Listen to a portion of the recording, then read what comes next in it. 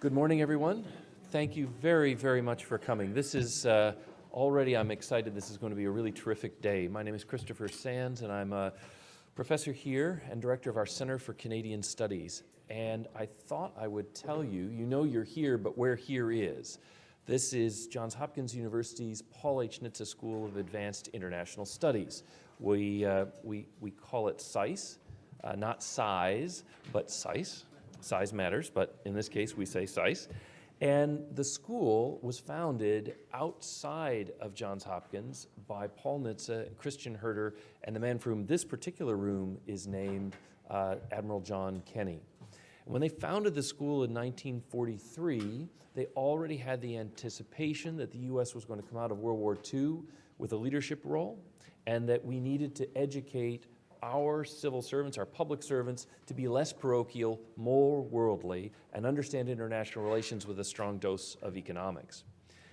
That guiding vision back in 1943 always struck me as a student here and now as a professor as truly visionary. But even before 1943, the PJBD was getting organized by people who were equally visionary, looking to the importance for Canada and the United States to coordinate the defense of the continent and to work closely with each other. We've had a number of illustrious graduates from this school, one of whom, John Hamre, former Deputy Secretary of Defense and now the President of CSIS, is fond of saying that the Canada-US relationship on defense is perhaps unique in world history. It may be the only time that a great power actually wanted a more militarily well-armed neighbor on its border. So we're very pleased that the PJBD has contributed to that goal and to the very uniqueness of this particular relationship. I'm going to hand off to the person who I think in many ways is the real brains of this operation, my great colleague Andrea Sharon from the University of Manitoba, who will talk a little bit about how the day is organized. So, bienvenue tout le monde à cette conférence, and I think in Washingtonese that translates into you are not in the office. And this is an opportunity for you to reflect on this incredible institution, this binational advisory board called the Permanent Joint Board on Defense. My name is Andrea Sharon, and I am the director of the Center for Defense and Security Studies at the University of Manitoba. And you may ask, why would the University of Manitoba be interested in Canada-US defense relations? Well, that is because it is not only home of the Air Force, the Royal Canadian Air Force, but it also the Canadian NORAD regional headquarters. And as such, it is a really important institution in the lives of my colleague Jim Ferguson and I. And that's why we're very interested in everything to do with Canada-US defense relations. Now, the PJBD has done everything from decide and advise on how we should defend North America during World War II, to debating how we're going to standardize screws, and more recently, how we are going to defend North America in a study called The Evolution of North American Defense. All of this is up for debate today.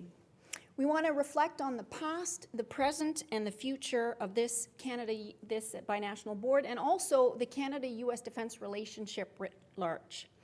This conference is only possible because we've had a number of very generous donors, and the first is the Department of National Defense and their MINDS program, which is instrumental in forming the North American and Arctic Security and Defense Network.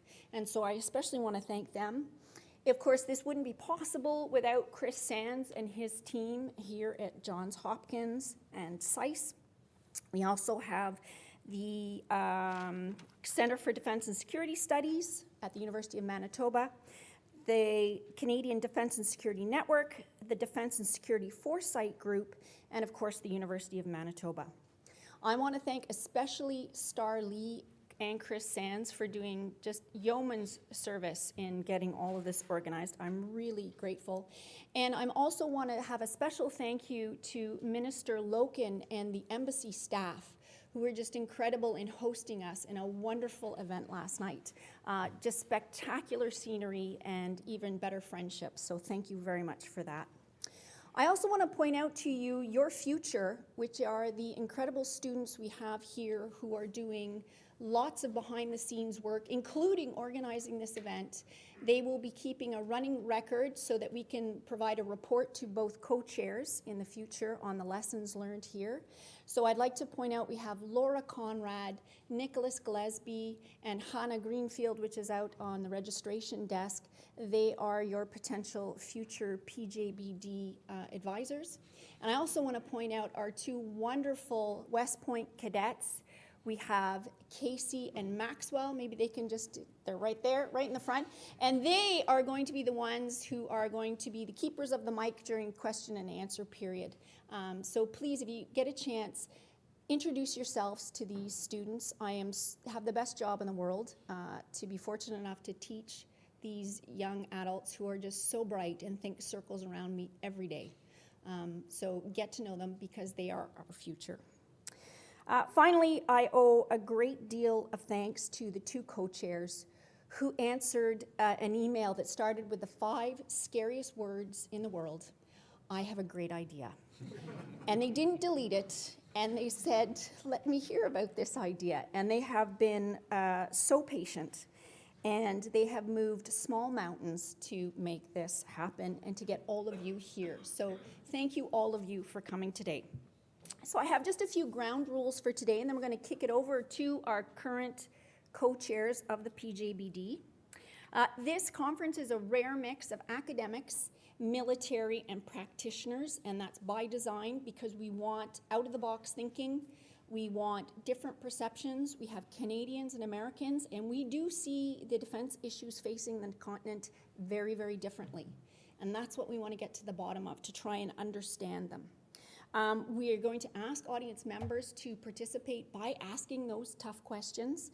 Please feel free to do that. And we also do have some media in the audience, and we are thrilled that they care enough and are interested enough to come and record this event. We are going to ask that we do everything under the Chatham House rule, which is non-attribution, which means take any of the information, away from this event, but please don't ascribe it to any particular individual. And finally, just a few housekeeping items. We are going to be cutting a cake at 12:30, so I will give you more details about that. Then we'll have lunch. We have 3 panels, one on the present, past, present, and future. If you, at any time, you would like more coffee or more food, please feel free to go back there. Bathrooms are downstairs. You can take the elevators or the stairs. There's also a billiards table down there if you are so inclined. Help yourself. And in the case of an emergency, of course, we will evacuate via the doors outside where you came in, and we'll muster on the other side of the road. So with that, a warm thank you, a warm welcome. Please make yourself feel at home here. And I invite the 2 co-chairs for some opening remarks. And I'm going to move these.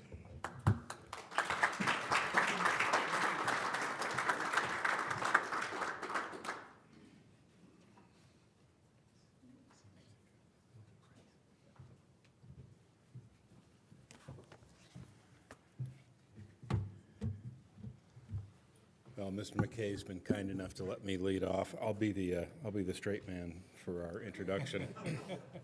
I want to thank Dr. Sherrill and Dr. Sands for bringing this together. This is an important discussion. It's something that we all obviously have an interest in, or we wouldn't be here. I want to especially thank the folks in the room who support the PJBD, guide it, and otherwise make it what it is as a deliberative body. But I also want to say thanks to my co-chair, John McKay. I've been shot at by rockets in Afghanistan. He takes rhetorical rounds routinely as a member of parliament, and I think he probably returns them better than he gets them. But having a colleague that I can trust and that I enjoy working with means a lot. So thank you, sir.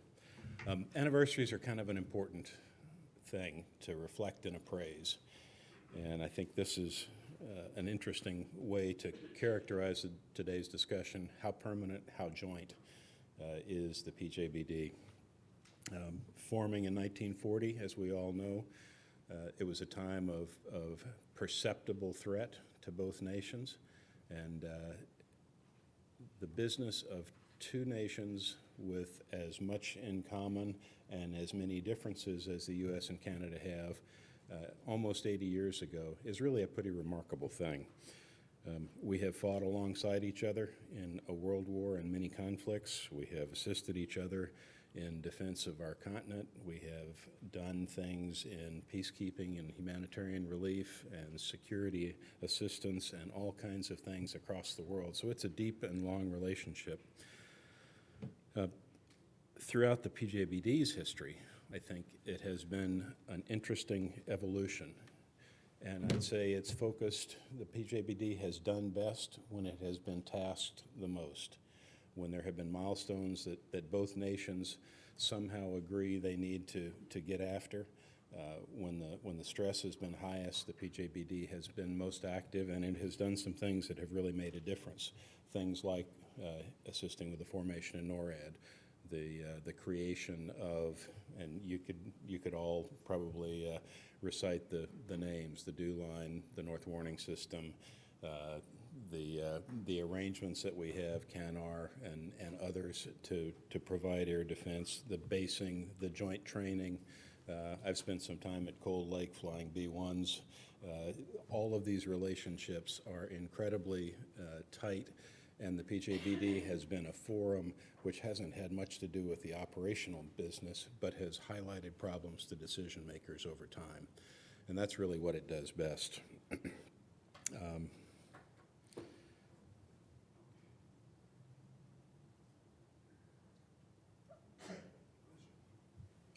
But I think one of the reasons that it's as useful as it is that we bring very different things to the table, both in terms of resources and in terms of perspectives. And so when you have a body where you can honestly and openly debate those differences, find the way to mix those different resources, both human and material, and build a shared perception of the challenges, that's really what the PJBD is about. But I think we face some pretty difficult challenges. The historic challenge was pretty obvious. We managed to navigate together and deter a nuclear war with the Soviet Union. That's a substantial accomplishment, and the PJBD, I think, can take credit for helping to make both nations successful in that pursuit. But the threats we're facing now are far less obvious, and yet they're just as important in the space domain, in the cyber domain. More malign actors than we have seen in the past who actually have capability to affect our continent exist, and some of our traditional potential adversaries are less hopefully developing than they were a few years ago. So we're at a delicate and I think a dangerous time for the PJBD, and it's something that we need to pay attention to. So to avoid droning on too long, I'll just say that I think at the almost 80-year point, my own conclusion is that when you've had 238 meetings, that sounds pretty permanent to me. That's a pretty good track record. But every single meeting is an opportunity to either advance our common defense or to not advance it. And the strength of the PJBD is the fact that it is joint, that it brings together two nations that have committed to each other to together solve some pretty difficult problems, and to do it in a spirit of cooperation and goodwill. Security is one of those things that, like our former Secretary of Defense Ash Carter used to say, when you have it, you don't notice it. When you don't have it, it's like oxygen. You really need it. So I'm excited to see what the conversation looks like today. I'm curious to know when the PJBD is going to have its first female co-chair.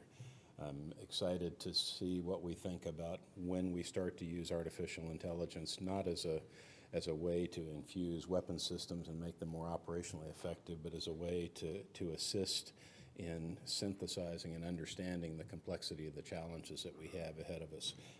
I have no idea what the future PJBD discussion will be like. I am fascinated by perceptions of how we got to this point, and so I think this is going to be a great day, and I'm very much looking forward to it.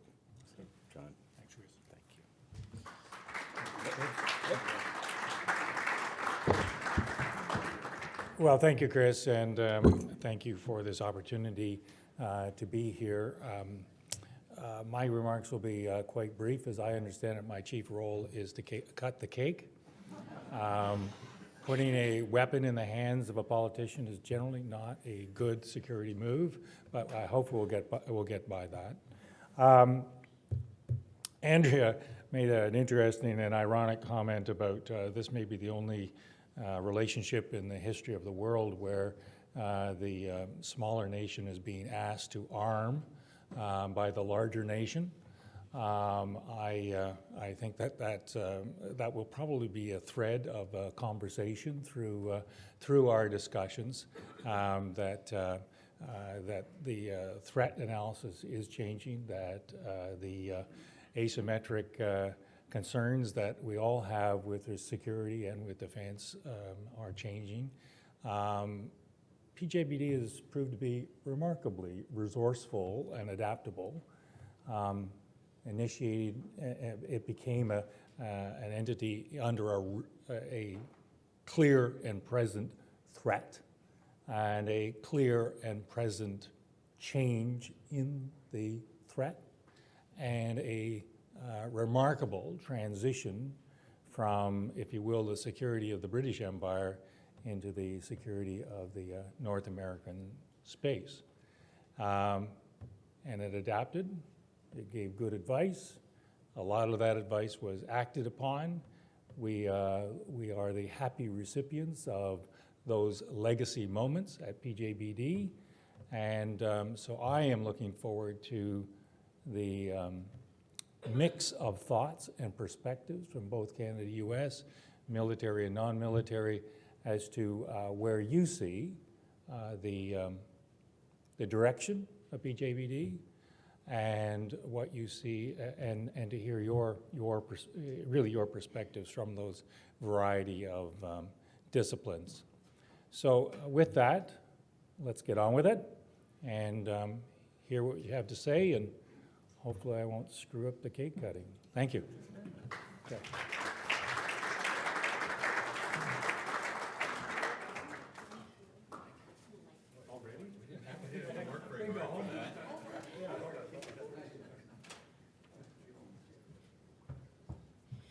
So I'm going to invite the panelists for the first panel to just go to the back so you can get mic'd up. What we're doing is called Davos style. And what Davos style means is it's sort of a conversation that the speakers will have with the audience. And so they have been asked to speak extemporaneously, absolutely no PowerPoint, it's verboten, which I think often makes for more thoughtful comments.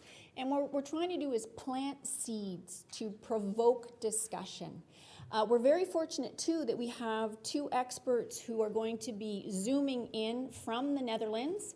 We have Dr. Joseph Jockel, and we have Rear Admiral retired Bill Truelove, and they're going to be providing their opinions as well. So we're just going to, oh, we've got them there. Excellent. We'll just wait for the few to get mic'd up. I'll invite them to come to the front of the stage. Dr. Joel Sokolsky is the moderator, and he will take over.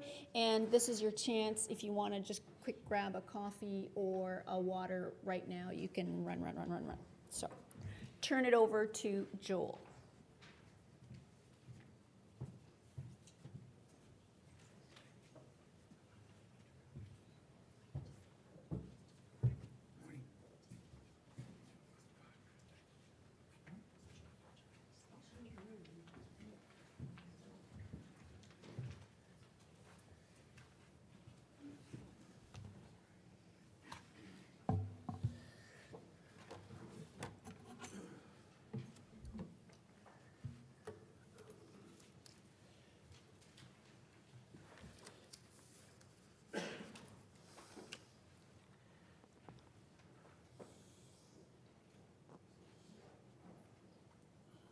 This is yours or mine? That's yours.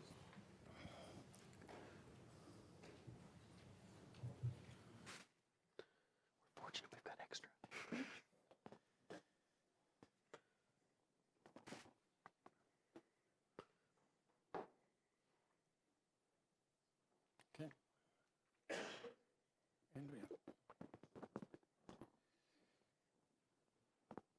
Well, good morning. I'd also like to thank the organizers, supporters, and hosts of the conference for the opportunity to participate.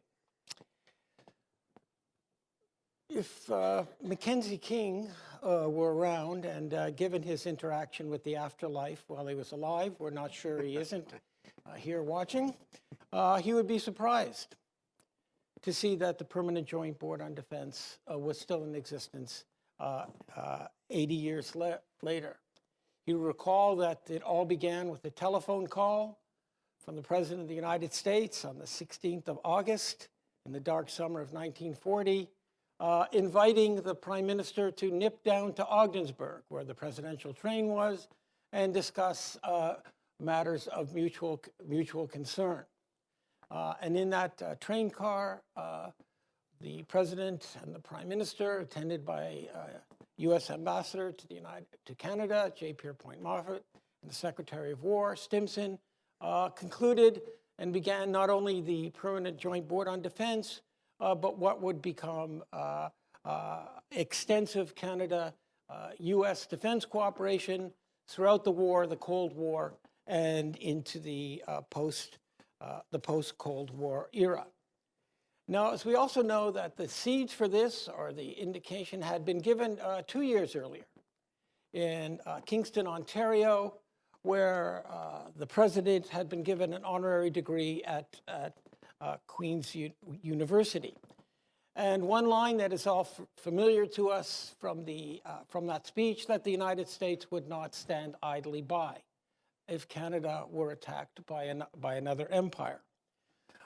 But the speech itself suggests many things that would come to define the Canada-U.S.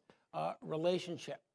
Of course, at the time, the president was in a vigorous debate in the United States over the question of neutrality, and the dangers that were arising in the world. And he reminded his audience of these dangers and reminded them that North America could not ignore what was going on around it. He also suggested that, well, the United States would observe neutrality. He could not ask American citizens nor citizens of Canada to be neutral in their thoughts, that they could not ignore the wanton brutality that was going on in other countries, and that it was important for citizens of both countries to exercise their democratic right in discussing and debating these issues. Toward the end of the speech, he reminded the audience that the Governor General of Canada had previously spoken at Harvard University, where he had suggested that it was important to cultivate 3 qualities to keep a foothold in the shifting sands of the present: humility, humanity, and humor. And noted to his audience that all 3 of these were embedded in education, build a new span to reestablish free intercourse throughout the world, and bring forth an order in which free nations can live in peace. It's my pleasure to moderate our panel this morning, who I'm sure will exercise humility, humanity, and humor as we discuss these issues. We have with us a distinguished panel, Mr. Jack David, Dr. Joseph Jockel, Dr. Whitney Lackenbauer, and my friend and former boss, Rear Admiral Truelove, to comment on these. And with that, I will invite Mr. David to the podium.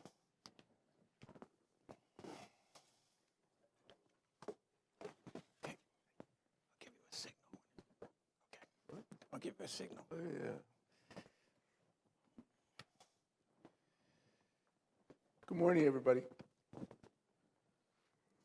I had some notes that I'm going to refer to.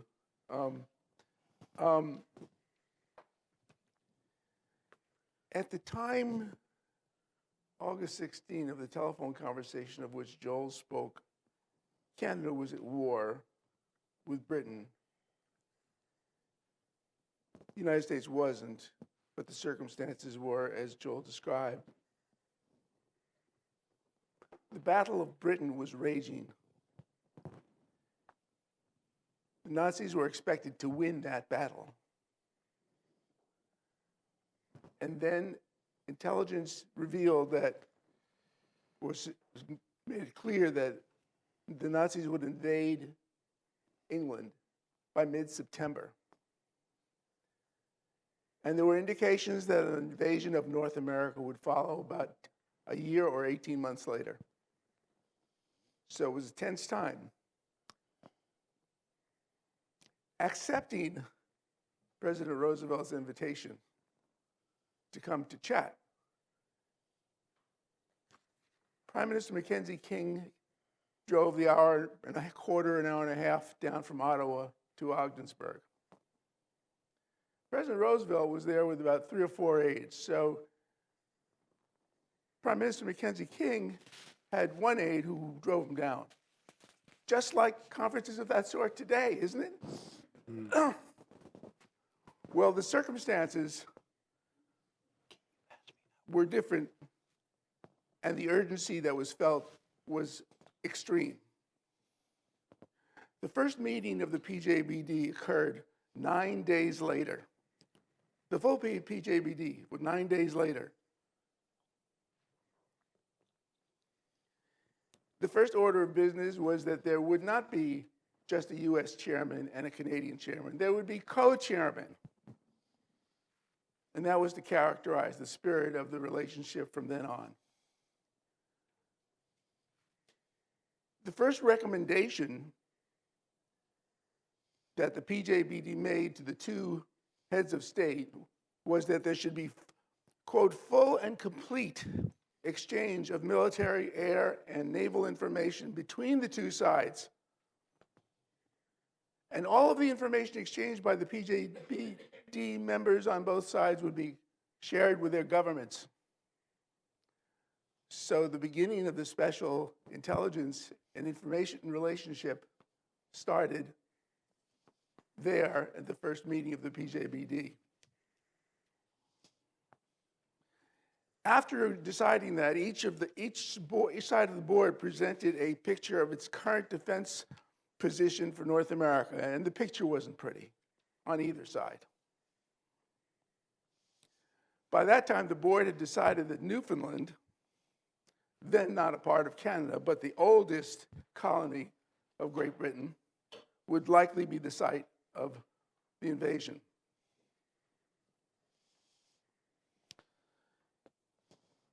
It discussed and adopted a second recommendation, which was a plan for expeditiously preparing for the defense of Newfoundland, including specifics and calendar deadlines. A draft recommendation regarding Newfoundland was prepared and discussed on the second day of the meeting on August 27. The defense of the maritime provinces was also discussed, and conclusions were reached and recorded in the third recommendation on the second day of the first meeting. On the second day, they also discussed Canada's acquisition of materials necessary to implement the prior recommendations. And that was the subject of the fourth recommendation that delineated various materials, armaments, ammunition, patrol planes, and that the two governments consider how the US might provide Canada with such necessaries. Before the meeting adjourned, on the afternoon of August 27, 3 additional recommendations were agreed, and each of them was vital to the defense of North America. As the urgency felt by the board members and our two national leaderships is reflected by the pace at which they proceeded. The military members were assigned the task of reporting at each future meeting on the implementation of the recommendations.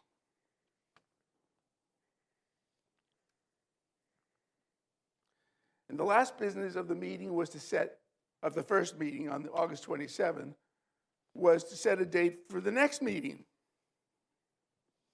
No time for grass to grow under anybody's feet. It was 13 days later on September 9th in Washington, D.C. The board members' sense of urgency continued to be reflected in the pace of the board's work throughout the war. The board had met 5 times by Christmas. By that meeting, its first 11 recommendations had been approved by the president and by the prime minister, by both governments, and were being implemented. By January 1946, the board had 42 1-, 2-, or 3-day meetings. 42 meetings in the next 5 years. All of which was to make recommendations and to assure that the recommendations were implemented and were satisfactorily progressing in implementation. Passage in the end of the war obviously ended the degree of urgency that had existed when the PJBD was founded in 1940. But passage in 1947 of the U.S. National Security Act had a very large impact on the PJBD. The act restructured the U.S. military and intelligence services into a national military establishment, which 2 years later became the Department of Defense. It merged the Department of War, renamed it the Department of the Army, and the Department of the Navy, and newly created Department of the Air Force. It also created the CIA and the National Security Council. With all these new sources of advice and instruments for action, the U.S. president had greater resources for pursuing his partnership with Canada for defending North America. So the PJBD role was advisory role from the beginning, but the advisory role was diminished because there were competing sources and there were sources that actually implemented things as well, in the US, on the U.S. side at least. Nevertheless, as the years passed, the PJB continued to play the significant role assigned to it in its creation, providing advice on how the U.S. and Canada should collaborate on defending against threats to North America. PJBD deserves credit as contributing to the development of many cooperative defense endeavors, including the Pine Tree Line, the Distant Early Warning System, the North Warning System, the Alaska-Canada Highway, and NORAD. I became U.S. PJBD chairman just a few months after September 11, 2001. The stated mission of the PJBD had not changed. It still was covered by the Ogdensburg Declaration. However, the threat condition had evolved, and it has evolved today. Their threats are ones on which there sometimes is less than complete concurrence. They're perceived differently, and they certainly haven't had the urgency that people felt in the Second World War years. This makes it difficult to come to conclusions. And the only way to come to conclusions is to have a spirit of cooperation, to have humility, and to be willing to compromise, to advance concerns that the other country feels important. Cooperation between the two countries in air defense was robust when I became PJBD chairman in early 2002 because it had been the main threat for decades, but the perceived importance of maritime and land defense was again an issue. That was a subject of discussion at my PJBD meetings. It was at the first meeting that it actually became a discussion, and the future of the PJBD was very much on the table at the first meeting and the 5 meetings that I participated in. It was the strong consensus of both U.S. and Canadian members that discussion between negotiators of both countries, considering plans and exercises to bring about greater U.S. cooperation in the maritime domain, as well as support of civil authorities in major emergencies, should be brought to a successful conclusion without delay. Additionally, we discussed U.S.-Canada responses to further terrorist attack. And for the first time, the PJBD, first time on my watch, the PJBD employed hypothetical scenarios to identify options the President and the Prime Minister might wish to consider in such circumstances. These issues and others were discussed by the PJBD at the time of my service. They reflect the real threat environment and political issues of the times.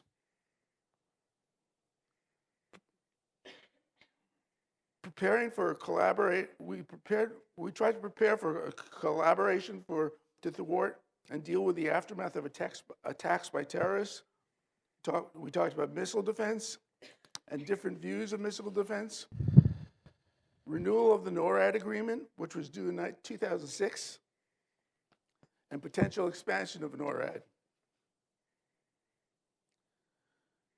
The PJBD over the years has substantially contributed to the resolution of defense problems, of security problems of North America, of both Canada and the United States.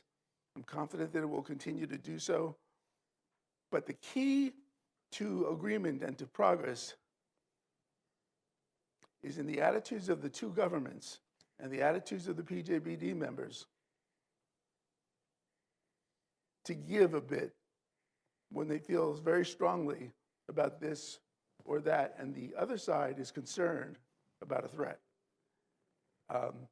But the mutually supportive relationship that we've had hopefully will continue in even less urgent circumstances than 1940. Thank you.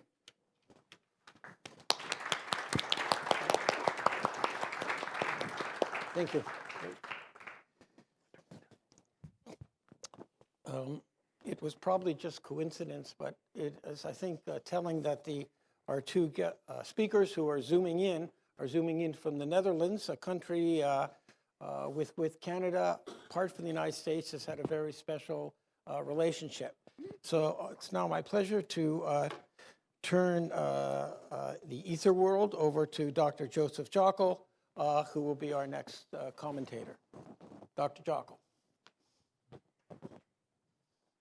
Thank you, Joe.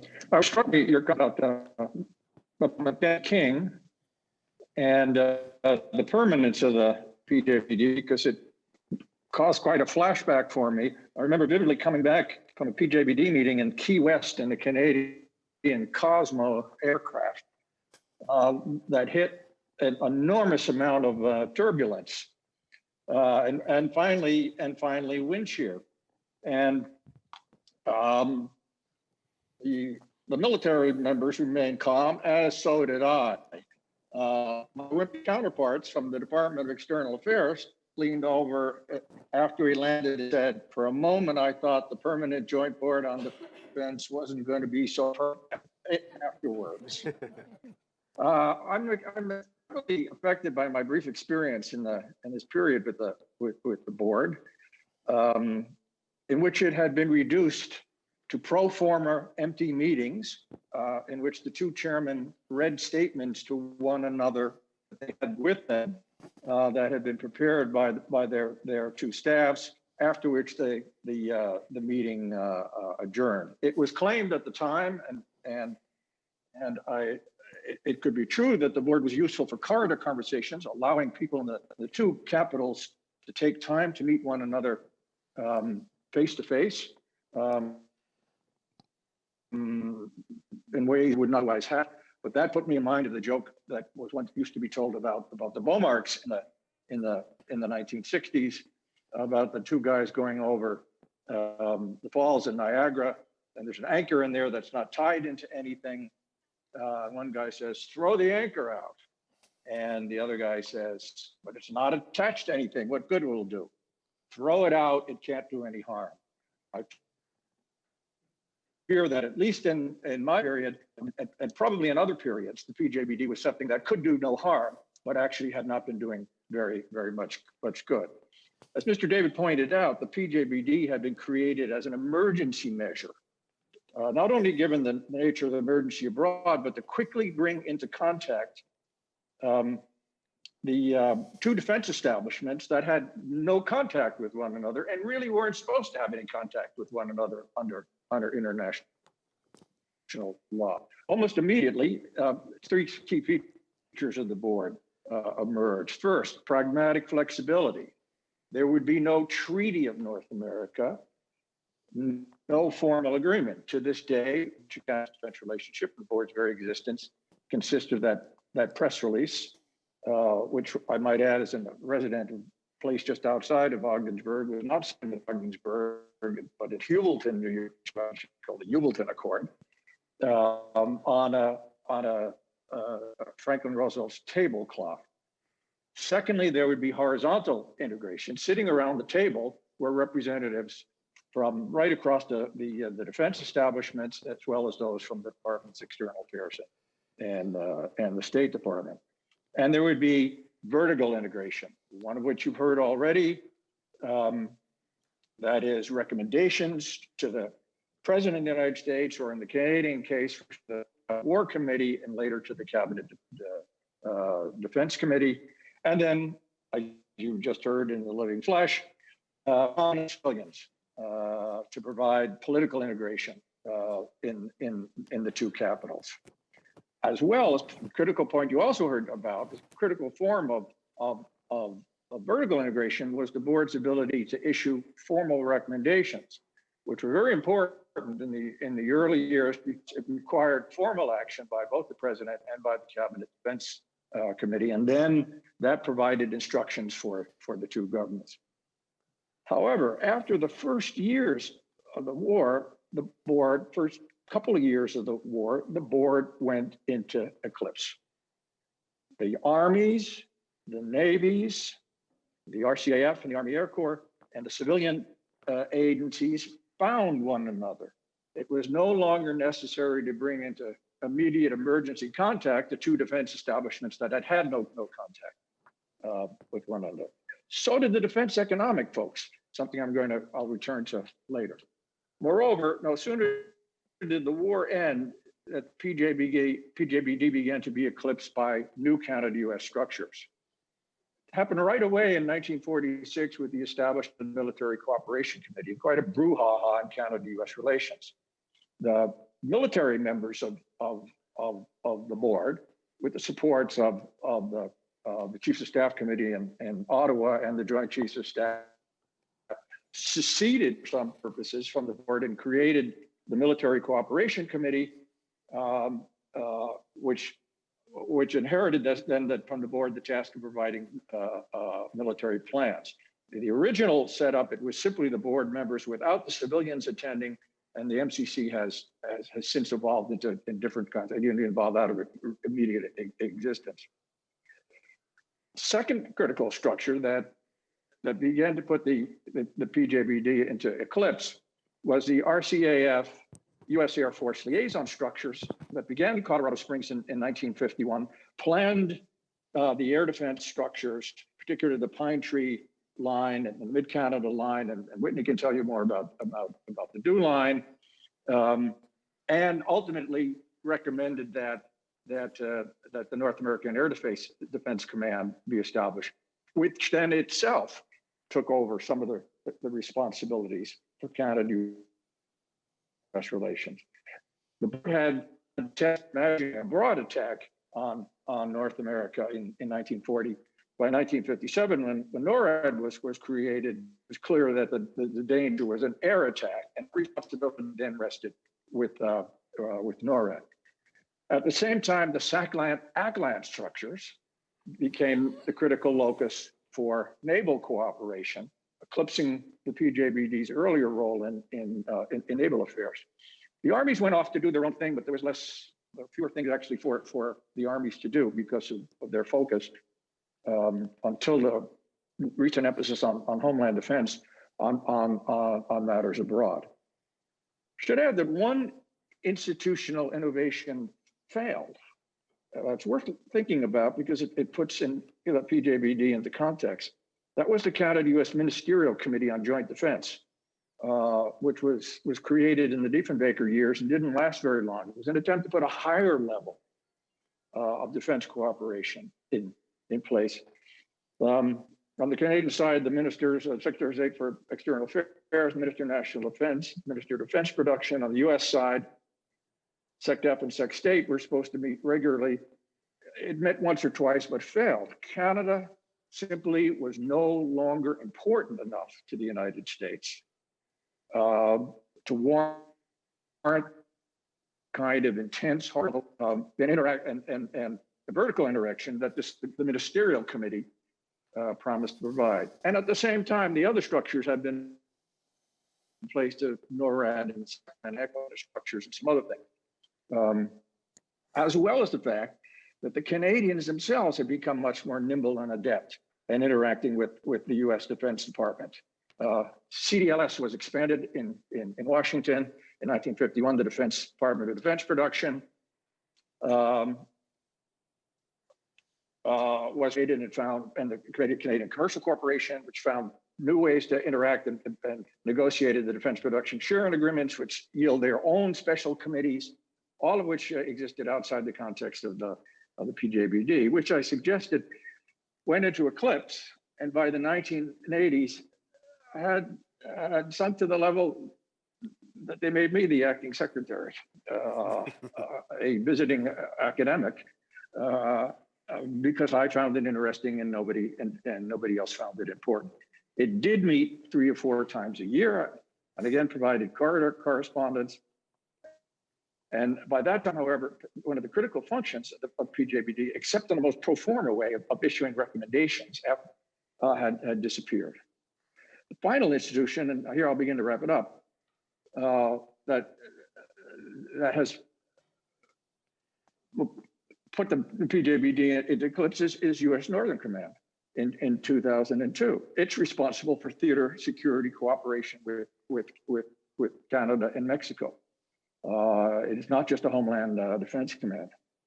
So I remain skeptical about the board, not about Canada-U.S. defense cooperation. We can certainly separate the board from Canada-U.S. defense cooperation. Cannot hurt, might as well throw the anchor out. And getting rid of it will be taken as a very unfortunate signal in Canada-U.S. relations. But let me just suggest, if it's to be kept around, at least 2 ways to, and I do this cautiously without complete conviction, at least 2 ways to revive it. First, closer association with the U.S. Northern Command, since it has responsibility for theater security cooperation with Canada. It might make sense to put the PJBD Secretariat in Northern Command, and since there are poll ads from both Foreign Affairs and State Department there, it might be a way to do it. Although U.S. Northern Command doesn't have some defense economic things, and there'd be a problem with it. And then finally, it might make sense to go back to thinking seriously about sending issues to the PJBD to give recommendations. Not just make recommendations after the fact, as it's tended to do in the year since the war. Thank you. Thank you. We now have the pleasure to hear from Dr. Whitney Lackenbauer, specialist in Canadian defense relations and Canadian defense policy. Great, well, thanks. When Dr. Charon asked me to join this panel, I was honored, and I'll confess, thoroughly intimidated. My colleagues are far more distinguished than I am and have much more intimate experience with the board. And after a bit of sober reflection, I realized I really don't know that much about the PJBD in actual operation, at least not beyond its first couple of decades. But I've always recognized its importance as a symbol Just as the idea of the longest undefended border in the world became in vogue during the interwar period, when academics began to naturalize the commonalities between Canada and the US as North American neighbors, since the Second World War, the PJBD has been a touchstone of this friendly alliance that we enjoy. Others are talking, or will talk a lot about the substantive issues that the PJBD is grappling with today and into the future. I defer to their wisdom. Instead, my basic message is the value in having a permanent consultative and problem-solving forum, marked by a spirit of frankness and informal information exchange outside of the media spotlight, that provides critical senior military and diplomatic contact and affirms strategic messaging about our shared commitment to the defense of North America. And we've just heard about the context that spawned it. I'm not going to revisit it. Thanks very much, Dr. David, for that. And also some of the progress and contributions that the board made very substantively, particularly in the first couple of years of its existence. Just a quote from a US chairman of the board at the 150th meeting, saying, "The former anxiety of both Canada and the US to avoid international entanglements during this dark period of 1940 gave way to jointly held realization that the North American continent was no longer immune to the threat of aggression. Few realized at the time that this brief joint statement had in fact moved Canada and the US from a position of friendly cooperation into one of positive alliance." Yes, not treaty-bound, not taking that court of a formality, but this movement, which is a very significant one when you chart back over the preceding 150 years, going from being hostiles, adversaries, to one of this alliance taking some sort of concrete form. For Roosevelt, of course, an executive agreement created a mechanism that allowed him to communicate directly to Canada and form a de facto alliance without congressional approval or ratification. And really that permanent word is key. Sure, it was a political means for FDR to suggest this bilateral board was not merely a short-term ploy to get around neutrality. It served as a strategic symbol. And as historian C.P. Stacey noted, it marked the final step in the historic progress of these two countries, like I said, from hostility to alliance. For Canadian historians, also a major turning point, right? A lamentable fork in the road away from Britain into the American embrace if you follow Donald Creighton, or a result of how Britain's weakness forced us into the arms of the Americans, if you follow Jack Granatstein's Goodman lecture thesis. Granatstein also referred to the PJBD as marking the shift from Canada as a British dominion into an American protectorate. However you choose to frame it, this experiment in international organization and innovation, both Canadian and American external policy, to again borrow from Stacey, was fortuitous for Canada. It set up a tidy and functional forum to study and consider defense issues. So who can disagree with studying and considering something that is inherently for defense, not offensive operations? We'll come back to some of these themes for sure. Dr. David provided a wonderful overview of how, working in secrecy, it met 38 times during the war and made a total of 33 formal recommendations, everything from coastal defense to safety of navigation through the Sault Ste. Marie canals and coordination of aviation training. Also a means by which most of the joint Canada-US defense projects in the north were initiated, transforming our northwest. In 1978, the US chairman noted, aside from its more formal functions, the board was rapidly recognized as a useful forum for many of the activities it engages in to this day. Negotiating defense questions in a setting where both military and diplomatic viewpoints are present, hastening executive action, smoothing out difficulties, and conducting an extremely important exchange of defense information. And as Dr. Jockel mentioned and historian Christopher Conliffe observed, the PJBD had a lot less to do once the US became an official belligerent in December of 41. It ended the war kind of quietly. And Conliffe refers to 6 phases that the PJBD subsequently went through up until 1988. Played a rather uncertain role until 1950 when questions of continental air defense came to the fore, gave the board as a collaborative body a clear role in helping to consider how best to rationalize resources to defend against a clear enemy, another theme right across the North Pole. I spend arguably way too much time trying to reconstruct Canada-US continental defense imperatives in the 50s. And the archival record very clearly shows how involved the PJBD was in the 3 radar fences that were constructed over the northern latitudes of the continent, most famously, of course, the Dew Line, and how it concerned itself very deliberately with planning for North American defense at that time. But as the perceived Soviet threat to North America became more direct and acute after 1954, a lot of the planning shifted to the military staffs of both countries, as Dr. Jockel ably charted there. For example, the board's role with respect to BMUs and the establishment of NORAD was mainly facilitative. Was this a sign of decline? As Professor Lieutenant Colonel Conliffe and others suggest. Yeah, perhaps it was. But the highly successful Canada-US cooperation in the field of SOSUS, in underwater acoustic surveillance systems, was initiated through the board. Other examples of substantive deliberations on radar coverage and air defense concepts and modernization options, standardization, yes, what threads on the bolts that Dr. Chiron referred to was important, interoperability, so on over the years. Furthermore, a US chairman noted, meetings always involved, quote, a good deal of off-the-record discussion among members, which was instrumental in the resolution or at least clarification of a number of crucial matters. The opportunity to conduct informal bilateral discussions among the members, all of whom are involved from day to day in North American defense policy planning, has become one of the great strengths of the board. And I think this is a really important dynamic. The opportunities the PJBD affords representatives from both countries to exchange views, grapple with politically sensitive topics with complete candor, both on and off the record, which, the record, of course, is in and of itself secret.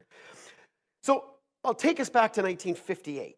Should the assigned role of the PJBD continue to be a watch function, surveying the various critical areas and situations in the world which were becoming of increasing concern to Canada, as Canadian Norman Robertson suggested?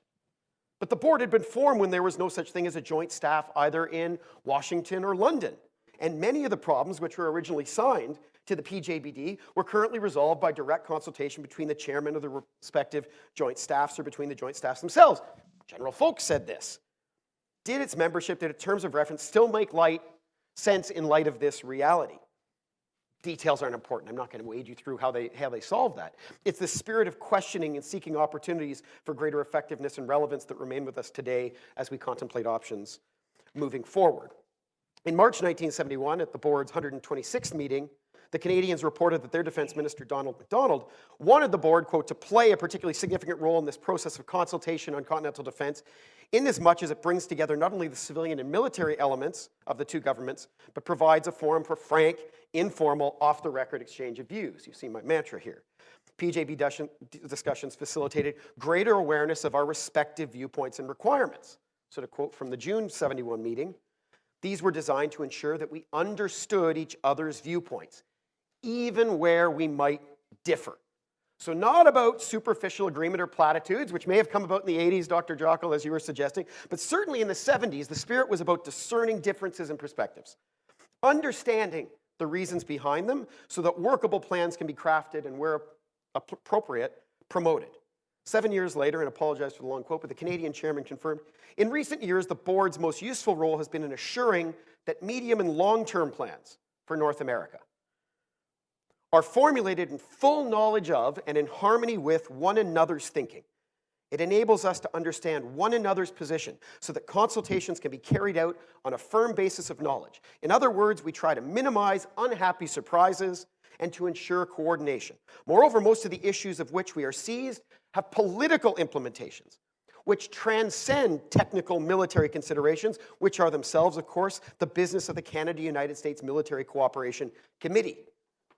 So was the PJBD just waiting in limbo? Has it been perpetually waiting in limbo since 1964, when Conliffe and Dr. Jockle suggested, based on his experience, held it in this place where it was merely dealing with military trivia, this holding pattern in case it could someday play a relevant and effective role if a new crisis emerged?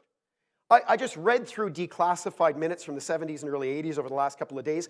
I have a much more optimistic appraisal, at least up to that point. As the highest level bilateral defense forum, the board played a quiet but useful role in facilitating agreements, like the SAC ADCOM emergency dispersal, questions about the air bases at Argentia and Goose Bay, renewals of the NORAD agreement, also instrumental in setting up joint working and steering groups on AWACS, and the sharing of North American air defense responsibilities, including DULINE modernization that happened in the late 80s and early 90s. Equally useful was this continuing role in facilitating information sharing, consultation, and participation in policy formation. The board has never hesitated to air potential irritants or problems, a US chairman noted in the late 70s.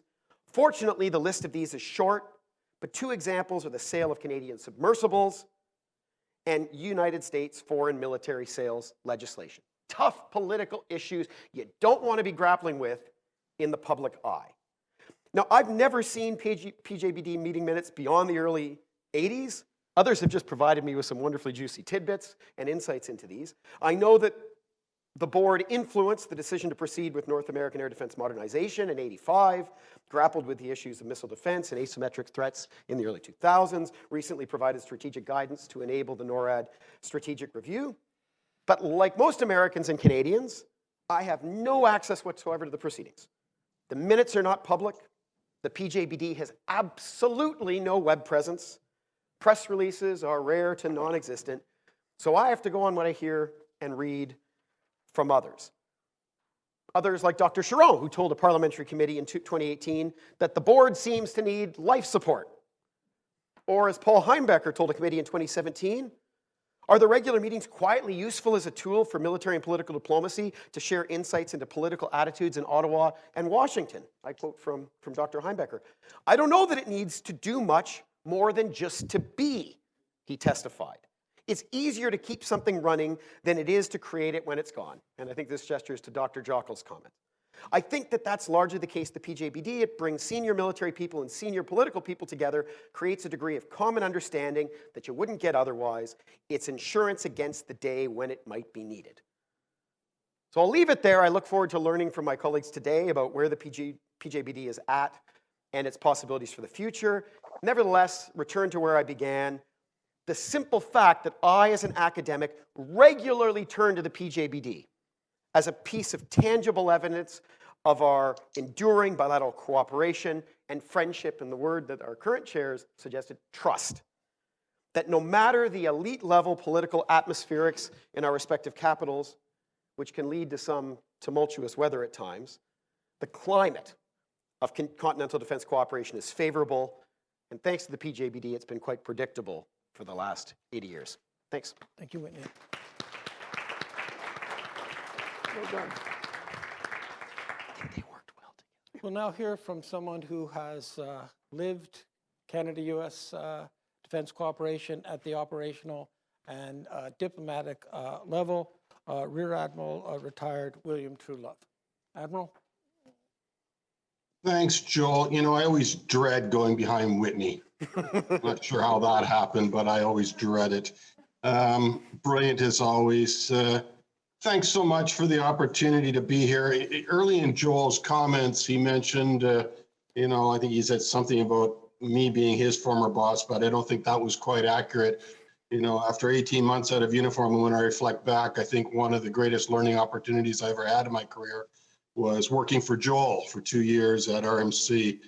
Such a great Canadian, and I think stands alone in his depth of understanding of the topic that we have in front of us today. So, Joel, it's great to be at your side once again, and of course to other colleagues who are far more knowledgeable on the history than I.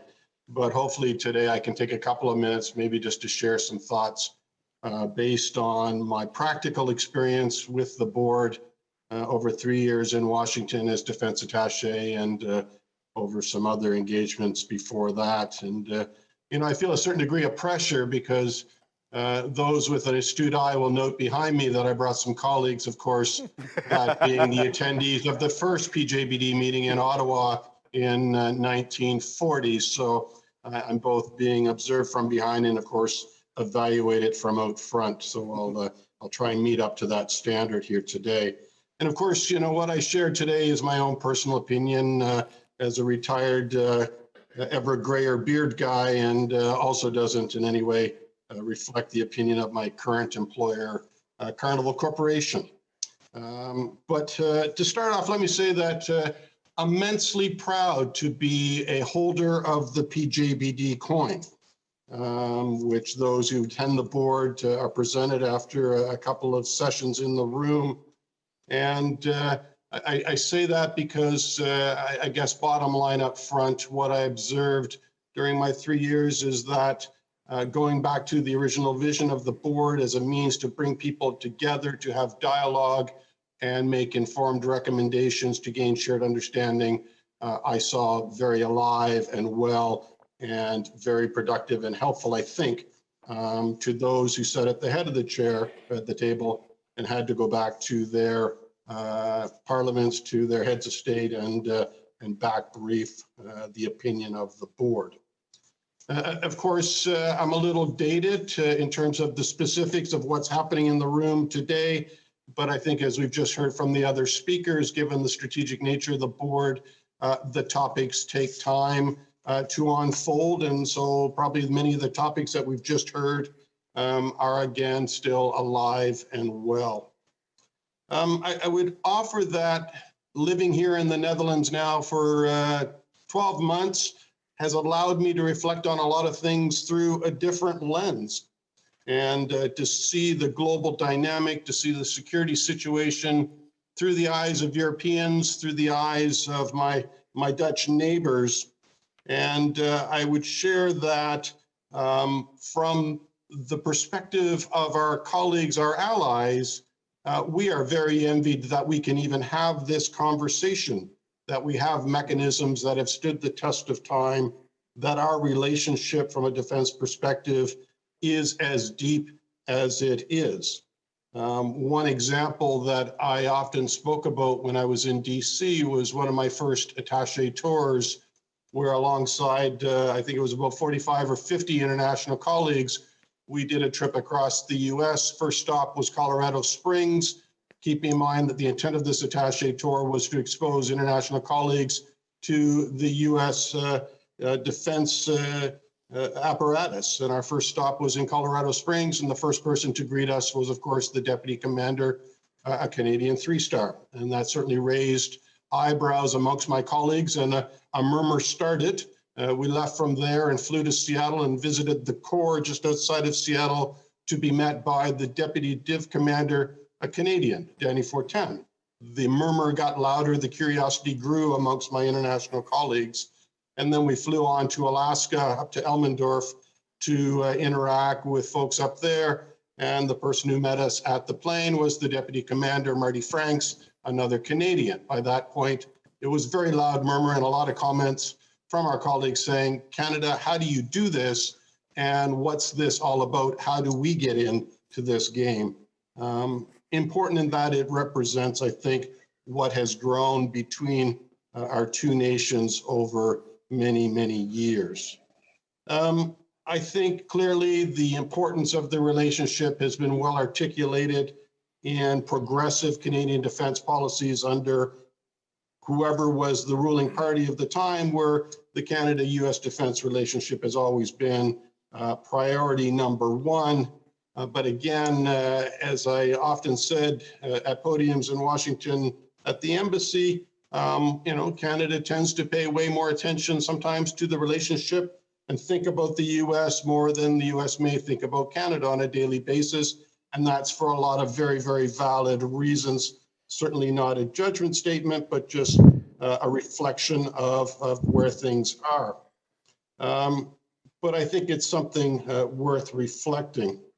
I think it's important as well that we remember that in the moment of establishing the board, visionary in the moment that it was designed as an advisory body, and that very, very early on, the issue of sovereignty was on the table.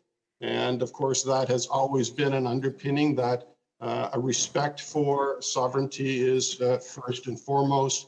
And over time, the growing and evolving understanding of the cultural differences, the demographics, and all the things that make our nations in some respects different, but also remembering all the things that make us very much the same.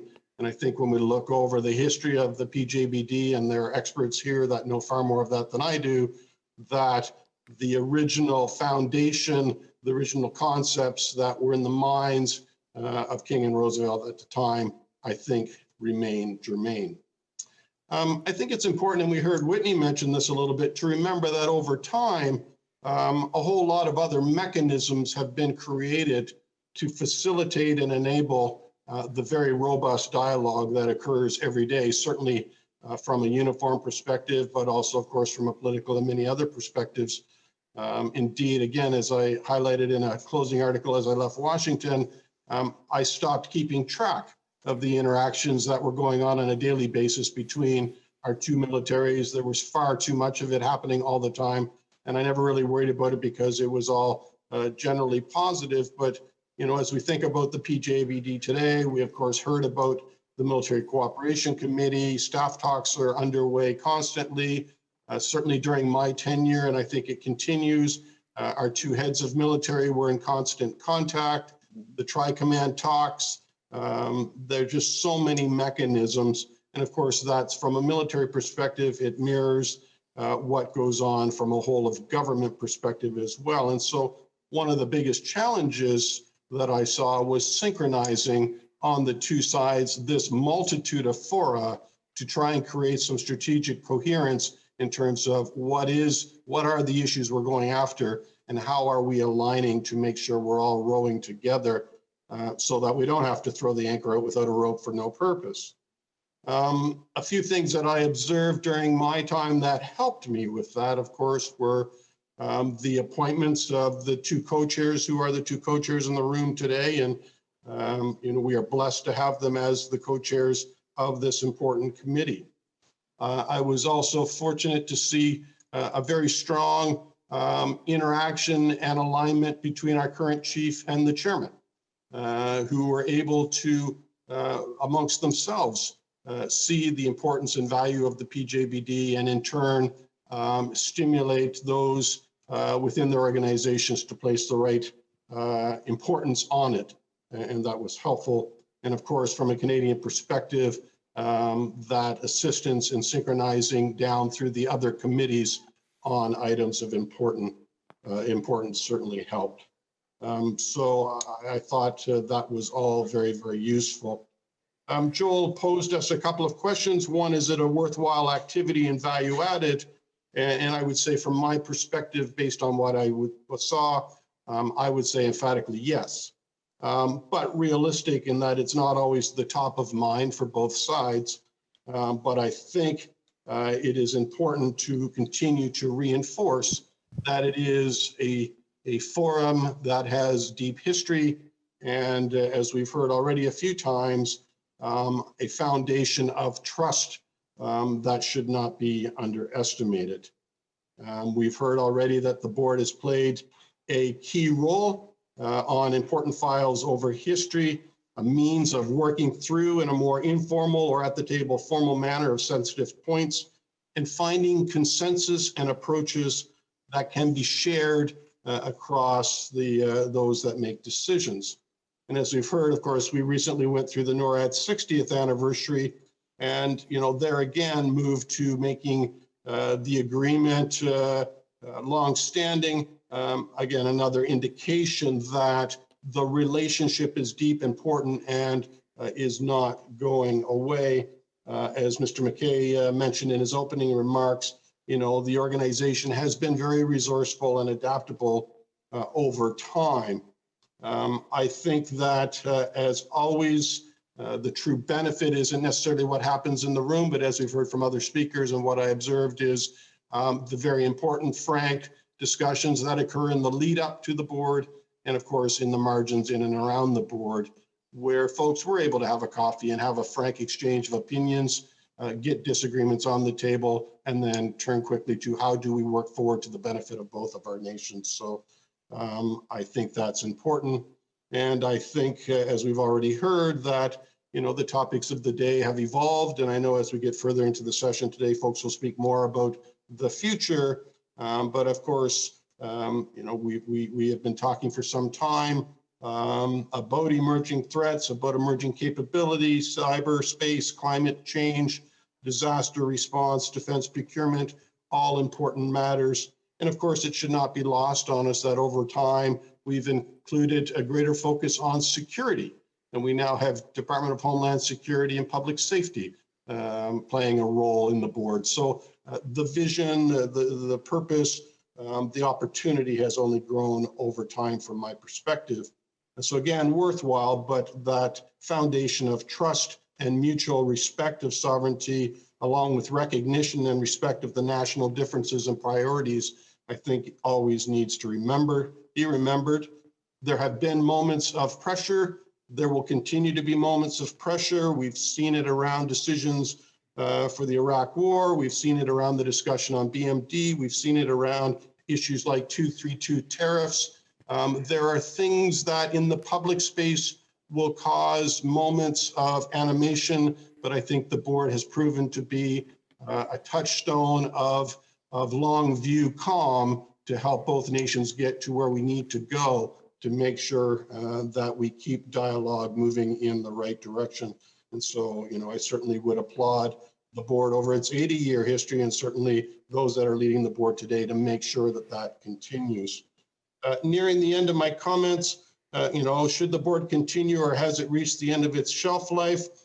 Here I would differ a little bit with my colleague, Dr. Jocko. I'd be absolutely, without hesitation, that, there's a lot invested here, and I think that the board continues to play a key function. Certain fundamentals have not changed. The geography is what it is. We've talked about a number of shared areas of mutual interest. In the early days, the Straits of Juan de Fuca, a place that I know well, was very much a point of conversation and still remains a strategic point of conversation. Cultures and perspectives are aligned.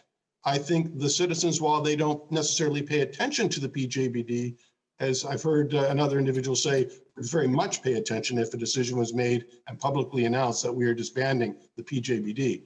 From a binational, bilateral perspective, that would be an interesting combination. Of course, our economies are interconnected. The threats are shared. The challenges moving forward are largely common. And so I think that King and Roosevelt, visionaries in what they saw at the time, and much of that hasn't changed. Not unlike the 2006 renewal of the NORAD agreement, another acknowledgement of the long term. And of course, on a very practical level, it's a high value, low cost mechanism to move important items forward.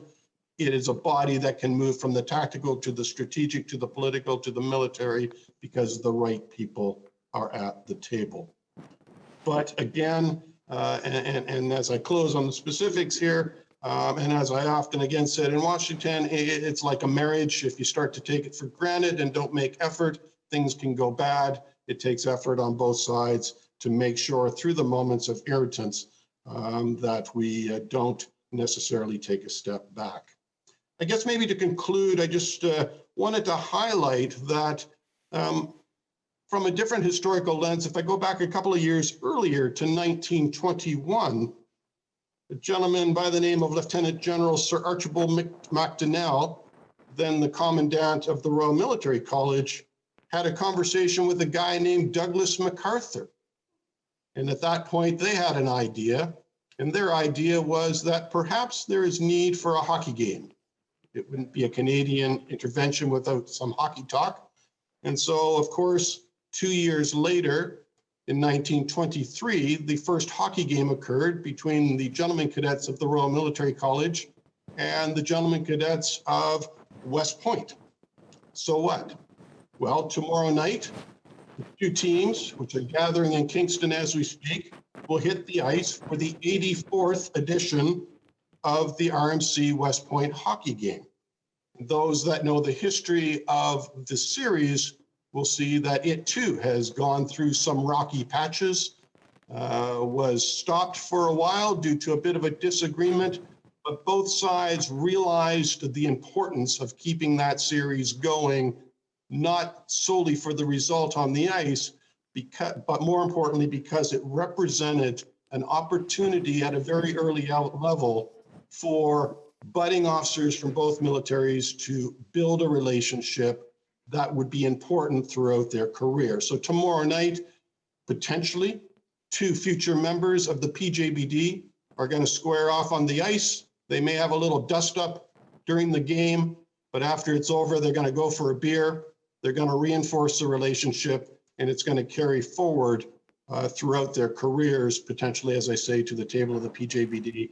From my perspective, that can only help both nations. Thanks very much.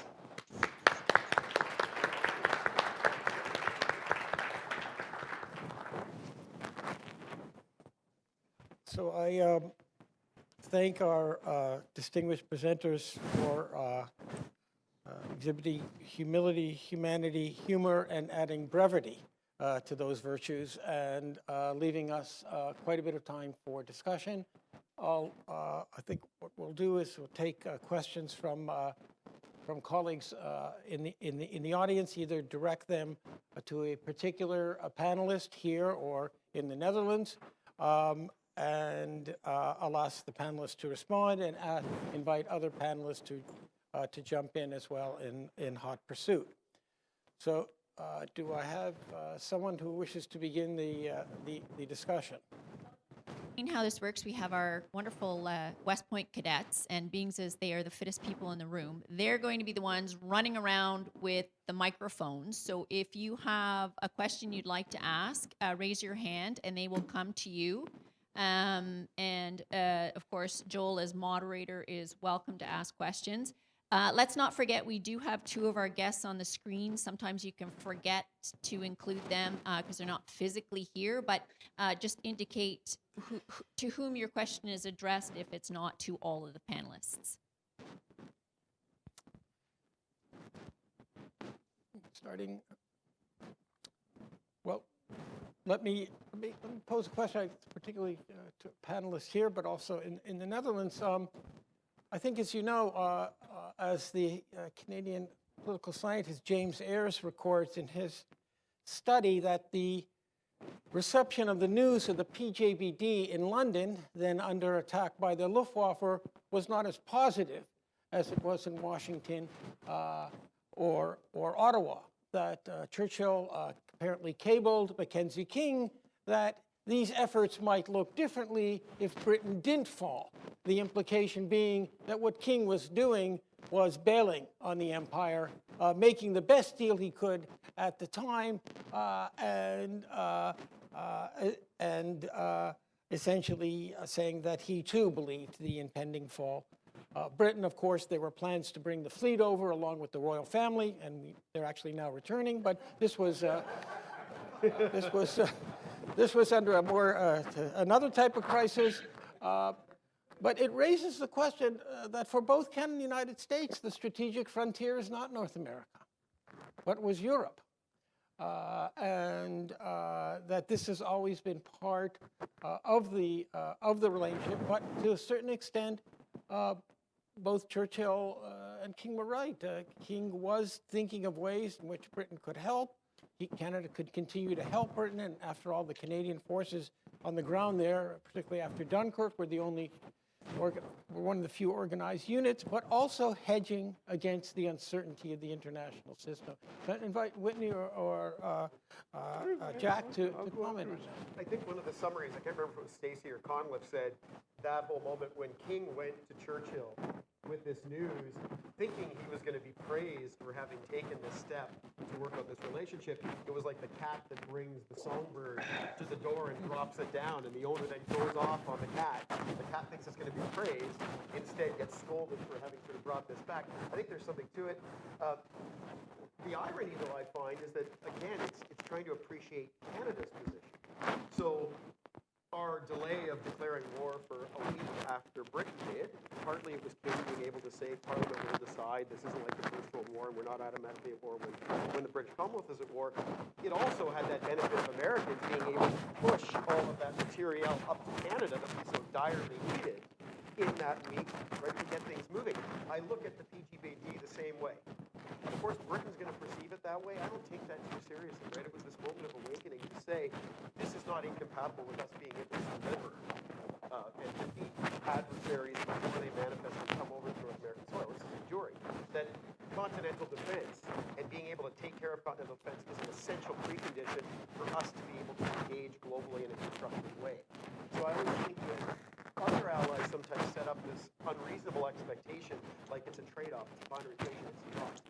By us having mechanisms like the PJBD to be able to make sure that we are kept continuously abreast of one another's positions on things and are thinking forward is exactly what we need to be able to go and work with others. And I think that begs a bigger question about expectation management that may be another point for dialogue, is do we have a tendency, and whether it's born from us academics in institutionalist literature about how institutions should function and what sort of authority they can evolve to accrue for more decision-making. I like the fact that it's a consultative board. I like that it's an advisory board. I like the fact that it continues to allow national decision makers to weigh priorities and situate the recommendations and suggestions coming out of the board in ways that are appropriate to what Canada and the U.S. are respectively facing in the world.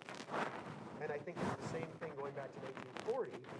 Britain's standpoint, for us to be able to have this conversation, for us to have been able to keep onto it, where during that period from 40 to late 41, we were privy to what the American official mind was thinking, and doing things that actually allowed us to be good allies with the Brits and allowed us to play a positive role.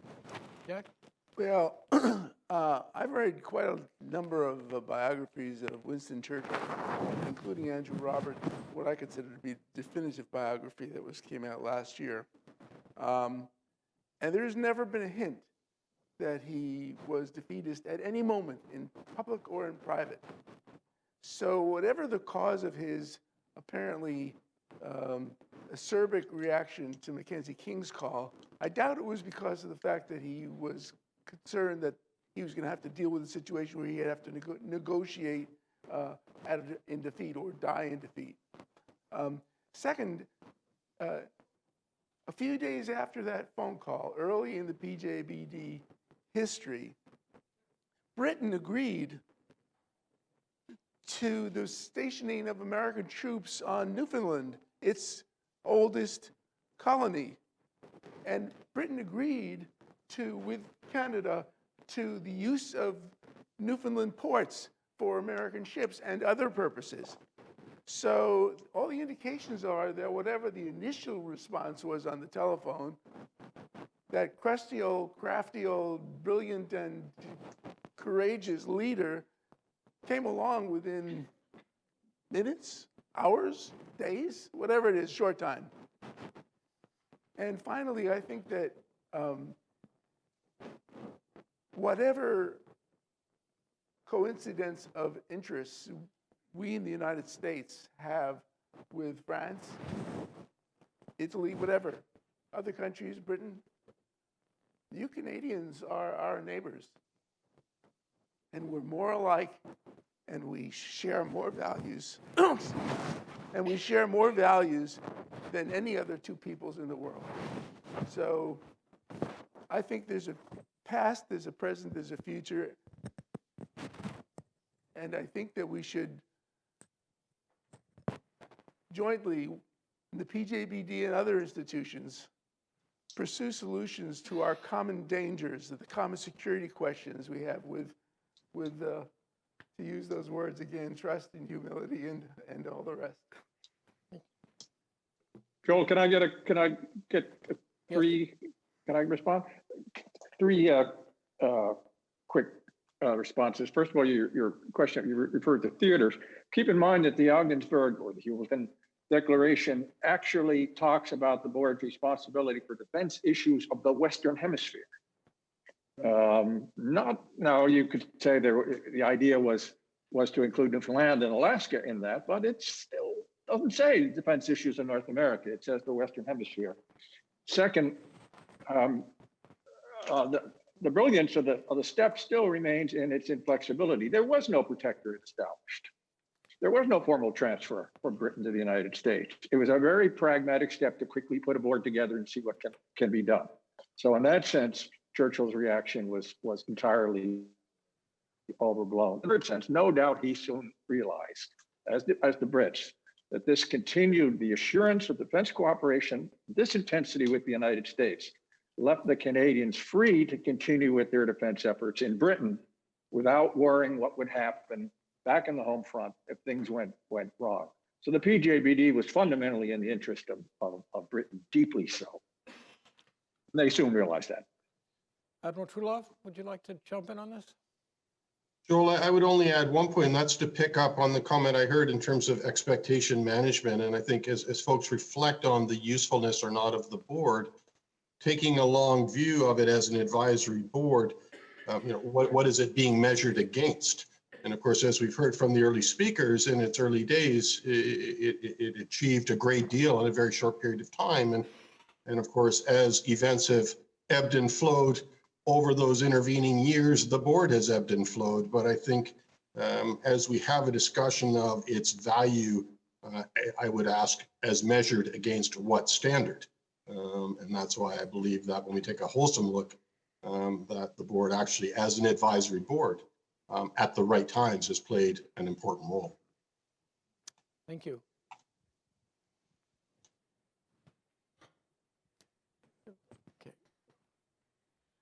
So I have a question for the panelists. It's a two-parter. The second part is specifically for Dr. Jockle. I was curious if, in reflecting on the history of the PJBD, if the Unified Command Plan of the U.S. and its changes, its variations over time, if that ever came up or was part of the PJBD's discussions, being as it really does dictate a lot of how we think about and approach defense of especially North America, and yet we tend to assume that it's static and it's not changing, and especially the time when U.S. Northcom was coming in that debate about what it would look like. The question for JJ is, I'm intrigued that you suggested a revival of the PJBD might be embedding some of the secretarial roles within the U.S. Northcom. There's always this debate in the literature that U.S. Northcom will eclipse NORAD. At one point, NORAD was going to be a sub-command of U.S. Northcom. If the PJBD Secretariat is within U.S.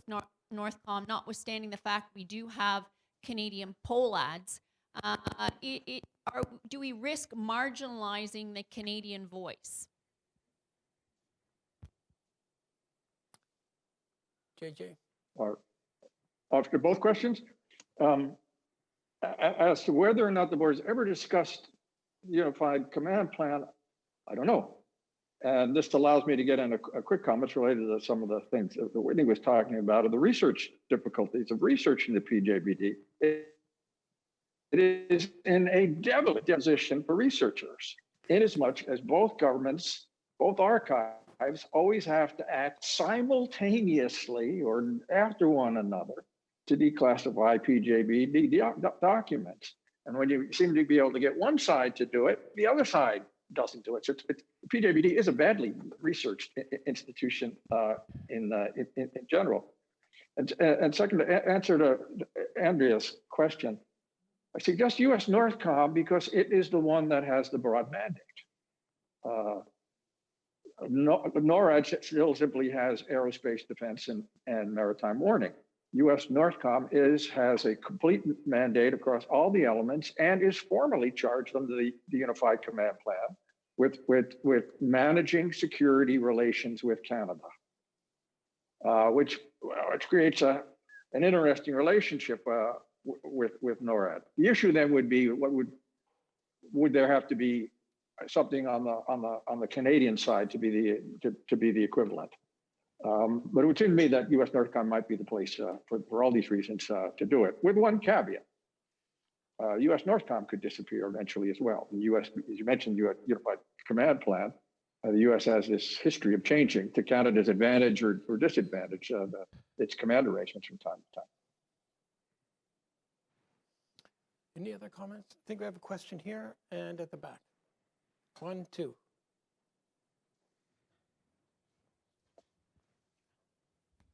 Melanie Kirkpatrick, Hudson Institute, and I'm interested in the PJBD because I'm married to Jack.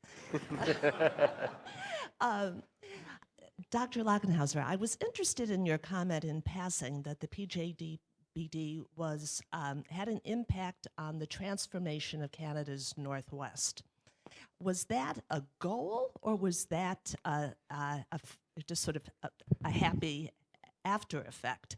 And did it also apply to a transformation in Alaska? And finally, is this a model for dealing with the Arctic? Thank you very much for the question. So the Second World War, it's a detailed one, and I won't go into too many details on it because it depends on the issues. Played a different role in terms of the Northeast staging route than it did with the Northwest staging route.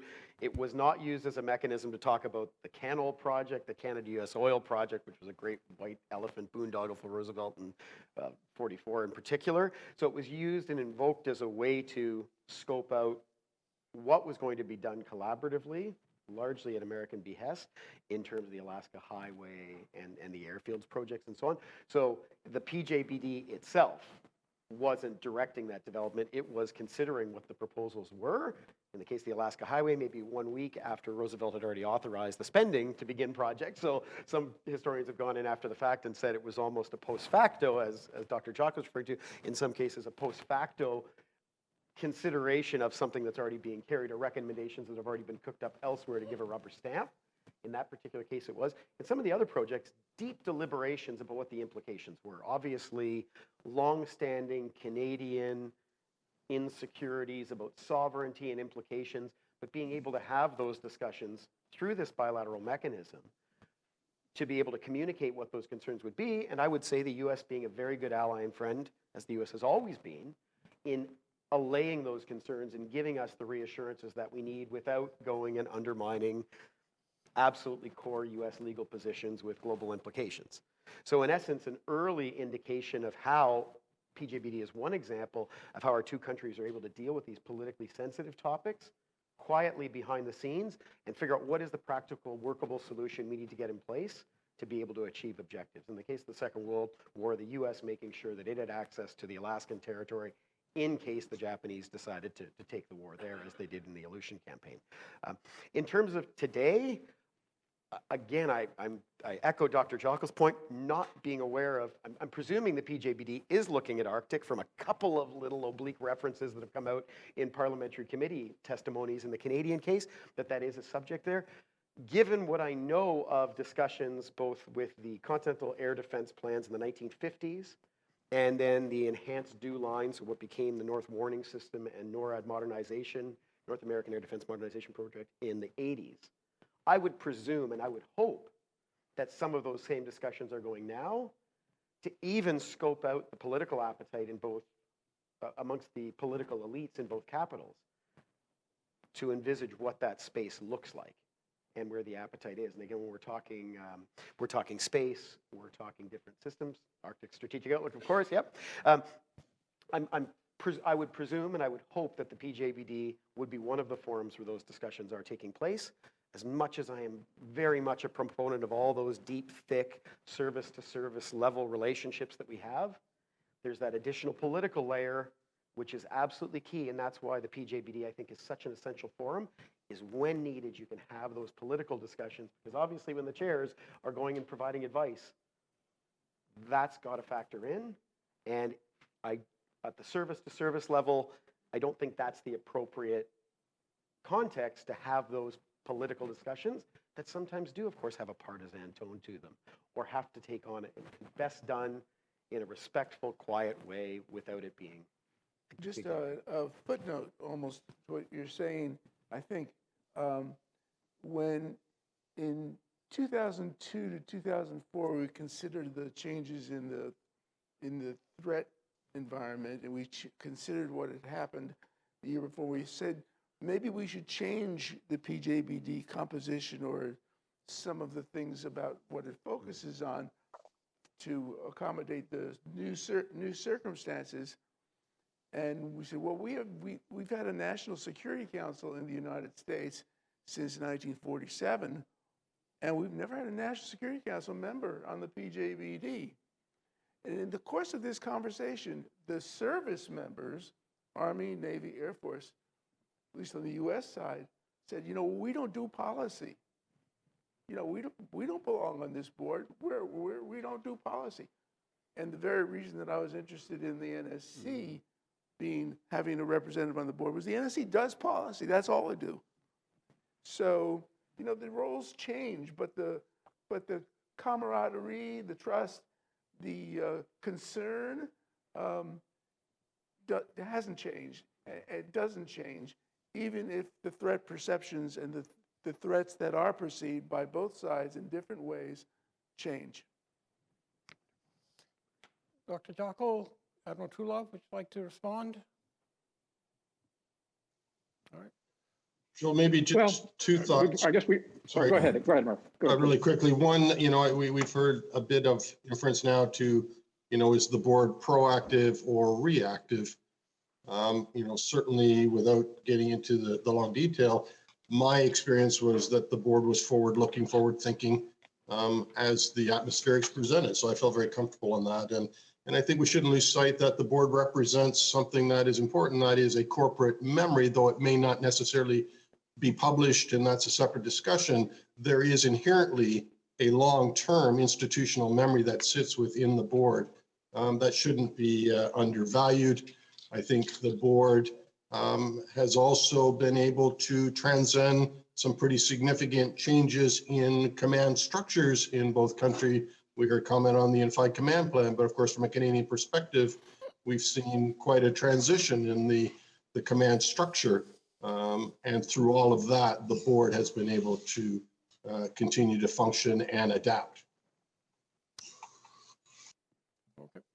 Well, I guess I stick by my essential point, the fact that the board has discussed a matter, even issued a recommendation, is no proof that it has been an influential player. In fact, I mean, we were talking before about the 1985 North American Air Defense Modernization Agreement, which was really worked out by the Modernization Working Group. And then only at the last moment, when all the I's were dotted and T's were crossed, was it sent to the board. And that's only to be expected, because as Mr. David pointed out, there are people all across the services that sit there, as well as the civilians. Sure, in theory, it makes sense to have everyone there and to discuss the comprehensive plan and the overall impact. But in reality, it tends to be much more still at the last moment into the PJBD, or the PJBD has discussions which do not really, or at least cannot be traced. They should be careful in having an impact on decision making elsewhere. What I would like to suggest that there's one area that we haven't talked about that would be interest for researchers to look at. One of the interests to the two foreign ministries, State Department and External Affairs, Foreign Affairs, GAC, has been trying to use the PJBD to control the military, to stop it from doing things, not just to encouraging things. And one of the strongest proponents of continuation of the PJBD has been the military, out of just fear that, in fact, there would go arrangements altogether. That's worth looking at. But again, we're back to the problem of researching the actual evolution of the PJBD. I'm afraid that what one researcher once said, I think it was Cohen and Nye, that the well-placed anecdote is the hallmark of the study account of the U.S. relations. I think that's true with the PJBD as well in many ways. We simply don't have a real handle on the kind of institution has been over the years. Question back here, please. Thank you. Hi there, I'm Dr. Shannon Nash. I'm the manager of the North American and Arctic Defense and Security Network. Thank you for your talks this morning. I just have a question actually to build off of what Rear Admiral Truelove was just talking about, the long-term institutional memory that sits on the board. And I'm just wondering what your opinions are on whether more of a public presence or awareness of the board and perhaps its history, what we're talking about in this room, rather than things obviously that are classified information, would function to remind the public of this long-standing touchstone of long-term calm and the ability to move through these moments of crisis. Or the flip side of that, is there something that's deliberate about the decision not to have that type of information readily available to the public? Thank you. Thank you. Admiral Truelove? Yeah, I think one of the things that I believe Andrea is looking at coming out of the event that we're sharing today is perhaps to capture some of this discussion for that very purpose. I think we need to be a little careful that one of the strengths of the board is that frank discussions can occur in a privileged way. And so I just think we need to really think that through. But to your broader point, I think anything we can do to continue to remind and reinforce that the relationship is important. Going back to my analogy, like a marriage, we got to keep working at it and reminding ourselves often that we share so much, we're so much alike, and it's important that these types of institutions continue forward from my perspective. Let me add that I don't think the PJBD has a long-term memory. at all. It is a meeting of whoever holds particular offices in DND and state. It's constantly changing. The chairs are constantly changing and sometimes vacant. There has been a weakening of the secretariats in both countries, to the extent that there is a long-term memory. It's the Canadians who maintain the long-term memory because they have an interest in Canada-US relations. I'm much more interested in the history of that, but that memory is not going to be found in the board itself. Okay, Dr. Duran? Well, thank you. I have to say that I understand Joel's concerns. I think he'd like to pump a little more vigor into this institution, and I think lots of people would share that view. But what I have really observed here is that the Canada-US relationship has precious few opportunities for the kind of interactions that I see taking place on this, in this institution. For example, there used to be something called the North American Committee. It was very lively, but it disappeared, and I think that is very, very unfortunate. Now, what I would also observe is it seems to me that the Canadians understand almost implicitly the significance of this institution. What I would remind my American colleagues is this: you ought to think a little bit more seriously about how precious and few these institutions are and how important they are. And I would say that this even more because I have now observed rather directly how skillfully some of our new rivals in Asia are at finding ways of dividing Canada and the United States. So we need these kinds of organizations. People talk about them as part of a culture. All right, that's fine if that's what it is. But we need these interactions, and my American friends ought to understand just how much is at stake for them. Thank you, Charles. Whitney? Yeah, just a few reflections on both comments. So if there were to be more historical work done on the PJBD, I don't think there's been any sustained study done of it since 1969 when David Beatty wrote a PhD thesis on it. The trouble is, as Dr. Jockle mentioned, access to sources, and I'm not sure that it's advantageous to have a bunch of this material released. The level at which that study would have to take place would have to deeply understand or really contemplate what the thesis is. If the thesis is it effective? Does it matter? Classic institutionalist, neo-institutionalist sort of frames of, does it have power? It may not be in the interests of the PJBD or our countries to push it forward if it has had these periods where it's been almost in a holding pattern or in limbo from that particular metric. A lot harder to narrate those relationships, soft relationships, informality, the humor, humility, what we're sort of chatting about here. So if it were to be done, I think it would have to be done in a very sensitive way and probably a high-level way, and perhaps the intent of producing it would be to say two things. First of all, a lot of the issues that we're dealing with today are ones that we have been contemplating for a long time. So before Canadians, or to less extent Americans, would get panicky about the fact that we are working collaboratively with our neighbors and allies to work on these issues, this is nothing new.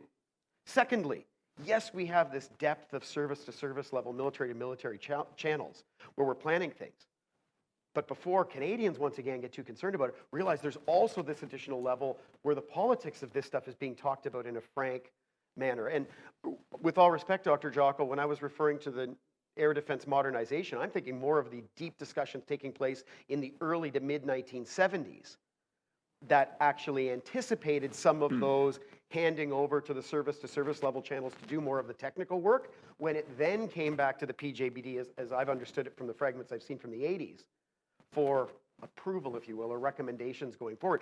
I'm thinking that longue durée sort of approach of how long these issues are in gestation or being considered because the PJBD can take that long-term view, that's advantageous. So again, one word to write up a history, to me it would perhaps be reinforcing that message of, it is strategic, it's long view, it's deliberating for the purposes of just considering what may happen, contemplating options, and being able to send that reaffirmed message. We have a long proven history of being able to do that quite well, and of also quietly being able to find common ground without the political theatrics often attendant with these issues, that allows us to come up with really workable solutions, which we've done. And the PJBD may be a small player in that, and a modest player, that expectation management piece, but still an important player. I think it's not necessarily, it's not desirable. I'm not going to qualify it by necessarily. It's not desirable for the PJBD to encourage perception of it as a powerful and important player. It is not a political institution in the sense of a player making decisions. It's an advisory board. And in many respects, the success of the PJBD is partly because it's an advisory board, and it is quiet, and it does reflect on things, and it does have these levels of non-competitive trust. I mean, the PJBD is serving, if I can limit it to that, two people, the Prime Minister of Canada and the President of the United States. If they find it valuable, and their political leaders, the members of the committees of parliament and the secretaries of state and defense and the so forth in the United States, if they find it valuable, it's valuable, period, end. And it doesn't make a difference whether Jim Smith in Toronto or Jim Smith in New York feels the same way or knows about it even. But I think anyone studying the record will see that the PJBD has and is contributing and has potential to contribute to the resolution of problems for which the president and the prime minister and their cabinets and their ministers have responsibility, and they have power to affect. So I agree with that, but I have a caveat. They are not going to say whenever it is not valuable because of the symbolic importance of it. It's trapped in its symbolic role. Worse, what is the first thing that when Foreign Affairs or DAC gets down with the State Department now to prepare for the next presidential summary, and they got to say something about defense. You can look back over the decades as we now pledge to do more with the Permanent Joint Board on Defense. Or Canadian Defense White Papers for pledge to do more on the Joint Board of Defense. No one, because of its symbolic importance, no one is prepared to really criticize it on those moments when it's not valuable on the part of the two governments. There's a fall, yes, it may be, it's for corridor conversation and all the rest. It is immune from any kind of real assessment, but because of that fall. Well, the test of whether its advice is valuable or not is a test that's administered by two people and their most trusted advisors at the top of their government. And if they don't like some advice they get, they don't follow it.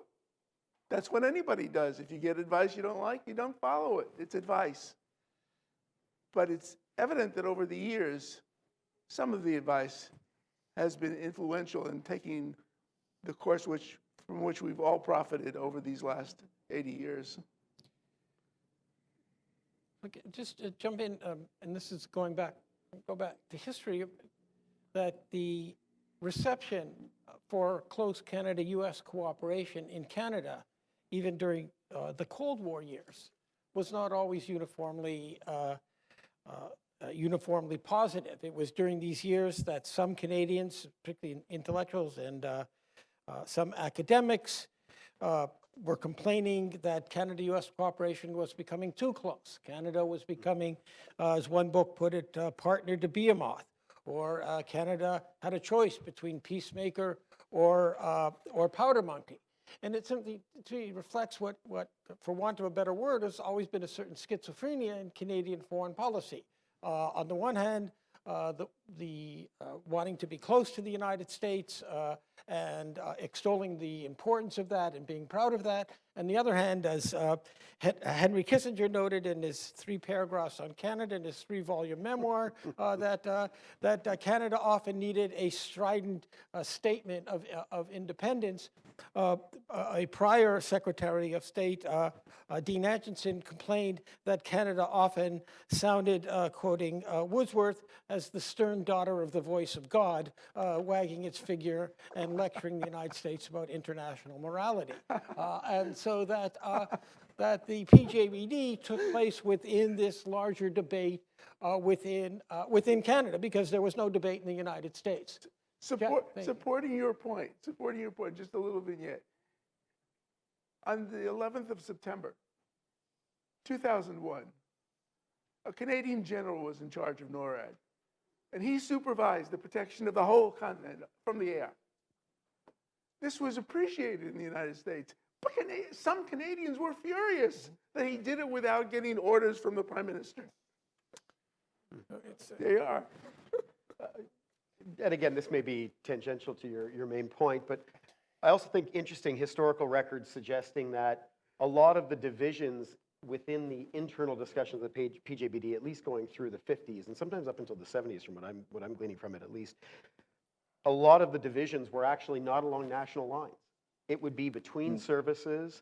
So that, again, a lot of these debates were also not fitting, conforming with these broad meta-narratives we set up, certainly within the Canadian literature, about this being adversarial across those lines. And in fact, that was one of the benefits of the PJBD, even if it wasn't yielding recommendations that you can draw a direct causal connection to say this influenced this particular political outcome. The very notion of having a forum where you can have those discussions with some civilian presence as well, to be able to communicate back, here is where the fault lines are, and potentially just to observe them and then figure out how you play that out. Those are inherently going to be political decisions to decide which of the services' priorities or perspectives are going to be converted into policy and then implemented in material terms. So I still see all of this as having a value, and I think one of the things I've taken out of this discussion very well, I really appreciate the critical comments, and I think Professor Jockel, your comment about its immunity, potential of the PJBD to be immune to any critical comment because of symbolic value is a really important point to make. You know, without taking away or undermining that symbolic value, there still is a value in having frank discussions about how things can be enhanced and improved, right? You don't want to break something that's not broken. But at the same time, you might want to tweak it to make it more efficient, to make it more effective. So I think the conversation, I certainly got a lot out of it. And look forward to the rest of the day as well in terms of moving forward, while perhaps retaining that spirit of, it does serve a purpose. How one chooses to measure what that purpose is or effect is really important too. So thanks, everybody. Thank you. Well, let me thank members of the panel here and abroad, and please join me in thanking our participants this morning for the first discussion. All right, we're going to get started again. We've had the privilege of hearing all about the past, and with a particular focus on the Permanent Joint Board on Defense. We now turn to the present, and the scope will widen just a little bit. We're not only thinking in context of the Permanent Joint Board of Defense and the issues it may be faced with today, or perhaps even what it should be faced with, but also the Canada-US defense relationship writ large. And we are so fortunate to have this panel. As a professor, I have the impression these days that we are drinking from a fire hose. It seems that there is so many things coming at us, we don't quite know how to put it into context. Is everything a threat, or is nothing a threat? Kim Richard Nossel, who many of you may know as a Canadian foreign policy expert, has likened the time we're living in now as the new old world order. That today's world geopolitically, with rise in near-peer competitors, with the uncertainty that we have in the world, the interdependence of trade relations, and then geopolitics and how that can spill out in other areas, is more like the 20th century before World War I than it was the 1990s. We have threats in a number of new domains that are coming at us, and so it raises the question of, is the defense title in PJBD hamstringing us to these other options? We also have that great disconnect, I think, a growing disconnect between Canada and the US, and especially the public perceptions of whether or not we are facing threats. And so when the NORAD commander, General O'Shaughnessy, says North America is no longer a sanctuary, while the US is used to hearing those kinds of terms, for Canada it was quite shocking, and we really don't know how to process that. Because of course we're Canada and nobody wants to attack us. And so what are these calls for spending more money on defense, paying more attention to defense? That disconnect, I think, is going to be one of the things that we need to deal with. And finally, in the famous words of Winston Churchill, who said, "Gentlemen, we are out of money. Now we must think." I'm calling upon the four of you to help us do that thinking. So today we are so lucky that we have Brigadier General Luc Aman, who is the Deputy Director, Strategy, Policy and Plans, J5, for North American Aerospace Defense Command and United States Northern Command at Peterson Air Force Base. And that "and" is really important. It used to be a slash mark and not a physical and it was General Robinson who was very direct about making sure it is in fact an and. Different mandates, different outlooks, just happen to be headed by the same commander. We also have Brigadier General Richard Heitkamp, who is Deputy Director for Political Military Affairs, the Western Hemisphere, Strategy, Plans and Policy Directorate of the Joint Chiefs of Staff. That's a lot. We then have Mr. Greg Whittall, who is the Deputy Director of Western Hemisphere Policy at the Department of National Defense. And finally, but not least, we have Colonel retired Sergio de la Penne, who is the Deputy Assistant Secretary of Defense for Western Hemisphere Affairs. And you may, the more astute of you may notice that I am not in fact Chris Sands, but we thought we needed a bit more diversity in terms of hair length, and so I won out. So without further ado, I'm going to turn it over to you, General.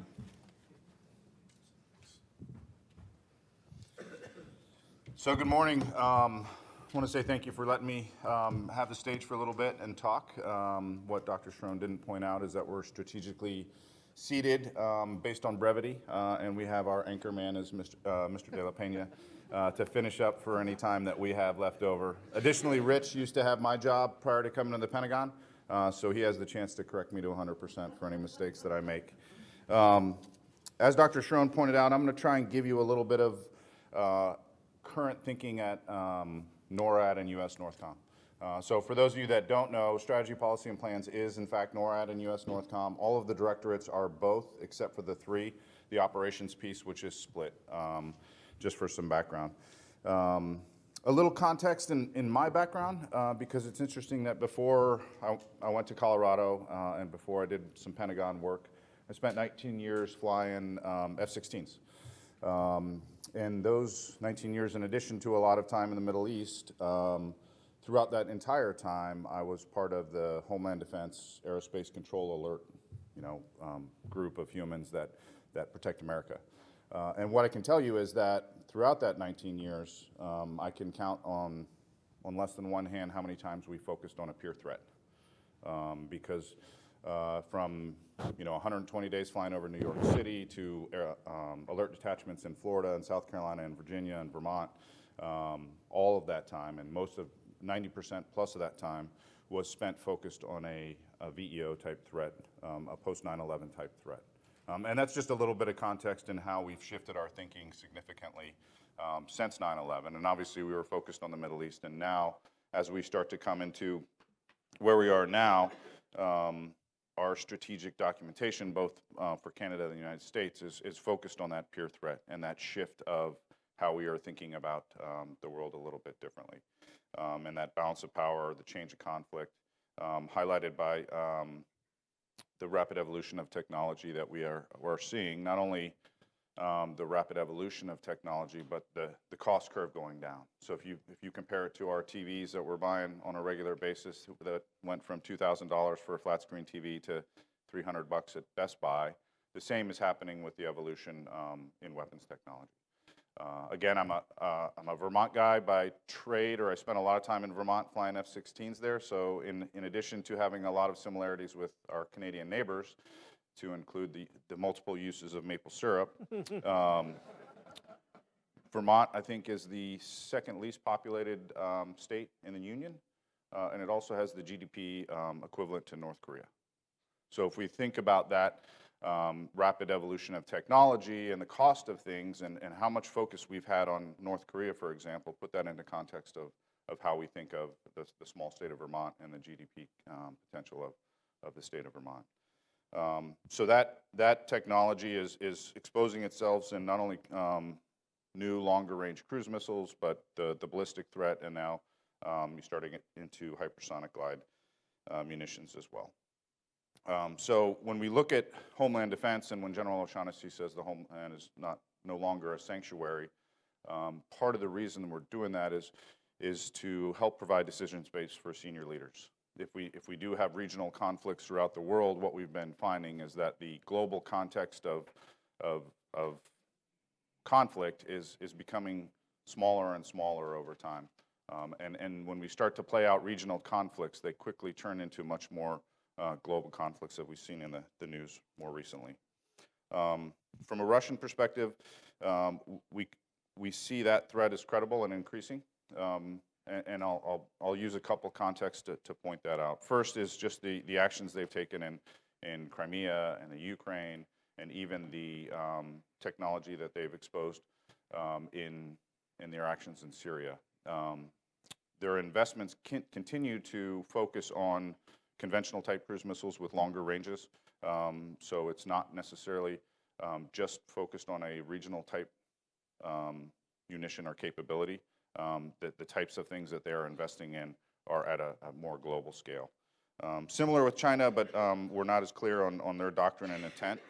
So when you start to put that in context, it can become overwhelming at times, and something that we haven't necessarily focused on, like I pointed out with all the alert work that I've done in the past, and how we haven't necessarily focused on upgrading some of that capability. We've talked about the North Warning System a few times, but that was 40 years ago last time we physically upgraded some of that capability in the North Warning System in the 1980s. Similar lack of capability in some of our maritime capabilities as well. And the way we look at it is not to promote an Iron Dome, because obviously we start to get to this overwhelming feeling of there is no way that we can defend against all of those threats. But the way that General O'Shaughnessy has talked about it is that in order to have a capable defense, we need a credible deterrent, a sufficiently credible deterrent. So we can't deter what we can't defeat, and we can't defeat what we can't detect. So that's kind of the way we've talked about this a little bit. And now I'll talk through some of the strategy we hope to use to get there, and I'll talk in terms of ends, ways, and means. So the ends are what I think both countries want, is to deter aggression and have that competitive military advantage. But if you put that in context, we had that competitive military advantage at one point in the past. Kind of at the height of NORAD, we had approximately 250,000 humans. So to put that in the context of today, that's about 80% of the active duty United States Air Force. We had about 2,000 fighters, and right now we're trying to get to an entire inventory of 2,000 fighters, which we haven't been able to do for the past decade. So again, that gives the difference of the way we approached the problem back in the Cold War and the way we are doing it now, because we have a handful of fighters on alert, again, focused in major metropolitan areas for the most part in today's context. And then the third part of our ends is to develop and strengthen partnerships. And obviously, part of the reason we're here is to talk about some of those partnerships. I will tell you also in my portfolio is security cooperation. And we have two very different partners in our security cooperation in NORTHCOM. We have Mexico and Canada. And what I talk about all the time is that our Canadian relationship is almost the end state of an evolved security cooperation type of relationship, both in the trust and the ability to have grown-up conversations and evolved conversations, and the reason we have some of these conversations. And that's nothing against our relationship and how we interact, because it's a very strong relationship with Mexico as well. But we point to the security cooperation with Canada as almost a brotherhood. So talking it through some of the ways that we want to do this, there's a couple things. First is capability. So we talk about an improved layered homeland defense. And back in the example with 2,000 fighters, our capability was focused on a threat that was coming across the poles at 30,000 feet that we could see from far away, that by the time we got insight into where they were at, we could react to that. Well, that threat has changed if you look at a threat at 500 feet that is potentially a cruise missile and not something that we can detect at 30,000 feet. So being able to build a layered defense to be able to react to that and use some of the geography we have as an advantage is one way that we do that. Driving homeland defense as a foundation to national security is also one of our ways of doing that.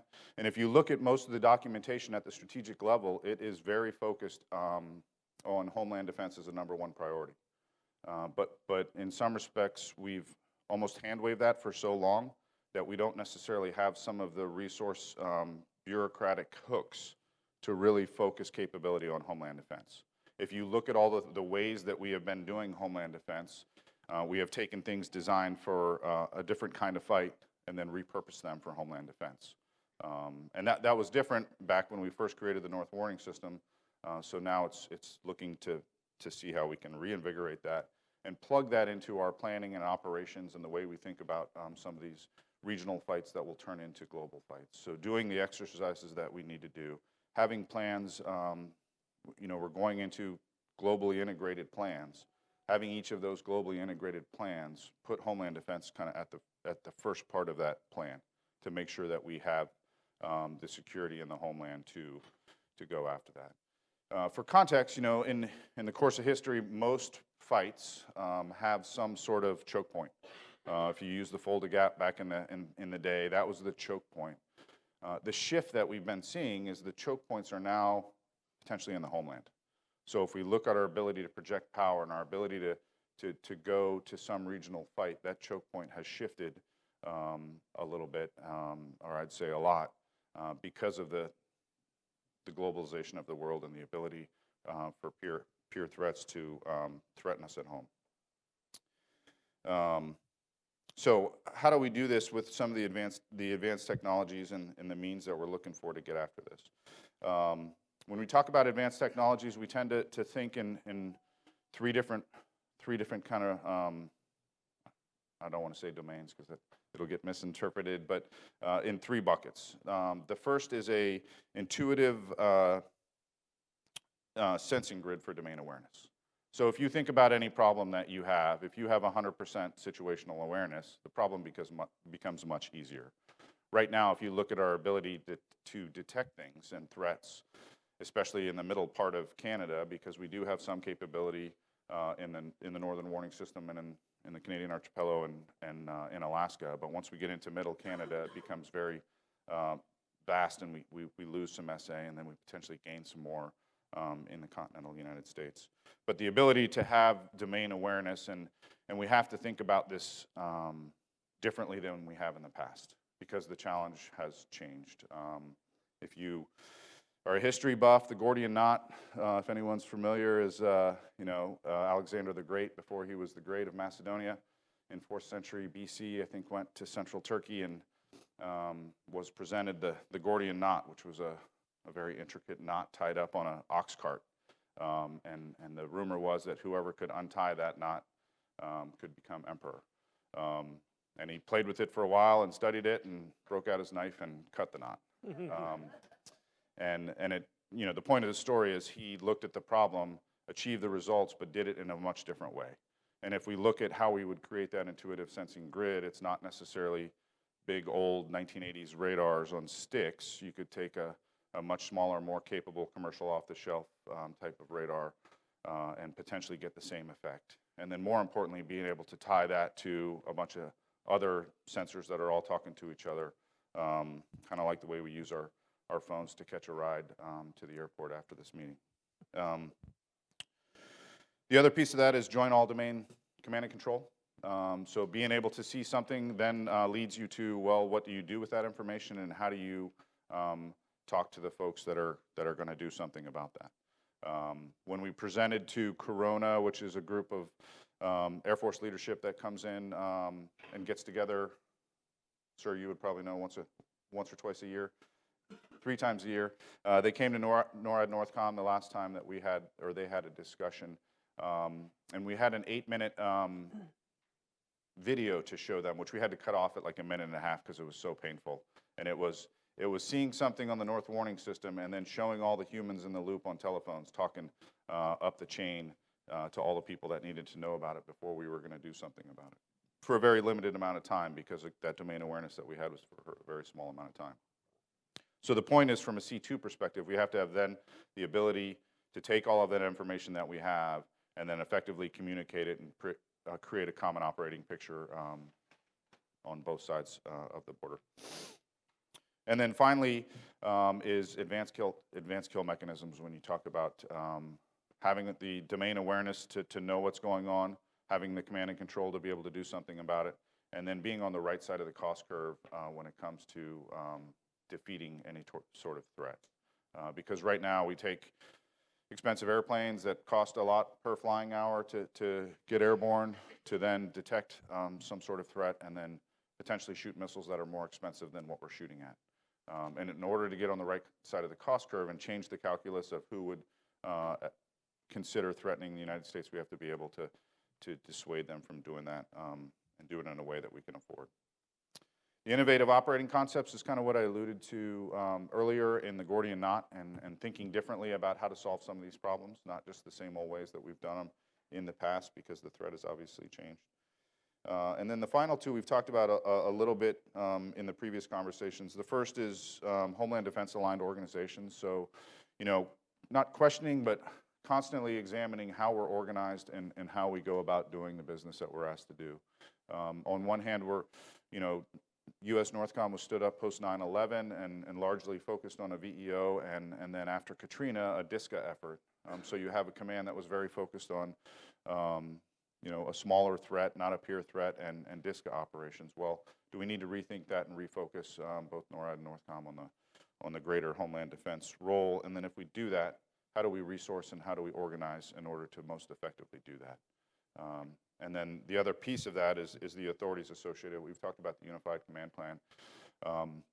And you can look at Alaska as an example of something that we constantly need to re-look at, because you have Indo-PACOM, U.S. Northcom, and EUCOM all colliding there in the Arctic and obviously in Canada as well. And how do we best organize and provide the authorities amongst our commands to be able to handle a threat that were to come from that axis. And then finally, I'll end. You know, someone mentioned trust. There's a really cool clip if you get a chance to Google it. Colin Powell, I think when he was the Secretary of the State. So one of the reporters in the crowd asked him what he thought was the most important attribute for leadership, and the reporter didn't even finish the question when Colin Powell jumped in and said trust. And he said, I knew I was successful as a commander when my sergeant major said, sir, I'm just going to follow you out of pure curiosity to see where you go, because I have a complete trust in where you're going to take us. And I say that because, you know, back to the relationship between the U.S. and Canada, there certainly is a lot of trust. We have a lot of challenges, but the fact that we can have grown-up conversations to discuss some of those challenges and figure out a way forward, I think is something very useful to both of us. So, thank you.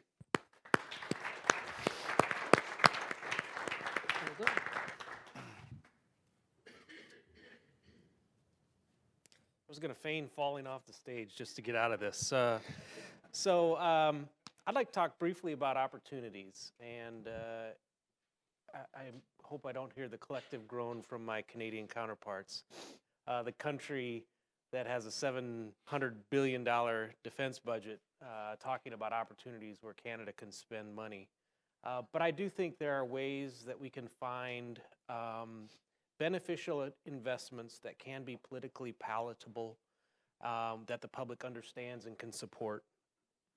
We have gone through our own challenges recently with our new Secretary of Defense is looking very hard at where we're spending our money. And so he's conducting these things called night court, where he's taking out a knife and just slashing budgets.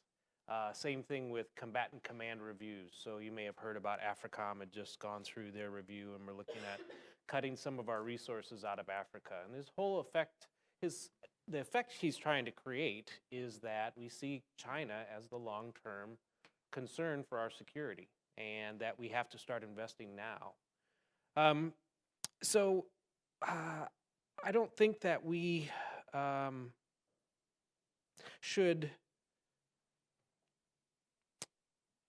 come to the place where we think we can't convince the public of what's important. And so as we go through these reviews, we very much had to look at the long-term goal of what we wanted the Department of Defense to be.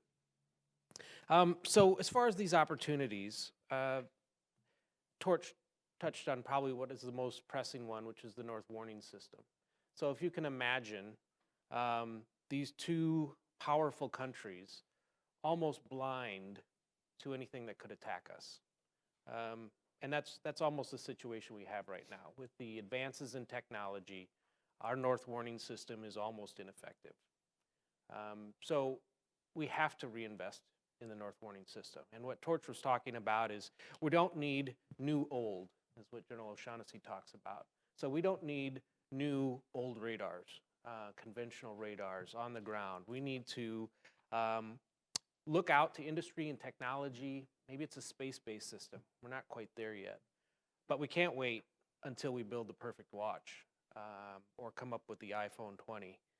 We have to use some of the innovative technologies that Torch talked about. So there are some ways, I would call them Band-Aid approaches. These are not going to be wonderful solutions. They're not going to be exquisite capabilities. These are going to be existing technology that we think we can use now at an affordable cost to provide us really the situational awareness that we think is necessary for defending our continent. So that's important, and I think Canada is committed to the North Warning System.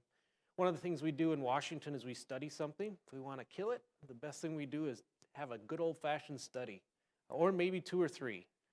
We at least get to kick the decision down the road. So we have studied our North Warning System for a long time, and it is time to take some action.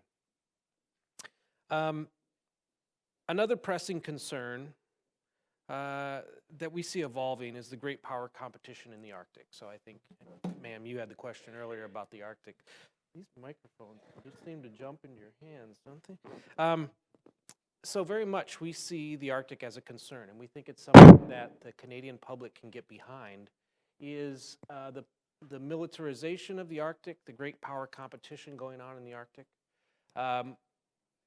As with the North Warning System, that will slowly erode until we'll realize that we have lost our sovereignty, we have lost our advantages for commercial opportunities in the Arctic by the constant investment by China, which seems like a wonderful opportunity at the time, yet it's like going for a payday loan, and it's just a small amount until it's not, and you're underwater.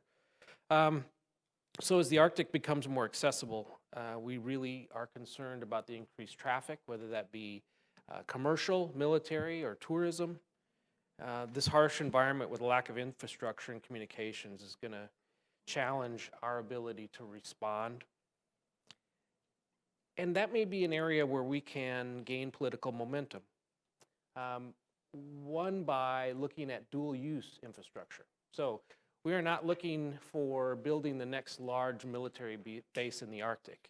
This would be capabilities that could be used for Indigenous people to increase their communication, to bring the internet to Indigenous people of the High North, or to offer new energy opportunities for the High North. So there are ways of investing in the Arctic that can increase our security posture, but also achieve the goals of the Government of Canada for the people who are living there. One of the most pressing gaps we see is maritime domain awareness in the Arctic. So just as we are now virtually blind with our North Warning System, we are similarly blind to maritime threats, especially from the High North. And as I said, we only see this traffic continuing to increase. Ideally, we'll maintain good order and discipline in the Arctic. Our first endorsement is to use the governance systems that are already available and already in place to manage Arctic considerations. So we're not trying to establish some sort of new policy or oversight for the Arctic. Those are already in place. We just want to make sure they're followed. And bypassing those existing groups is kind of their preferred method for some of our adversaries. And domain awareness is very important in understanding what's traversing through the Arctic, and especially Canadian waters. Lastly, I want to applaud Canada's effort to reform procurement and acquisition. I think that is a fantastic opportunity where we can partner together. So for the United States, this has sort of happened over the last 5 years. So one of the greatest services that Senator McCain did for the Department of Defense was really over the last 5 years, forcing us, and that's really the only way it happens, forcing us to reorganize our acquisition processes and really the governance mechanisms by which those are managed. It has proved very valuable, and now as we're trying to be more agile and lethal, that those systems can respond quickly. And I would encourage Canada to take the same type of look. So whether we're going to invest in the Arctic, or we're going to invest in new 5th generation fighters, or whether you're going to invest in modernizing your Navy, by reforming those acquisition procedures and processes, you really can get more value out of each dollar. When you think about the amount of time it took from approving your ship that's currently under construction to laying the keel, is immense. I think it was 20 years is what Deputy Minister Jody Thomas told me.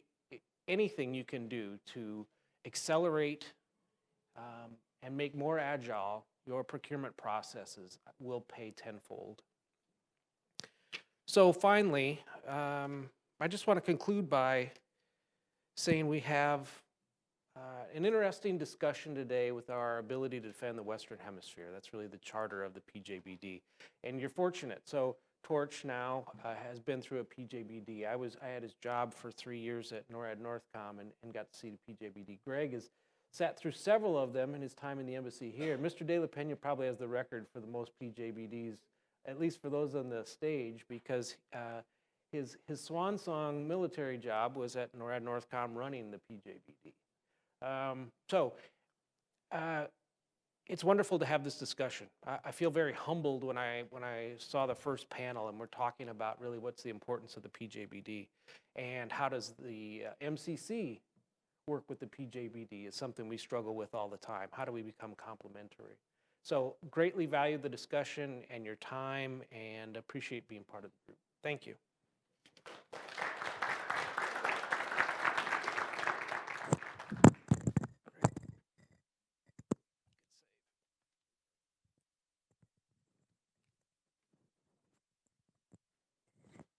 Well, still morning. Good morning, everybody.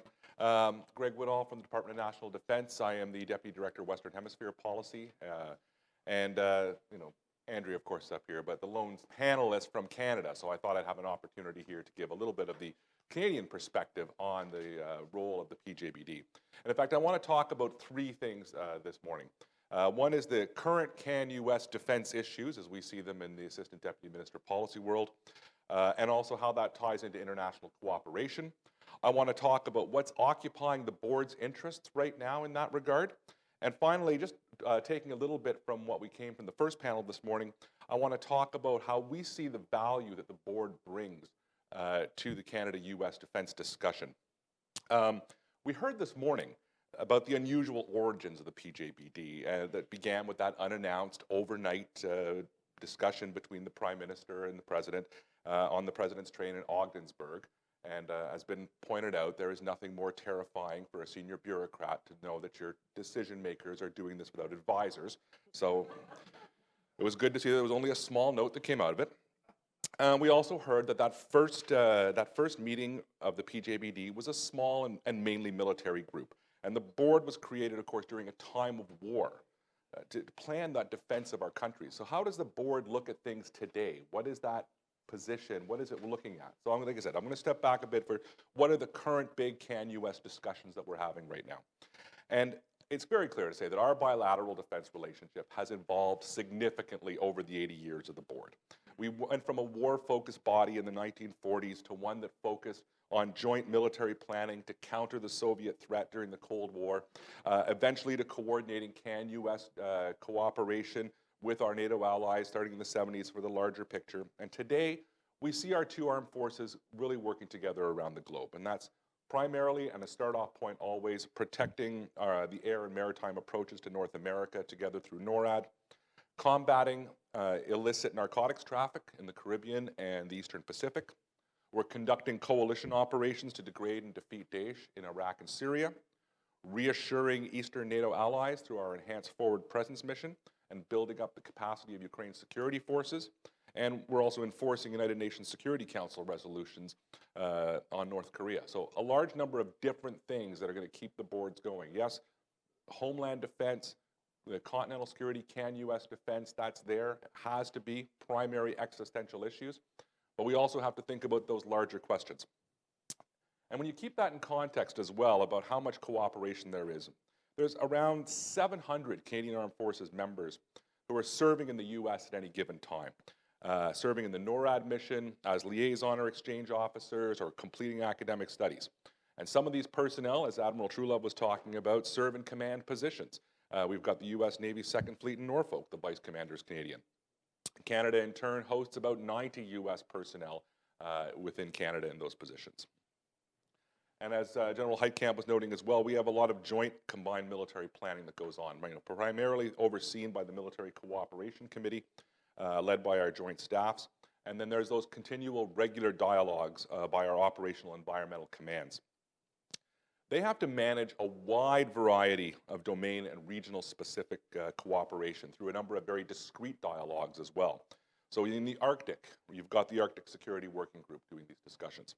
We've got the cyber, space, and intelligence domains all have their own discussions going on at any time.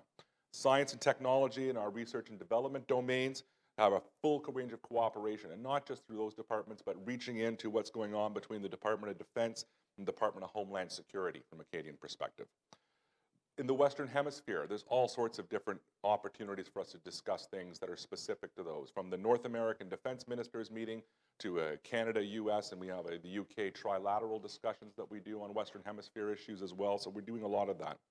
And then finally, we have to be discussing things that are in support of our defense industrial base, the National Technological and Industrial Base, along with the UK and Australia. So we've got this huge, wide range of efforts that, as a board, has to be looked at. It's integrated from tactical operations at the unit level to command roles by general and flag officers and regular dialogues, including the Minister and the Secretary of Defense. And that goes internationally. We talk about these things within the context of NATO, driving on a strong deterrent presence, how we work within the Five Eyes community to bring about our intelligence discussions. All those things are coming together. So there's broad, sustained engagement. And that's what gets the PJBD thinking about its fundamental mandate, which is to provide that strategic guidance to the conduct of our bilateral defense relationship. So Whereas the first PJBD, as we said, was primarily military in composition, today it's a mix of that military and civilian members, many of whom are here in this room.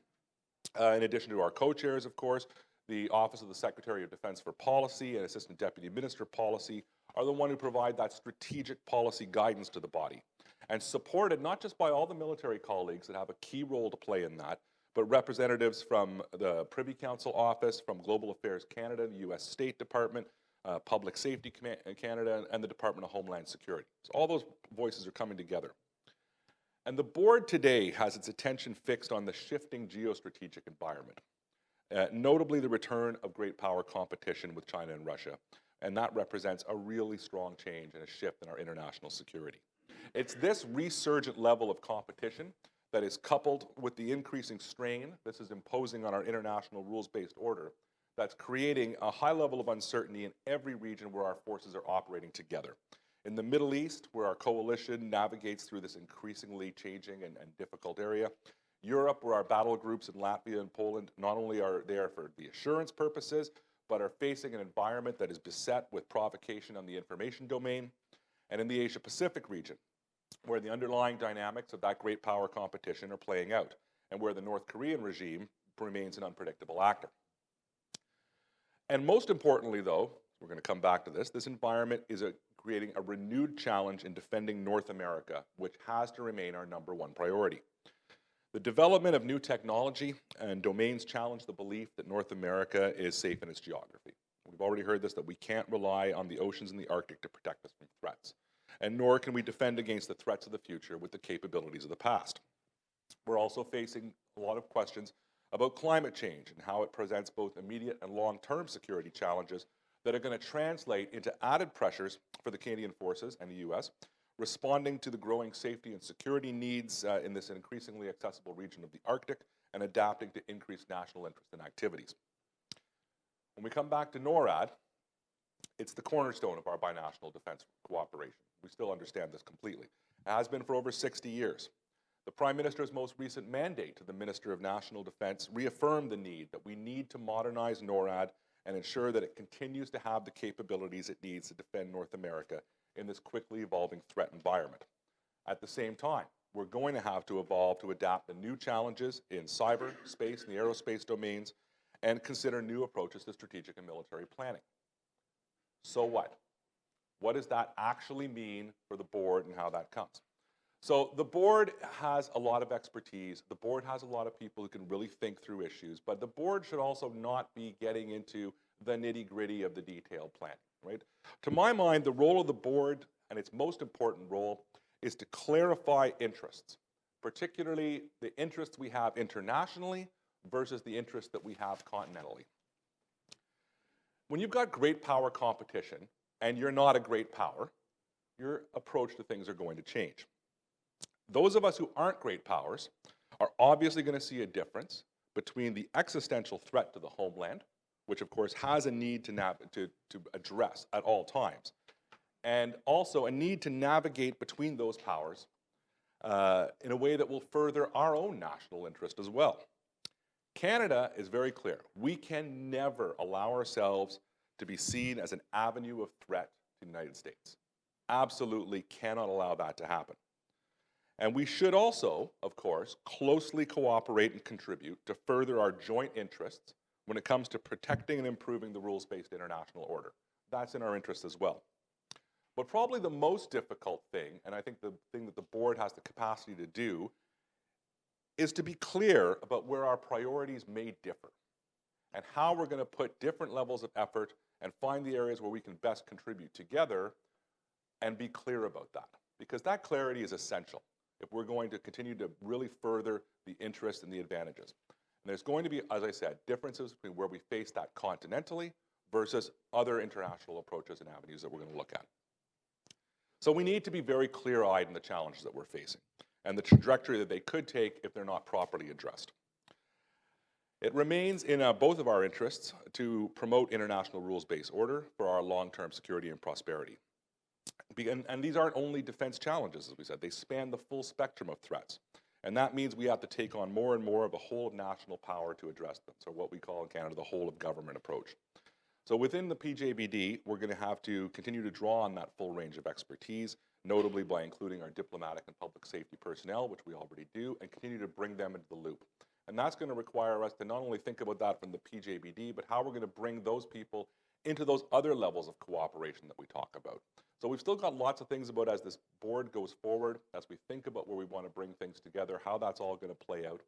But I do think that from discussing how we were looking at this earlier, the board brings clarity about strategic level discussions, not expertise, not getting into the details, not into the micromanagement of daily things, but to talk about this at a broader level, to clarify interest and allow our various elements to then move forward to make things happen.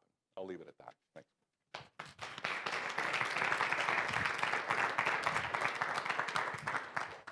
Wrap it up, Sergio.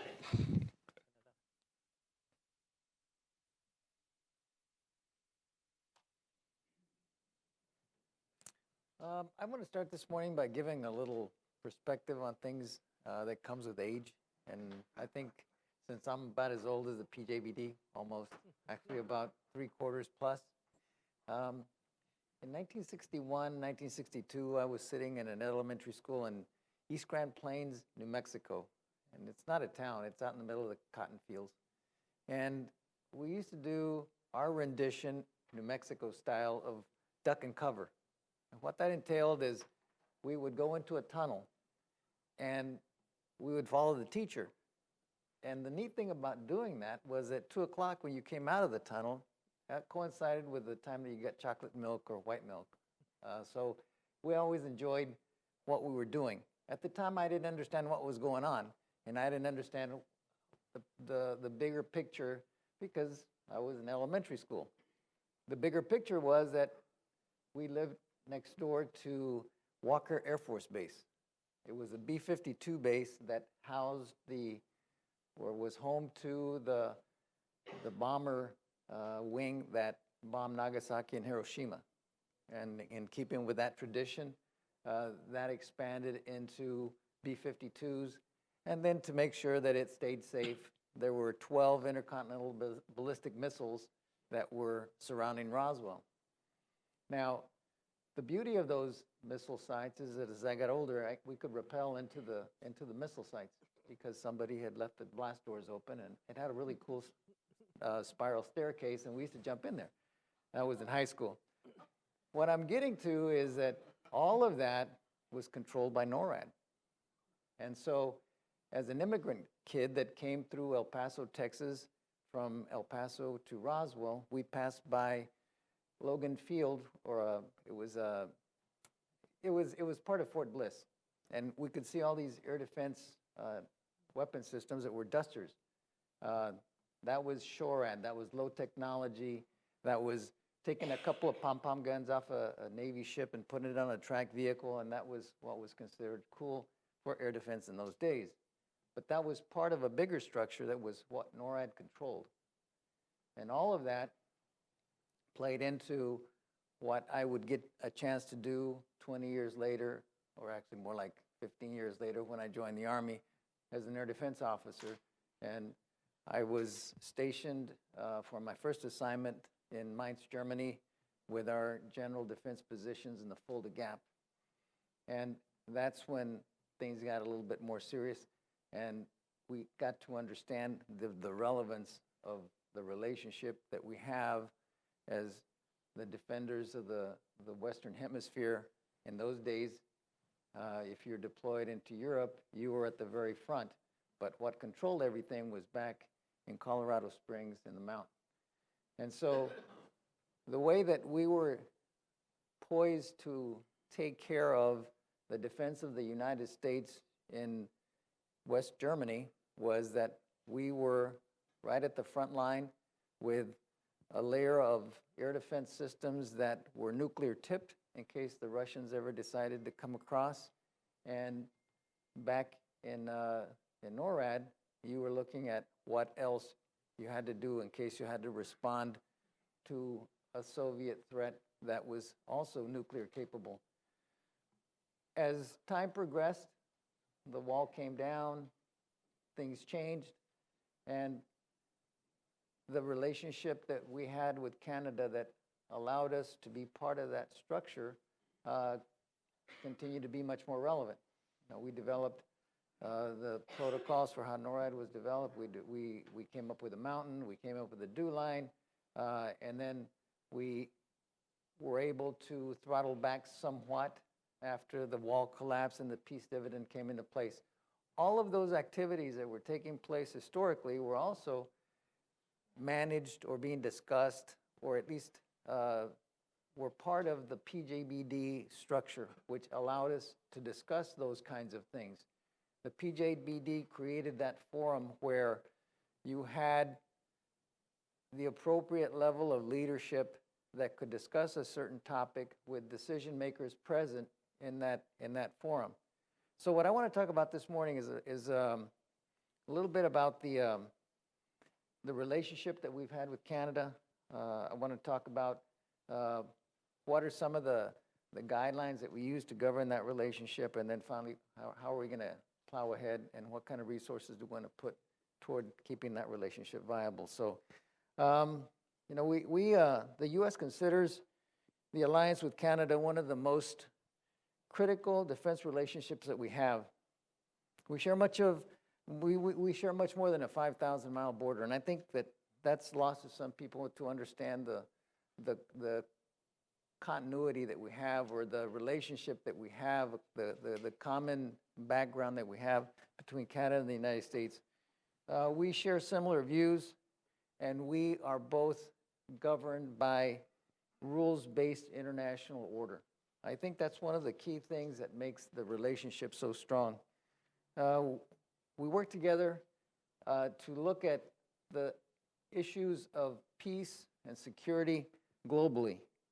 We are side by side in NATO, we're side by side in NORAD, and the only binational command relationship in the world.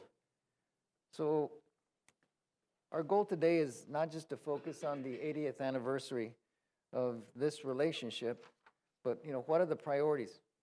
And how does the PJBD fit into this framework? When Secretary Mattis came in to be our boss, one of the things that he was very adamant about ensuring that he got done was to develop the National Defense Security Strategy. So the National Defense Strategy acknowledges that the homeland is no longer a sanctuary. And arguably it hasn't been for a while, because after the Cold War, things changed significantly, but we still have threats globally, and we have to be able to address those. So to be able to do that, we also have to start thinking about what kind of investments and what kind of posture do we need to take. Threats to the homeland now are from the air, the land, sea, space, and cyberspace. This is one of the ways I always lay out our concerns about the defense of the Western Hemisphere when I talk about the situation with our partners a little bit further south in Latin America. And it's understanding that when we start talking about that change that we have now in domains, when you go from air into cyber and space, that's a significant jump, and that also comes with a lot of challenges as far as how do you take advantage of technology, and then how do you protect yourself about the threat that technology can also bring. We're facing increasing global challenges with a security environment that involves a revanchist Russia, and you have the renascent Ming dynasty that is China that is now coming to the fore. So we have to be ready to confront those types of challenges. We also have to take into consideration that as we approach these technological challenges, you have artificial intelligence. That's a key driver on everything that we do. Every one of you has iPhones.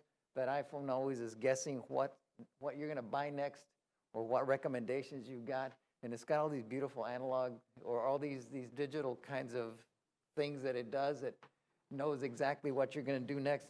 So we need to understand what that's going to be like. What does the future foretell for how we're going to be challenged? 5G. 5G is one of those things that I'm constantly engaging in discussions with our Latin American brothers. And the 5G networks are going to be challenging, but you have to be thinking about what happens when you have 6G and 7G. When you take a 4G network and convert it to 5G, now you've got something that's much quicker and has many more paths. So just from that alone, be thinking about how we're going to be able to manage that. We also understand that these threats cannot be faced alone. We've got to be able to do it as partners, and that's one of the key things that comes out of the National Defense Strategy, is that partnerships are very key. They're just infinitely important, and we need to make sure that we continue to have the kind of relationships with our partners that wants them to cooperate and work with us. And so we also have to start looking at how do you come to a balance of power when you start factoring all these different things. You know, Canada's 2017 defense policy, Strong, Secure, and Engaged, lays out a plan for reinvesting critical defense capabilities like new fighters and surface combatant vessels. So these are some of the things that we know are coming. These are things that we need to talk about so that we can see how these fit together in the way that we're structured militarily and how we develop a more effective defense posture. You know, the closeness that we have between our two countries is one of that we just can't achieve individually. It has to be a constant collaborative process.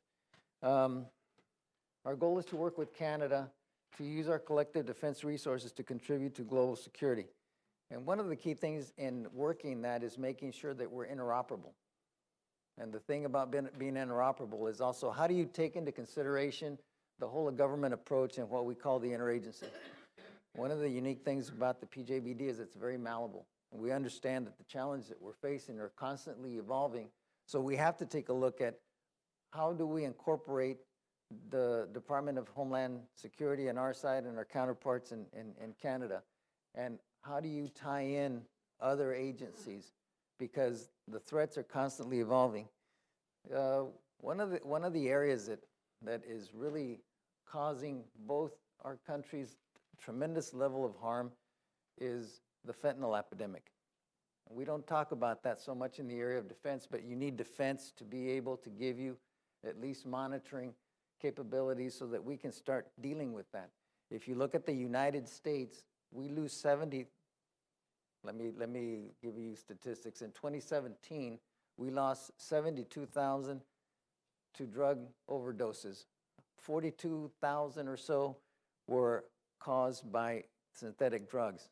Most of that is fentanyl. Canada has, percentage-wise, similar death rates based on synthetic drugs. So these are some of the things that we're going to have to look at. These are some of the things that we're going to have to invest in. And these are some of the things that we have to be thinking about. How do you combat the drug war? Because the drug war is constantly evolving. We have to be thinking about, is it something that we want to invest military capabilities toward? Is it something that we want to even consider? But it's one of those areas that can weaken us as a society. And as a society, if you're weaker, you're going to be more vulnerable in a world that's full of threats. So we want to look at how each country can use its limited dollars to advance mutually beneficial goals. Our defense relationship is much better than just NORAD, as I've just described. We must keep in mind that we have certain limitations within NORAD, and we also need to be thinking about how do we work through those limitations. The way that NORAD has so much relevance is because I think it's really been at the foundation of how we tie things together. The command relationships that we have, the way that we develop our strategies, the way that we develop our plans is done in collaboration, and it's done in a way that it sets the foundation, not unlike the way the PJBD does the same thing. But one of the things that we have to take into consideration is how much are we willing to put into that relationship? Because at the end of the day, you've got to be thinking about What is it that we want to invest in? What resources do we have available? How much is it going to cost? Well, how can we go forward? Because at the end of the day, it's based on resources. If you don't put the resources toward the relationship, it's going to be very difficult to proceed and to come up with the capabilities that we really need to confront these challenges that we've talked about technologically. So in conclusion, I want to close with the U.S.-Canada relationship is one of the most important. We share historical and cultural ties that have resulted in one of the most stable and mutually beneficial relationships in the world. We have a long-standing mutual commitments that under NORAD and NATO, we continue to work together to address security challenges globally to protect both Canada and the homeland. Under the guidance and framework that we have in our respective national defense strategies, we can set objectives to address the challenges. We're well positioned to address a range of issues facing the United States. And we are both continuing to look ahead to make the hard choices to prioritize investments and to ensure the safety and security of North America. It's important to acknowledge the value of the PJBD and what it's provided to the U.S.-Canada defense relationship over the last 80 years. I look forward to seeing how the PJBD as a premier defense policy dialogue evolves in the future. So I want to thank the Canada Center again for hosting us, and I just want to leave you with one thought, and I got to go back to my Mexican colloquialisms. I've always been fond of corridos. Corridos are Mexican ballads. And there's a little line in one of them that says that con dinero baila el perro, which means that with money, the dog dances. So at the end of the day, no money, no dancing dog. So we've got to start looking at our wallets. We've got to figure out how much can we invest, because the Chinese are wonderful at spending money that they don't have. If you look at the way the Chinese are investing right now, they are spending at the tune of about 300% of their debt to GDP ratio is about 300%. We're spending at about 100% debt to GDP ratio. How long can we sustain that? What happens when you have an economic collapse? People lose money, people lose food, people lose everything they have, and people get cranky. And when people get cranky, they start looking around and saying, where is my savior? And they find a savior. And generally that savior may think he's not necessarily governed by the laws of God. And so we have another situation like we had back around 1929, except this time it's going to be worse. Because if you take a country like China that's got so much debt, how is it going to pay for things? And those are some of the things that we all have to think about. And this is the importance of the PJBD, because it's not just a defense thing. It's one of those that has to take into consideration what are the economic implications, because con dinero vale el perro. Thank you very much.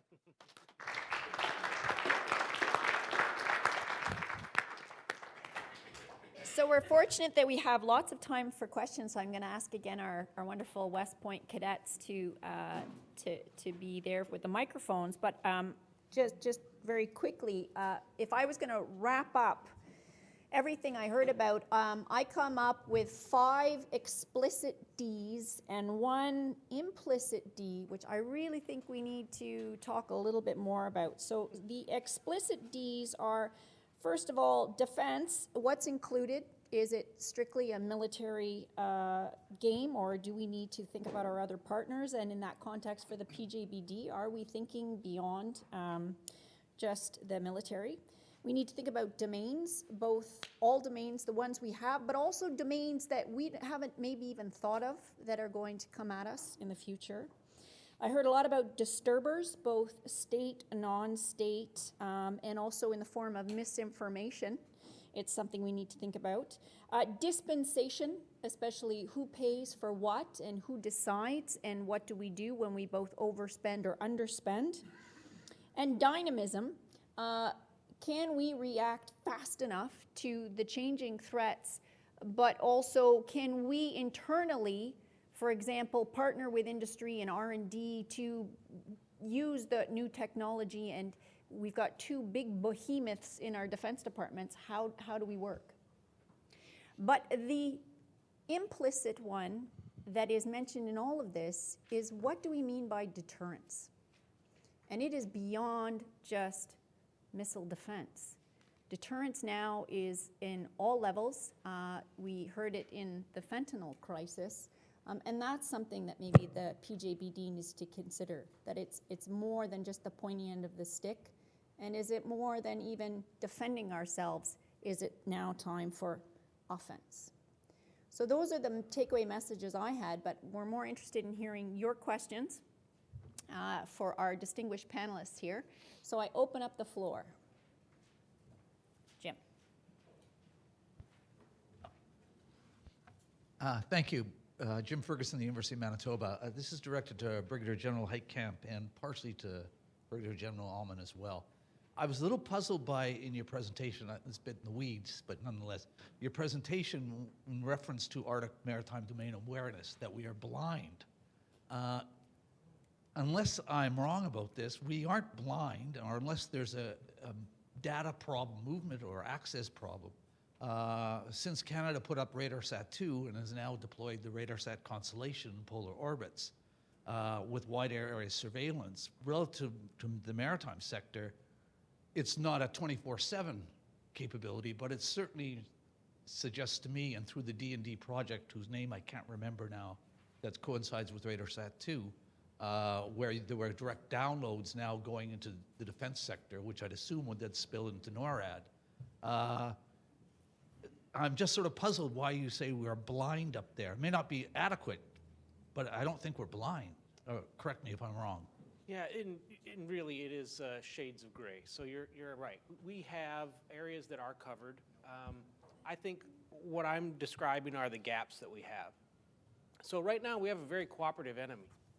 Our enemies fly with their aircraft squawking. They use their radio communication. We have lots of indications and warnings when they're going to do something. Similarly, in the maritime domain, we have a very cooperative enemy. Yes, we have ways of tracking that. If we don't have a cooperative enemy, that becomes more problematic. And we're seeing that in undersea Russian activity right now. It's very difficult for us to track.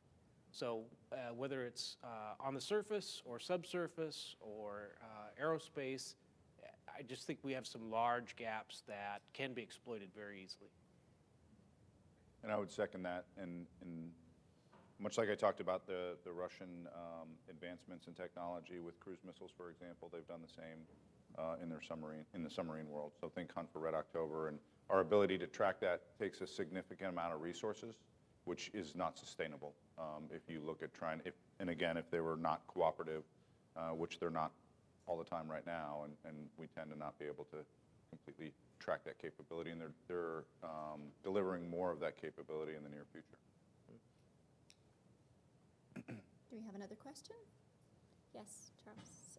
Wait for the mic. It's coming. Okay, I'd just like to follow on this question with these two gentlemen.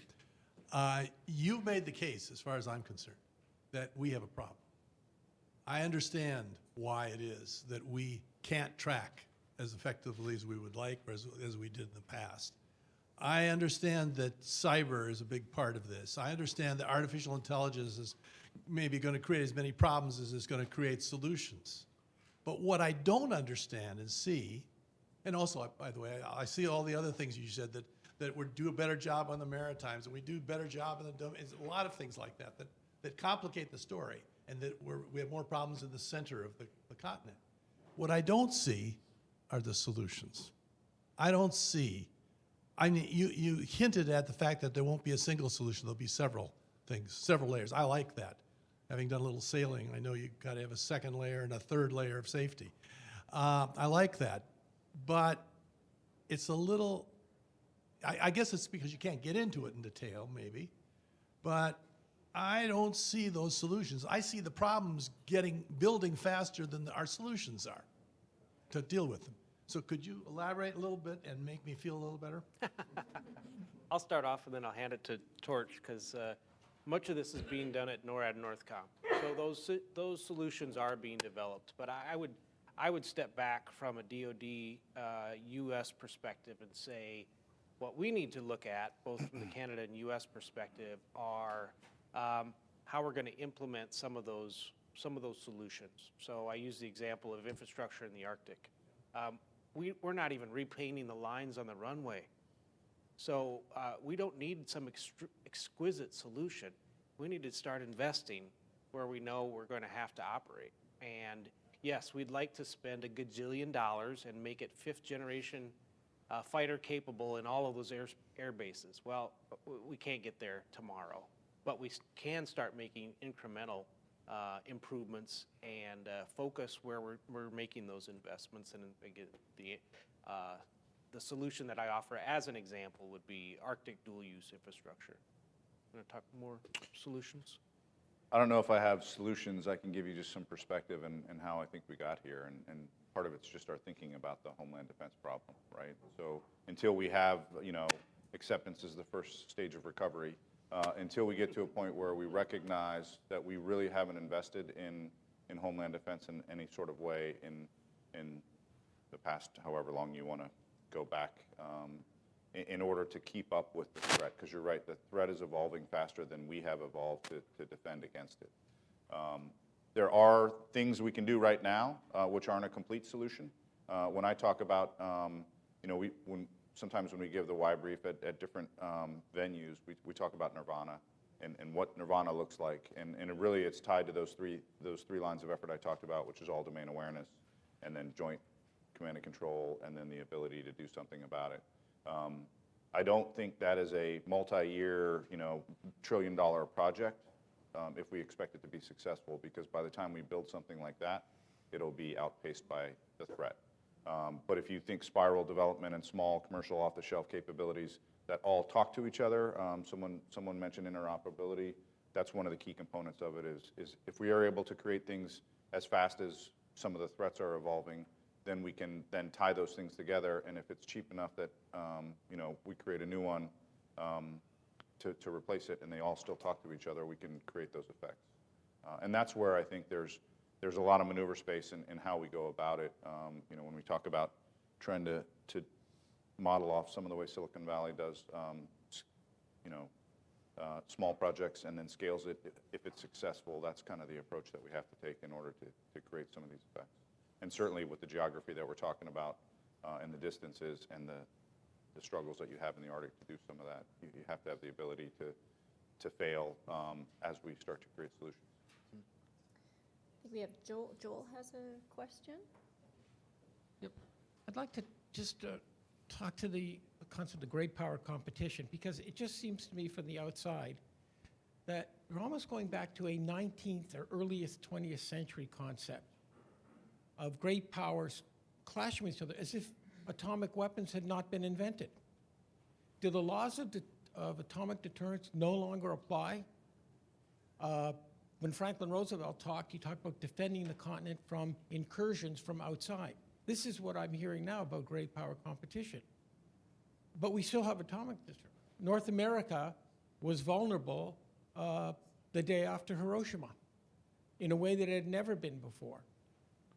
So it seems to me the concept here has gone back to almost a 19th or pre-nuclear concept that either North America or the hemisphere are going to be subject to conventional incursions by conventional forces in a way that we have not seen, and therefore this is going to change the dynamic of Canada-U.S. defense relations.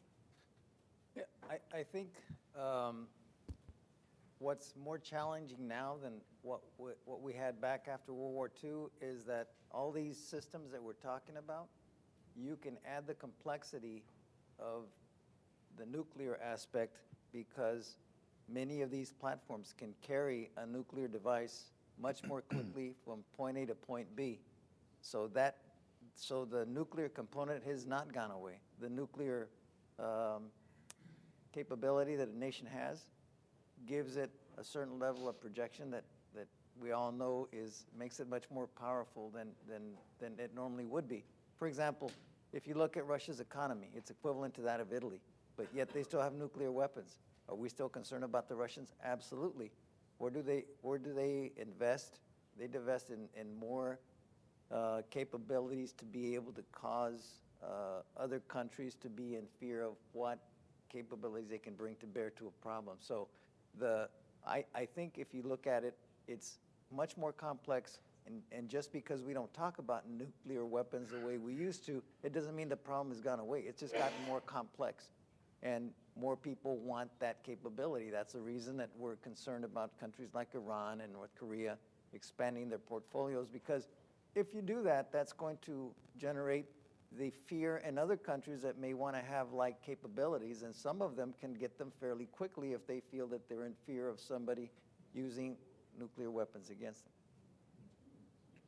So, to add to that too, the history of conflict is typically an offensive capability is created, and then the antagonist creates a defensive capability to counter that. So if you use, say, the North Warning System and the Cold War threat that we were looking at, we were concerned with, fighter to bomber size targets at 30,000 feet coming across the poles, and therefore we created a defense against that threat. But the offensive capability they have now is not necessarily that. It's a different capability which we don't necessarily have a defense against in some capabilities. So what they're taking advantage of is a vulnerability that we have, an inability to kind of really to counter that threat. And then you go back to they have the capability, do they have the intent? And that's some of the debate. And there's obviously a lot of debate about what would cause them to do that, and you have to go into Russian paranoia about whether their regime is threatened and if they would really have the intent to go do something that threatens. Mr. Whitehall? Yeah, I just add in that, to my mind, it comes back to that question of credible deterrence means that you have the credible ability to fight. If you don't have that credible ability, then you don't have credible deterrence. What are you deterring is the other question on that as well. You need to deter a broader range of particular activities, but if you don't have the ability to credibly deal with these other aspects of attack, then you can't even go into the other ones. And the whole question of how we credibly deter below threshold attacks is a more interesting question in my mind, because this whole question of being below the threshold of armed conflict, it's more easy for us to deter an armed attack because it's clear to see what's happening. How do you deter something where you're not clearly able to even identify the perpetrator, figure out what is the proper response to respond to that? What's the level that you want to be able to interact at? But there's still a fundamental nature underneath that as well, though, that you have to be credible to deter. So the conventional, non-conventional nuclear question, I think, still needs to be absolutely in play for our decision making. General Heitkamp, did you have a? Sir, well, I think we talked quite a bit about Russia, but I would offer China as another great power competition, especially in the Arctic. And I would take the example of what they've done in Latin America as illustrating what could happen in the Arctic very easily. So they go to at-risk countries, fragile democracies, and they offer very lucrative packages. There's no worries of corruption. People are paid off, bribed, whatever is required in order to gain those contracts.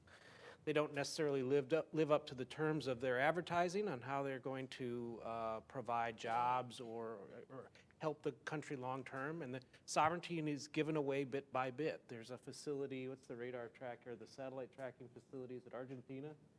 People of Argentina aren't even allowed on this complex. So it might as well be Beijing in the middle of Argentina. And I see the same thing happening in the Arctic. I think Greenland is especially fragile given their relationship with Denmark. And imagine China very easily walking in with not huge amounts of money and being able to establish a presence there. So I think we do have great worries about power competition in the Arctic. Please join me in thanking our terrific panel, and then I have instructions for all of us. So thank you very much.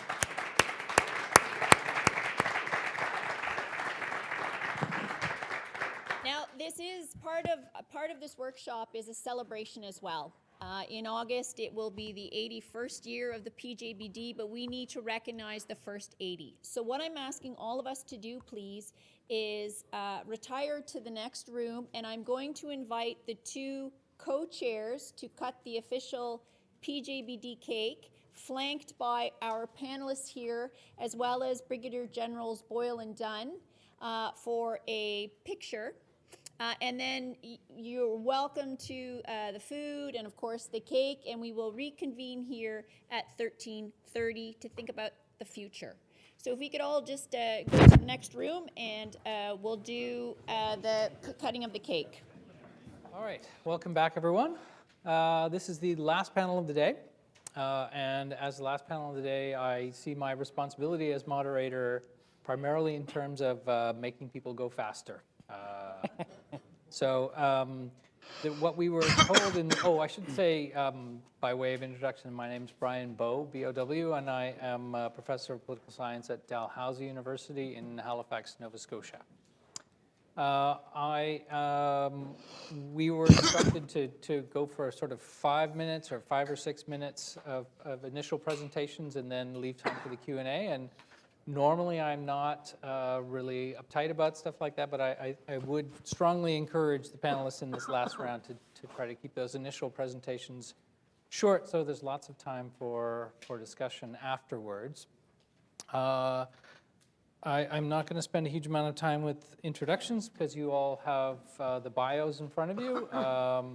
And I think we will just work our way down the list as it is in the program itself. So Tom, that means you'll be first. Just as a bit of setup here, I will say that the idea thematically for today obviously was this past, present, and then future. And obviously it's impossible to keep those things apart from one another. So we've already been sticking our toes into both the present and the future quite a bit. And my expectation is that we will probably do some of that backwards here too, because a lot of guesses about the future will be based on our interpretations of the past and present as well.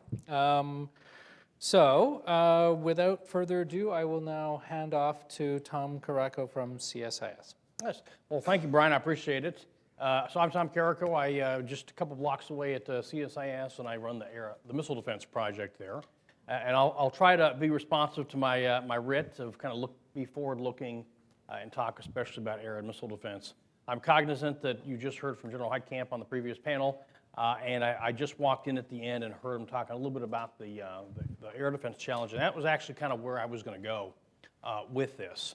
You know, the missile defense discussion in terms of U.S.-Canadian relations is one of those things that keeps bubbling up and continues to always kind of be there below the surface, but has not really gone very far.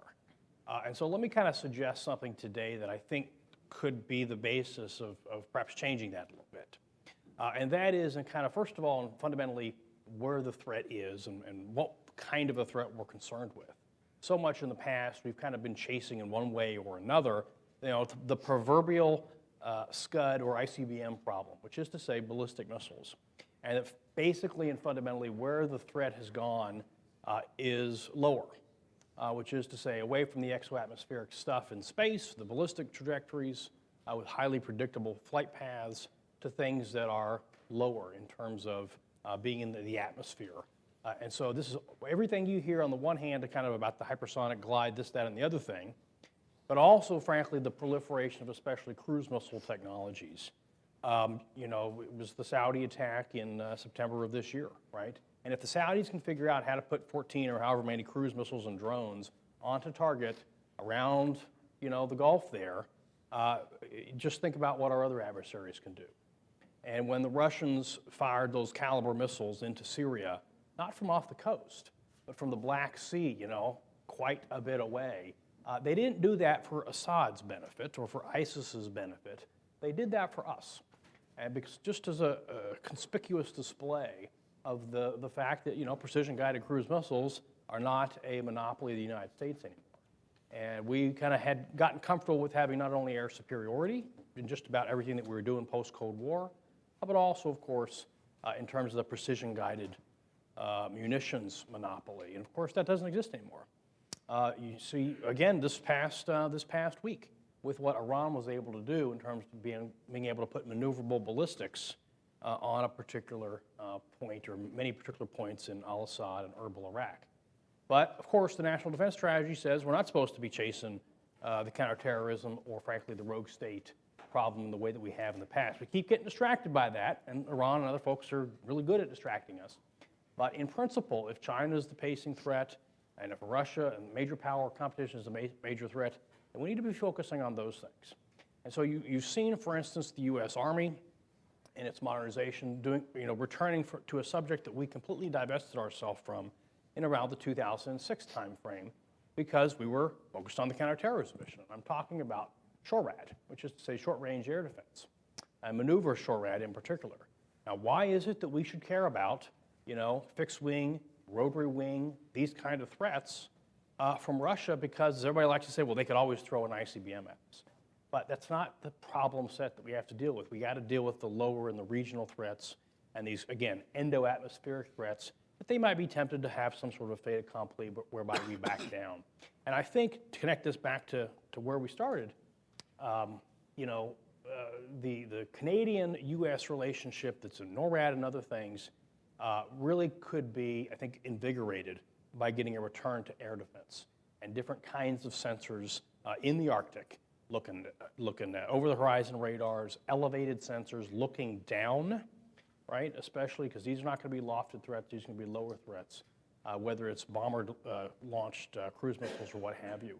That is a threat set that we've taken our eyes off because of this distraction for 15 plus years on counterterrorism, and it's going to have to come back.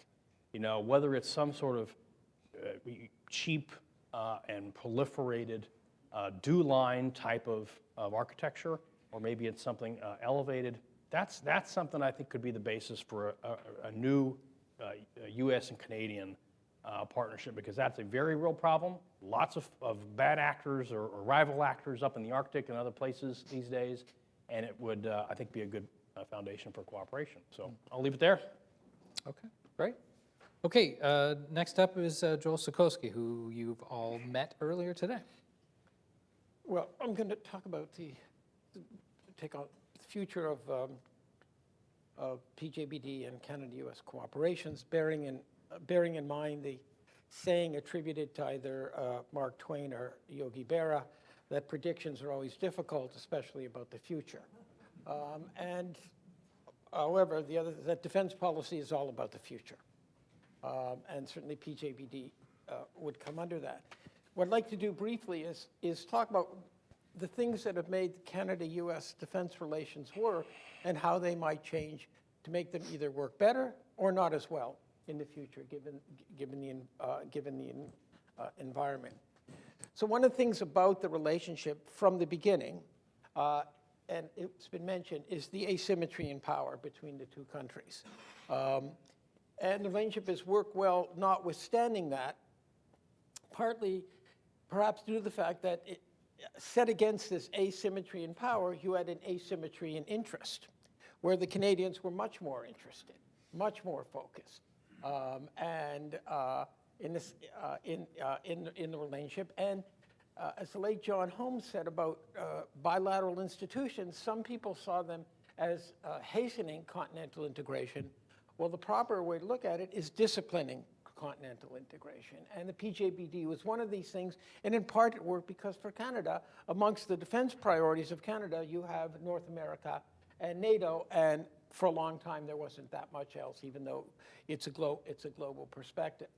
So if in the future air defense of North America becomes more important for the United States, does this make the bilateral relationship harder or easier? Someone once said that during the Cold War, North America was a strategic backwater. It was important, it was vital, but it wasn't at the top of the U.S. national security agenda on a day-to-day basis. If these air defense threats, which we've heard about today and just now, are going to become more important, will that move Canada up?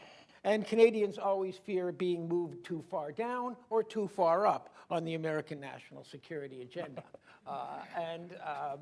and so this might, I think this might affect it. The other thing I think that might affect it in this context, whether particularly if air defense moves up, is what's the nature of the American relationship with the rest of the world? Because I think the bilateral relationship from the beginning fit in, and reference has already been made to it here, and in fact this institution is in some ways a monument to that, the importance of the liberal international order which the United States led. That it approached Canada, certainly, you know, Canada was special, perhaps not especially important all the time, but important in that larger concept that America, and as one Canadian put it, America was a tolerant ally. It tolerated certain things because the liberal international order, contrary to some of the rhetoric going around now, served American interest. America was able to do well and do good at the same time. But if America's relations with its other allies around the world, in Asia, and particularly in Europe, start to fray, then the Canada-US relationship and the PJBD take on different perspectives. Is this a fortress North America? As we were reminded this morning when Franklin Roosevelt spoke, particularly in 1938, and in the PJBD, he talked about the Americas guarding itself against a world that was going to hell in a handbasket. So if the future is a view in which the United States, it's never isolationist, but it adopts what Walter McDougall referred to once as the American system, the view that the Monroe Doctrine system, then where does Canada-US relationship fit in there? Does it move up? And do the demands on Canada increase in that sense? And then finally, to me, one of the things is the international environment, but also the domestic environment. One of the things that always struck me in looking at Canada-US relations, and you know, like some of us here, a few of us, we remember the Cold War, we lived it, and there was a certain shared perspective and shared history on the part of the leadership in both countries about what it meant. 1940 wasn't that long ago.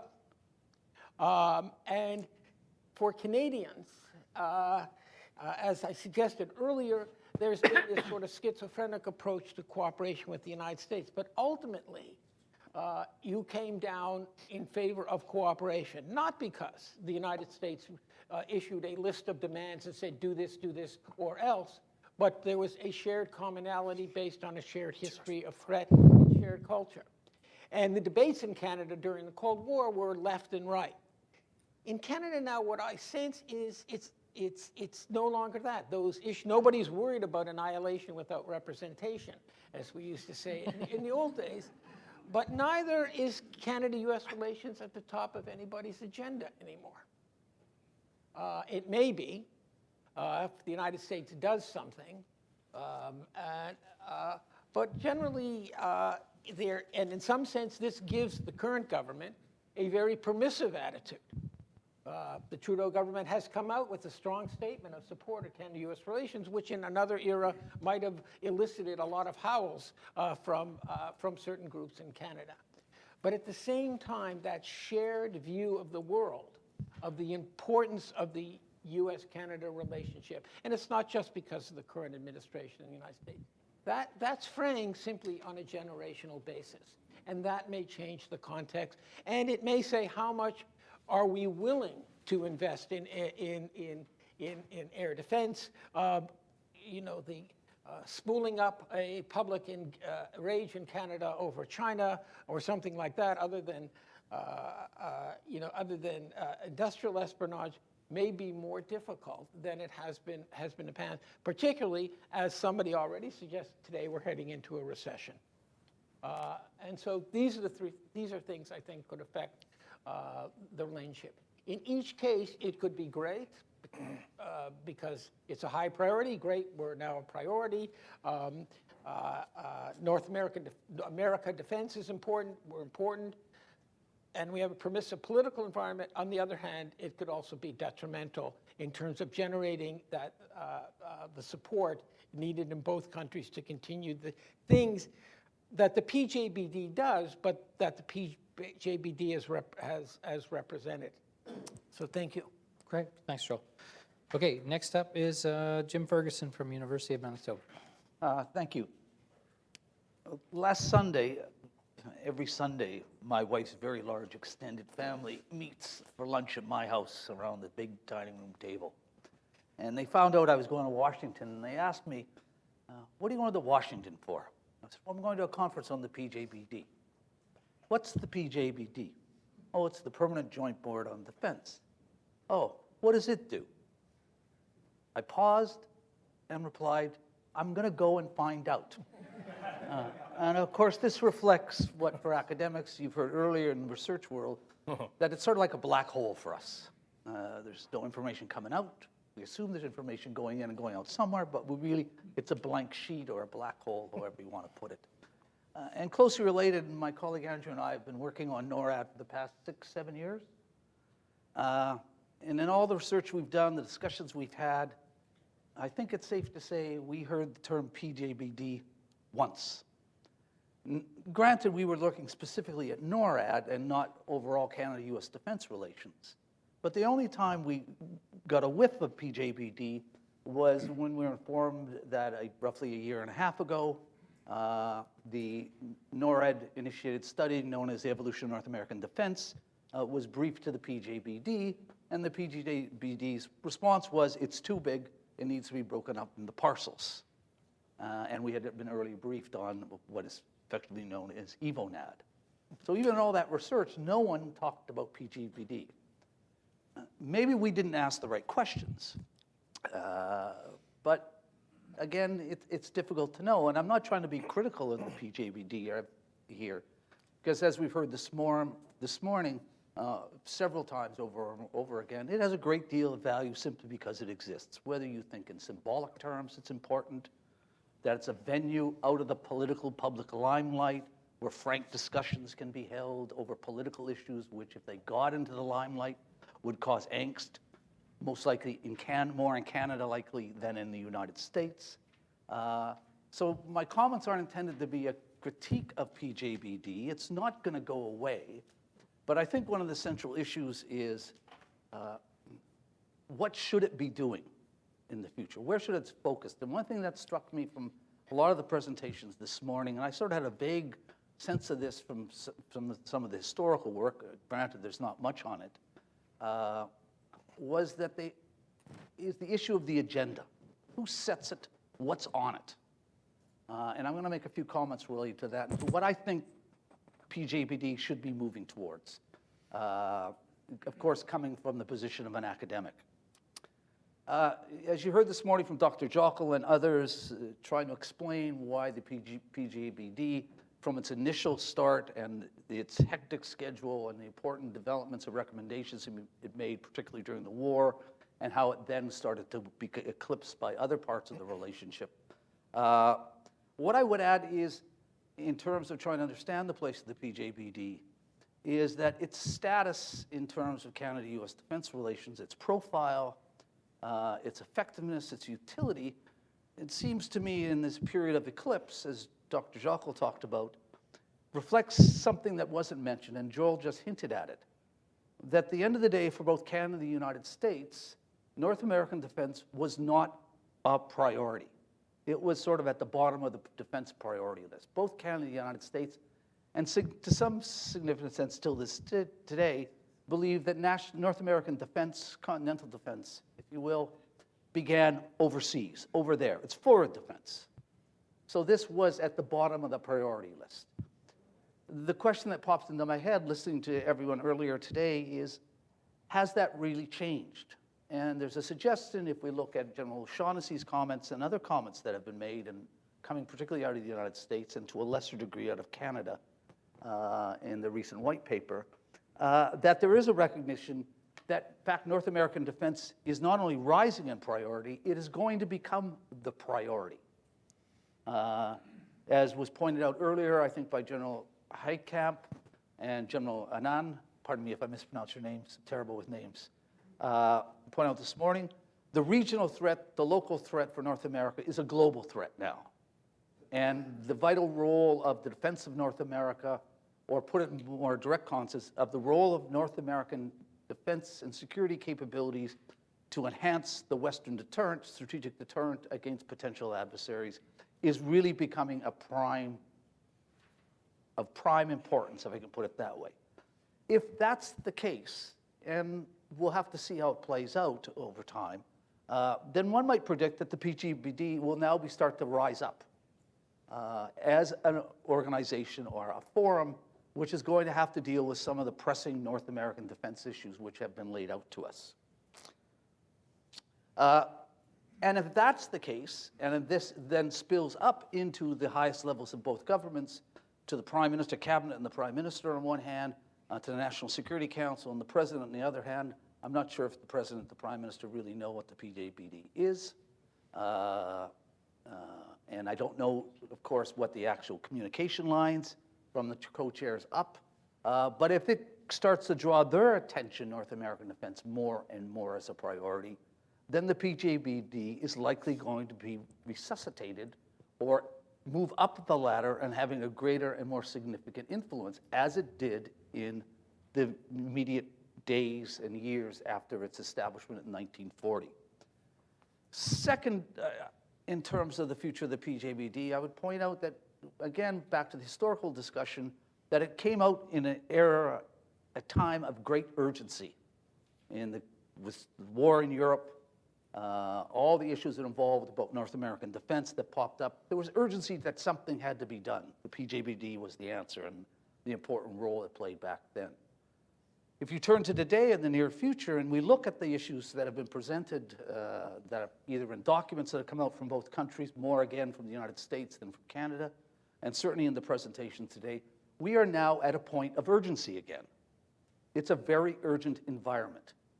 The Arctic, the North Warning System is obsolete and outdated. The threat environment has changed geopolitically.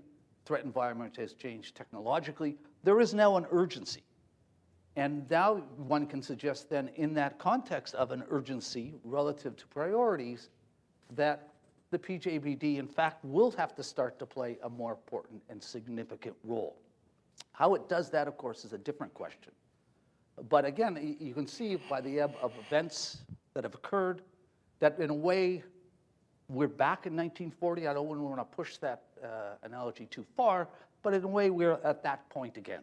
And it will take a great deal of cooperative effort with high level of political input and political access to deal with many of the issues, pressing, urgent issues that face North American defense. Thirdly, one of the other things that strike me and relates to the PJBD is where it fits in the Canada-U.S. defense relationship. As we all know, reflecting Canada-U.S. relations across the board, the Canada-U.S. defense relationship in North America alone, and in the world at large, if you want to put it in that context, is extremely complicated. It's evolved in an ad hoc manner. It's a complicated structure. And questions start to emerge is, do we need to sit back and rethink how Canada-U.S. defense relations are structured? And who plays the role in considering how to rethink the structure of that relationship, of which it seems to me, because of the political and the civil and the military engagement involvement in PJBD, that seems to be something that they would have particular important, valuable insights into. When you think in terms of the earlier presentations about the new technological environment, the need for innovation, the need for go beyond the new as the old, well, think about that in terms of the relationship with the Canada-U.S. defense relationship. Is it going to continue in this structural context, this complicated ad hoc structure as it's evolved and grown up over time, driven by different geopolitical environments? Is it going to just be the new old again in the relationship relative to the PJBD? Or is, in fact, what you need is an innovative rethink and restructuring of the entire way Canada and the U.S. deal with the relationship across the board?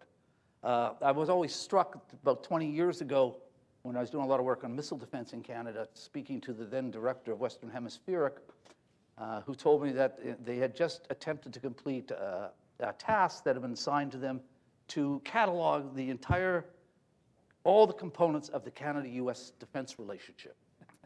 And he said, well, we got to 50 treaty-level type arrangements, 250 MOUs, and somewhere around 500 plus FORAs, and we gave up.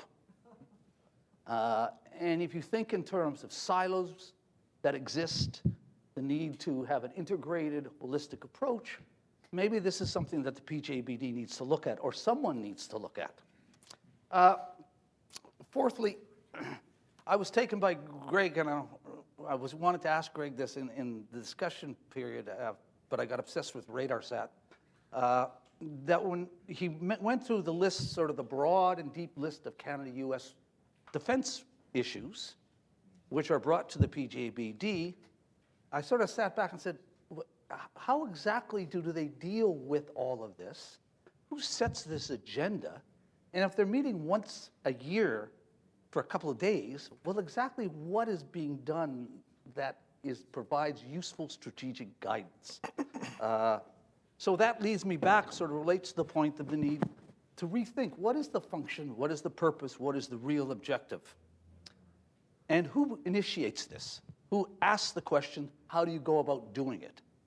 And we can innovate at the military level, at the tactical and operational level, deal with the new threat and political environments all we want, but if we haven't got the overarching command structure, if you will, with the political side involved, not simply the issues that were raised about command and control for the defense of North America, but at the political side as well, all integrated and holistically brought together, then I don't think we're going to get very far. There's going to be other problems that are going to emerge that are, of course, unexpected. So who sets the priority? Who sets the agenda? I don't have the answer to that. But it's something that I think that when we think about the future utility and value of the PJBD as a forum for frank discussions, I think there needs to be consideration, and I would put two out to you and conclude here. One is obvious to me is the pressing issues of the North Warning System, the Arctic, and issues directly to the North American deterrent component and North American defense. There are much more significant political issues at play. Is we respond, Canada and the United States respond to this beyond the technical military operational cooperation. There are much greater political issues involved because the world has changed and the Arctic has changed. There are many more civil agencies. There are indigenous communities. There are a host of other issues involved up there which make it a little more problematic politically and more sensitive politically, in my view, than what you needed to do when you built the DEW line or when you modernized it with the North Warning System. The environmental rules have changed. Environmental oversight, approvals have all changed. This seems to me something of an issue because it has a high degree of political issues involved with it that PJBD perhaps should focus its attention on and perhaps start meeting a little more. The other one, which is sort of near and dear to my heart, is, and relates to this, if you think in terms of the, as far as I understand it, the temporal process of the various study packages of EVONAD, the first being air defense, which is the North Warning System, that in fact, one of the things that go along with this is that the PJBD needs to start to look down the future at the long term about what are the requirements in terms of integrating on a functional and political grounds, further integrating North American defense. The silos that we're used to, the air ballistic missile silo, which was NORAD silo, are now disappearing, as we all know. The multiple domains, interacting with them, from cyber to space, to the blurring of space, to air, the maritime domain, all these need to be integrated. And we need to think, as I relate and conclude here, in terms of restructuring, we have a dated structure for Canada, US, North American defense cooperation.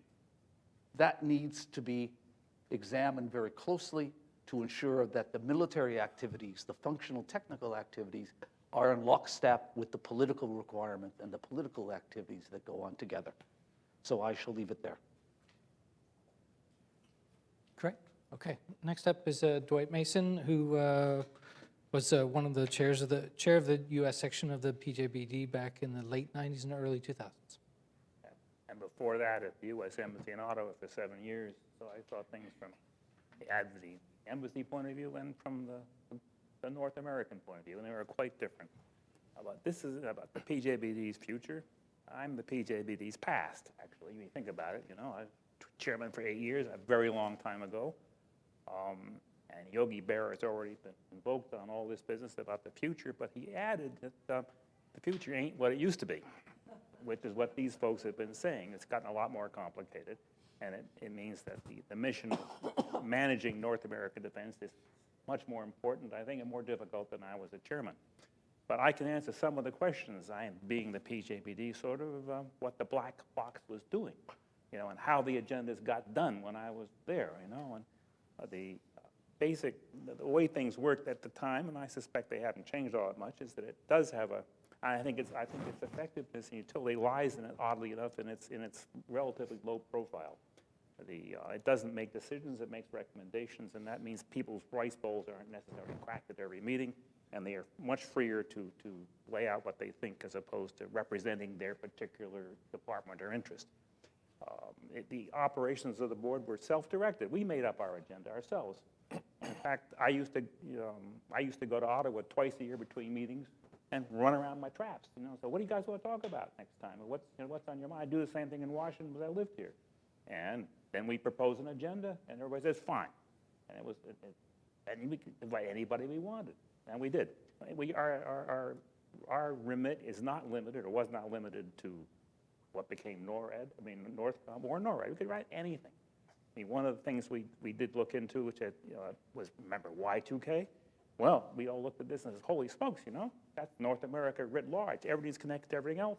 And we discovered, in fact, the two governments were not talking to each other about this. So I went down to Washington. I found the person, whoever was responsible, happened to be a State Department lawyer I knew. It was really bizarre. So I whipped out a few maps of the pipelines and and gas lines. Said, yeah, you're right. We're one place when it comes to this. And so whatever they did, they did. And we didn't take a lot of our time on that, but it shows that you can do anything you wanted at the PJBD, and we did. And I think that's its main strength, that it really isn't, the chairmen are appointed by the president or the prime minister. They don't report to anybody else. In my case, obviously, you don't report to anybody if you're appointed by the president. I didn't see the president very often, to say the least. But I did write him a report every time. I always got an answer, which I'm sure my staff wrote, and it was always very helpful to, to flash around Ottawa saying, well, here's what the president thinks about our issues, and it's all helpful. So anyway, we met twice a year, and maybe sometimes 3 times, depending on if there was some special issue that somebody wanted to talk about. And one of them was the Air Force member said, we had this disastrous outcome on landmines. How did this happen? We need to have an after-action report. So everybody comes to the Canadian Embassy in Washington, in this case, from all kinds of places you would never expect. And they'll lay out what had happened, And, of course, what had happened was nobody talked to anybody. And so we ended up in this terrible place. All right. So another one came up on child warriors. He said, why are we worrying about junior ROTC? Why are you guys complaining about it when the issue is kids 9 years old with guns, in Uganda? This, again, nothing to do with North American defense, but the guys really wanted to talk to the Canadians about these issues that were dividing us. And it was very useful, and you learn a lot. And in a way, you could look at the PJB as a seminar for all the members. With sort of do what you please, but no one has to, you don't need to report to the dean for, a degree or something. And I have to ask, I hear that the current study group, it reminds me that when I was leaving, guess what? They were starting a study group on the future of all this good stuff called the Binational Planning Group. And the Binational Planning Group did a very good job. And I had left at that point, but I still had my clearances, so the staff was calling me up. So I was following the study with great interest. And interesting here, they had an interim report which recommended all domain control and warning for NORAD. When it's over, it's only maritime warning left. And part of the problem was the 2 Coast Guards are not congruent organizations. The Navies hated the whole idea, and so it didn't get beyond warning. I bet it still hasn't gotten beyond warning. And the warning was 2 guys sitting in a room talking to each other, which was better than faxes, which it used to be. Here's a ship. But I think a lot of stuff can be done informally if you get on and do it, and you have to have the time to do it. So I don't know if 2 meetings a year for a day and a half was pretty good, but guys had enough time to actually decompress from the job and talk with each other. And I've got to say, the scotch and the gin helped considerably on this. You know, it's just like, of course, I think martinis, after all, is the origins of the agreement itself. You know, so now the future to me, with Yogi in mind, you know, it seems to me that in a way, it's the same, in that all the issues we have aren't going away; they're just getting worse and more complicated. And people saying that geography isn't going to change, because there we are, but the geography is changing, because the Arctic's melting, the water levels are rising. I mean, who knows where the edge of Canada is going to be up there, in terms of whatever you build up there, you'll be underwater next week or what. But the point is, all is that the Arctic is much more accessible. And so we might want to consider, you know, not only we want the Canadians to reconsider missile defense, but, you know, we ought to maybe reconsider the Northwest Passage. I mean, do we really want all our friends from China running their warships through the Northwest Passage? I don't think so. And oddly enough, you know, the basic ground for the Canadian position on that was, well, it's not really water all the time. Of course, it might be water all the time pretty soon, and that would be really bad for their position. And maybe we should adopt theirs before it's too late. You know, I don't know, but the PJB could mutter about that. You know, they're not going to solve it, but they can stir up the pot a little bit and make it interesting. But I think it's actually something we ought to think about. Getting the Canadians to come around on missile defense has got nothing to do with defense, in my opinion. It's ideological and political. The Canadians have had this problem since General Eisenhower offered them nuclear weapons with 0 strings. And remember, all the stuff about the fighters and the weapons, well, we keep the weapons and you keep the fighters, and we'll put them together in the air? You know, I don't know. So it seems to me that there's every reason for the PJBD to continue. I'm all for the PJBD itself thinking about its future, and such a thought, such a study, doesn't have to be classified in the slightest, because all the issues are right out there. So they're free to consult our friends here, and they should. It seems to me that even all the 8 years I was there, we never even considered it. And I think that's sort of dumb now when I look back, you know, really. But I think, yeah, the PJBD is an interesting organization. I think it's worth keeping, and I think it ought to take a moment or two just to think about what it feels like doing, what it's about. This latest study that we were talking about, remember, originated with General Jacoby, who came to me as a colonel to the PJBD as chairman of the MCC. And I'm sure that being NORTHCOM, its effectiveness was greatly improved by having been on the PJBD for several years. And it might be interesting to know what happened to the other members of the PJBD in both countries where they went. I know one went to be on CDS in Canada, and they went all kinds of places. And what's the influence of the graduates, as it were, you know, throughout the thing? Probably it's pretty significant, but we've never looked into it. And one final comment on the military agreements. That thing was, only the Canadians could do this, I might add. They seem to have better records, but the thing came out to be 50 single-spaced type pages. And my conclusion was, there is an agreement for anything we ever could possibly want to do. We don't need any more agreements. We can find one in there somewhere that'll work, you know, and I'll bet we could. But I mean, seriously, 50 pages, single space of agreements, it's astounding. And probably not complete. And you know, a Foreign Service officer, John Higginbotham, did the same thing for all the other agreements. And he's got everything between, you know, hospitals in Calais, Maine, all the way up and down the state. It was 2 volumes. I mean, the complexity, depths, and of our relationship over all domains is astonishing.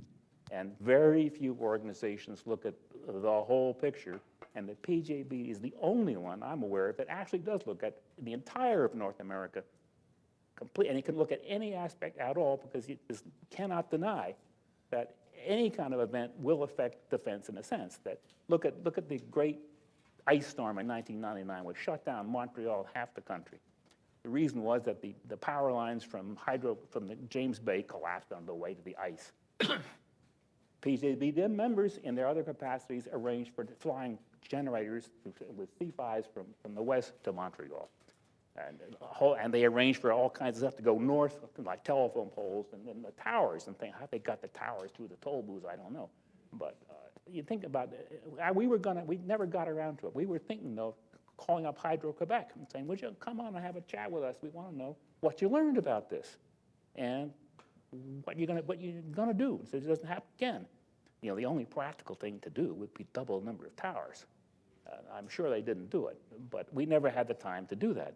But we could have, and we probably should have. It would have been interesting. You know, with all this area of natural disasters can affect us. You know, it's not just incoming missiles, but if California goes off, away, who's going to? Everybody mean Vancouver, maybe. So in any case, the PJB I thought was a fabulous organization. I loved it. You could do anything you wanted, and people had a very good time doing it. And I think they went back to their offices and made things happen that we had sort of agreed on privately amongst ourselves. And that was the key to how it got things done. It never said the PJB said, thou shalt do this or that. In one case, somebody came along and said, we want you to do something, maybe. I said, fine, give us a reference like the IJC, and we'll do it. And they didn't. And I never expected them to. But we would have done it if they asked us to do it. But I said, I want a formal question, and all the rest of it. None of this, well, what do you think? And it never happened. But I think so. Anyway, the black box was fun. I set the agenda often. I'm sure the chairman do the same thing now, and it's all good. Okay, still lots of time left for questions. I hate to begin this with a threat, but I have a long list of my own questions, so the only way for you to prevent them is to ask your own. And as usual, the West Point cadets are going to maneuver around the room and pass out the microphone, so please raise your hands high enough for them to see you. Okay, we have a slow start here, so I'm going to shoot off one of my questions.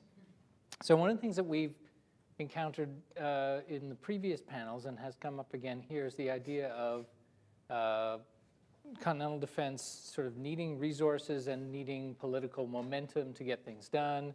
And Jim raised the idea of kind of an effort to build like a new institutional structure, and that obviously would require quite a bit of political capital to do.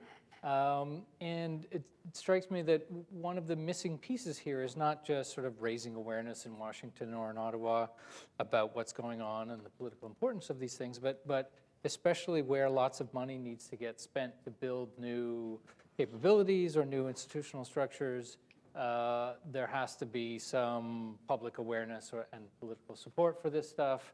And there's clearly a kind of a clear difference between the pattern we saw in the early Cold War, where there was a genuine, like a determined effort to build political support for the rebuilding of the military in the early Cold War and to build new institutions. And a lot of that was based on the idea of like making people appreciate the nature and the scale of the Soviet threat. And we don't, I think, see a parallel development here.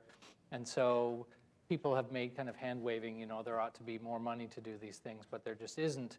And so I'm kind of curious whether the panelists have any thoughts about whether they see the early stages of some kind of an effort to get people to recognize the real risks posed by potential or latent strategic competitors who are out there clearly visible to us, and to try to translate that into the political will that would be required for much more ambitious plans for continental defense.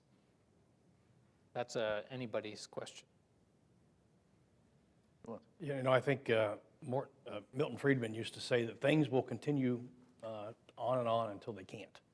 And that whether it's with NATO in the 1990s trying to figure out what its mission was, or I think some of what you just alluded to there has to be a forcing function. There has to be a problem that we're trying to solve before we're going to get any kind of activity there. And I think fundamentally in this issue, it's, not to overcomplicate it, there has to be a shared sense of threat.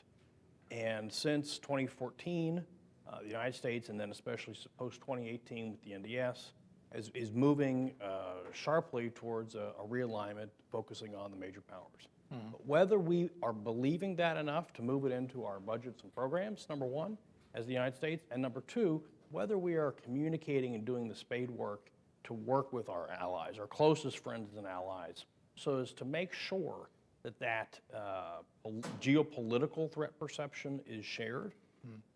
We learn from them and vice versa. And then you're not going to get to the solutions that you're talking about, or the momentum on the solutions, until you get the shared sense of the problem. Okay. Anybody else? I mean, you don't all have to weigh in on this, but. Well, it seems to me that the one thing that may not have changed, and this is somewhat prompted my earlier question, is North America under threat from Russia or China?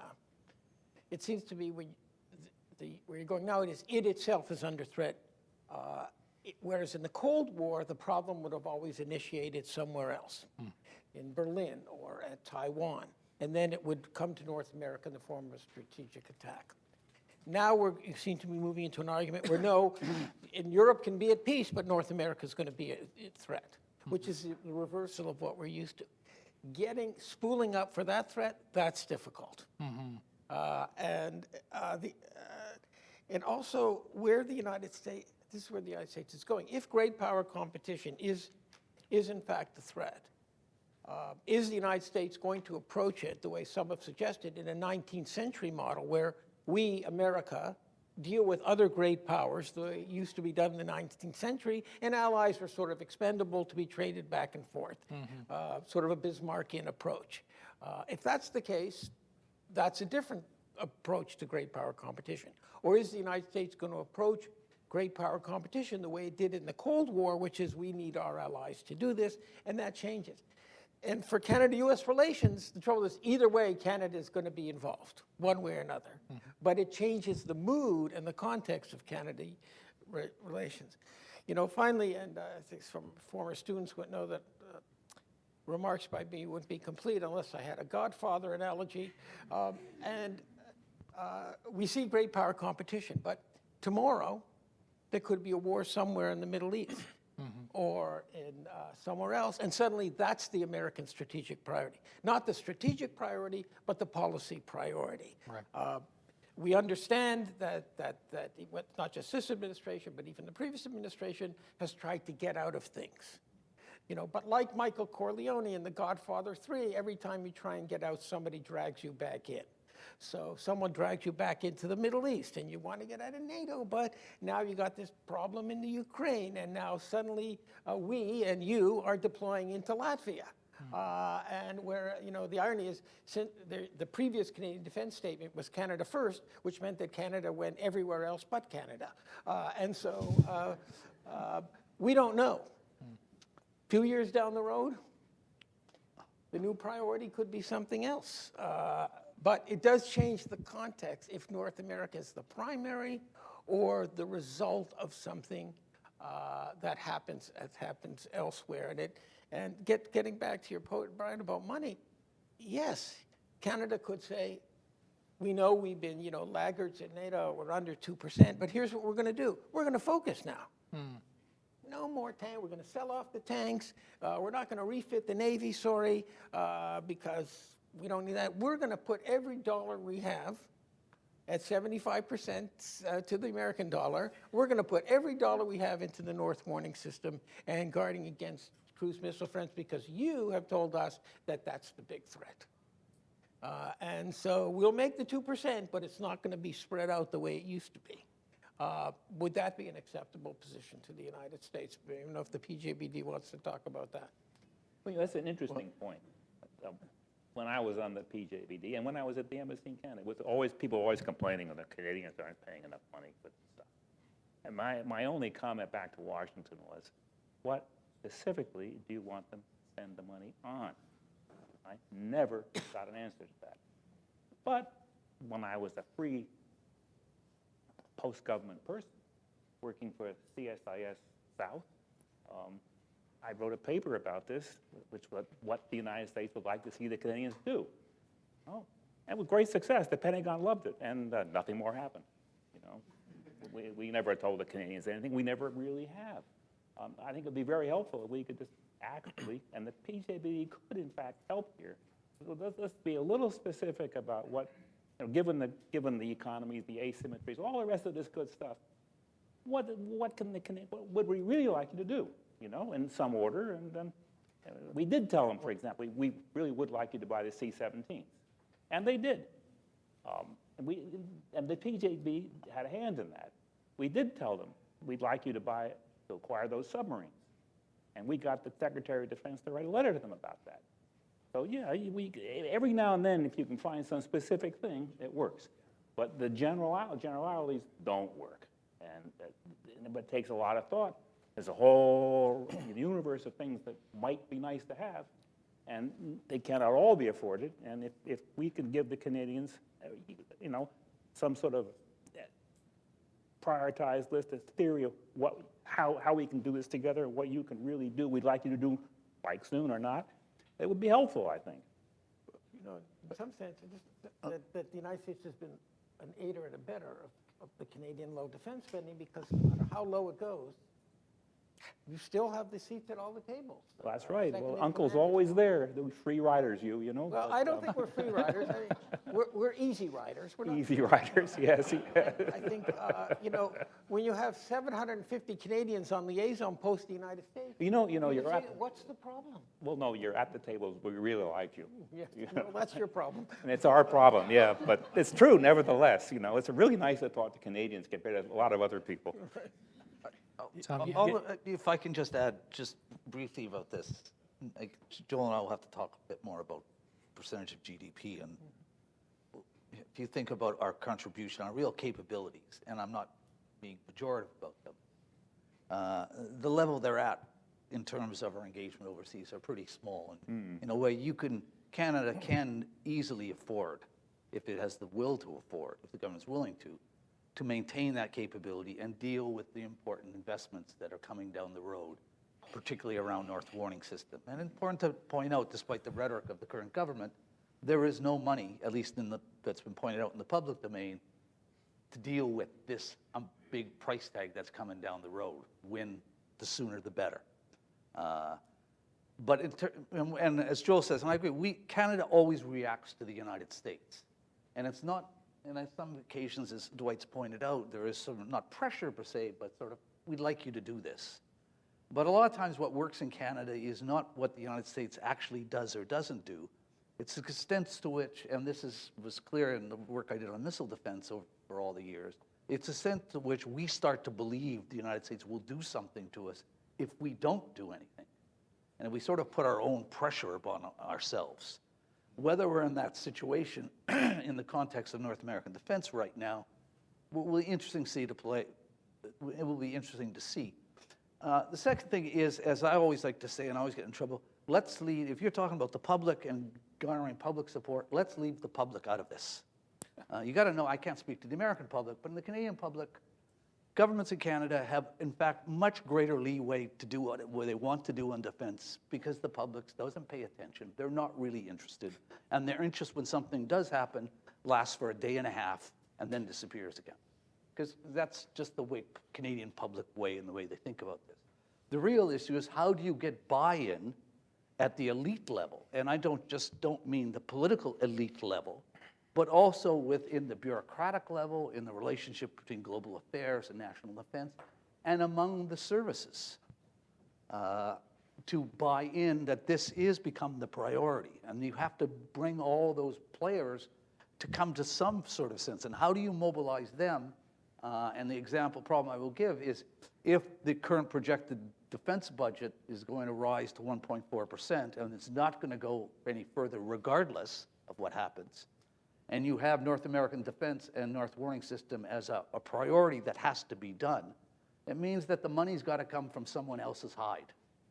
And how are you going to get someone to tell the Navy, you can't have those ships right now because we need to do this first?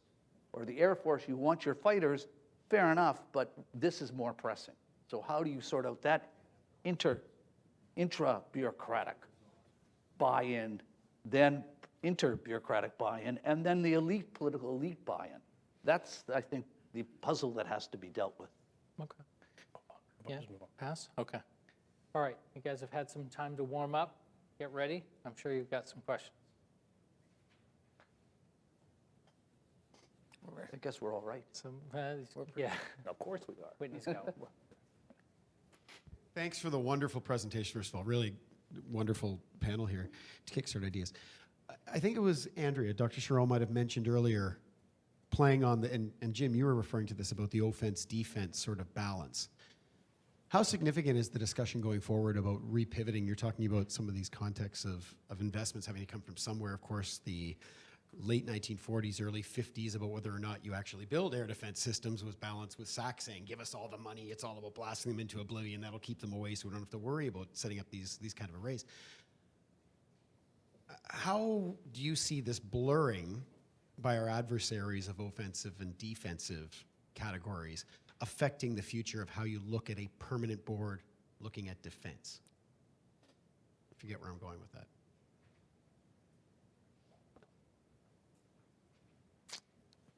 You know, I'll jump on that. I'll just say that I think that I'm not quite sure what you're running after, but so let me just sort of go after the question, which is, you know, offense versus defense.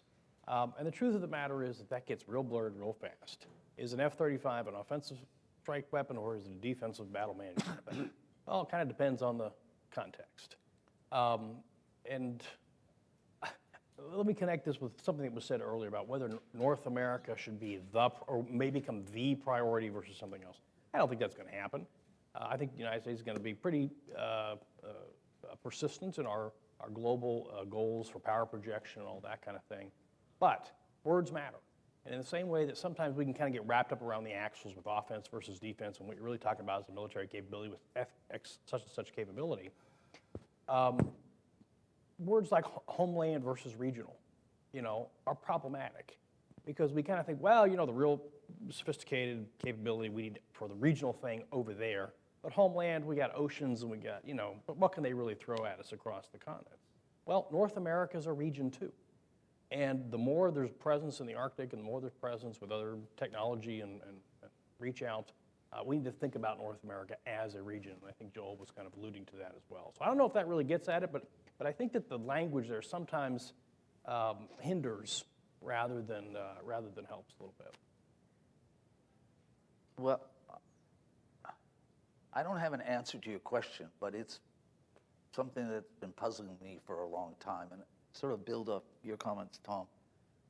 If you go back to the origins of what we would come in contemporary terms, arms control and disarmament, and you go back to the initial discussions in the League around the League of Nations over this issue, and the debate about to outlaw offensive weapons versus allowing defensive weapons. And the debate became, well, what is barbed wire? Is it offensive? Is it defensive? What is a fort?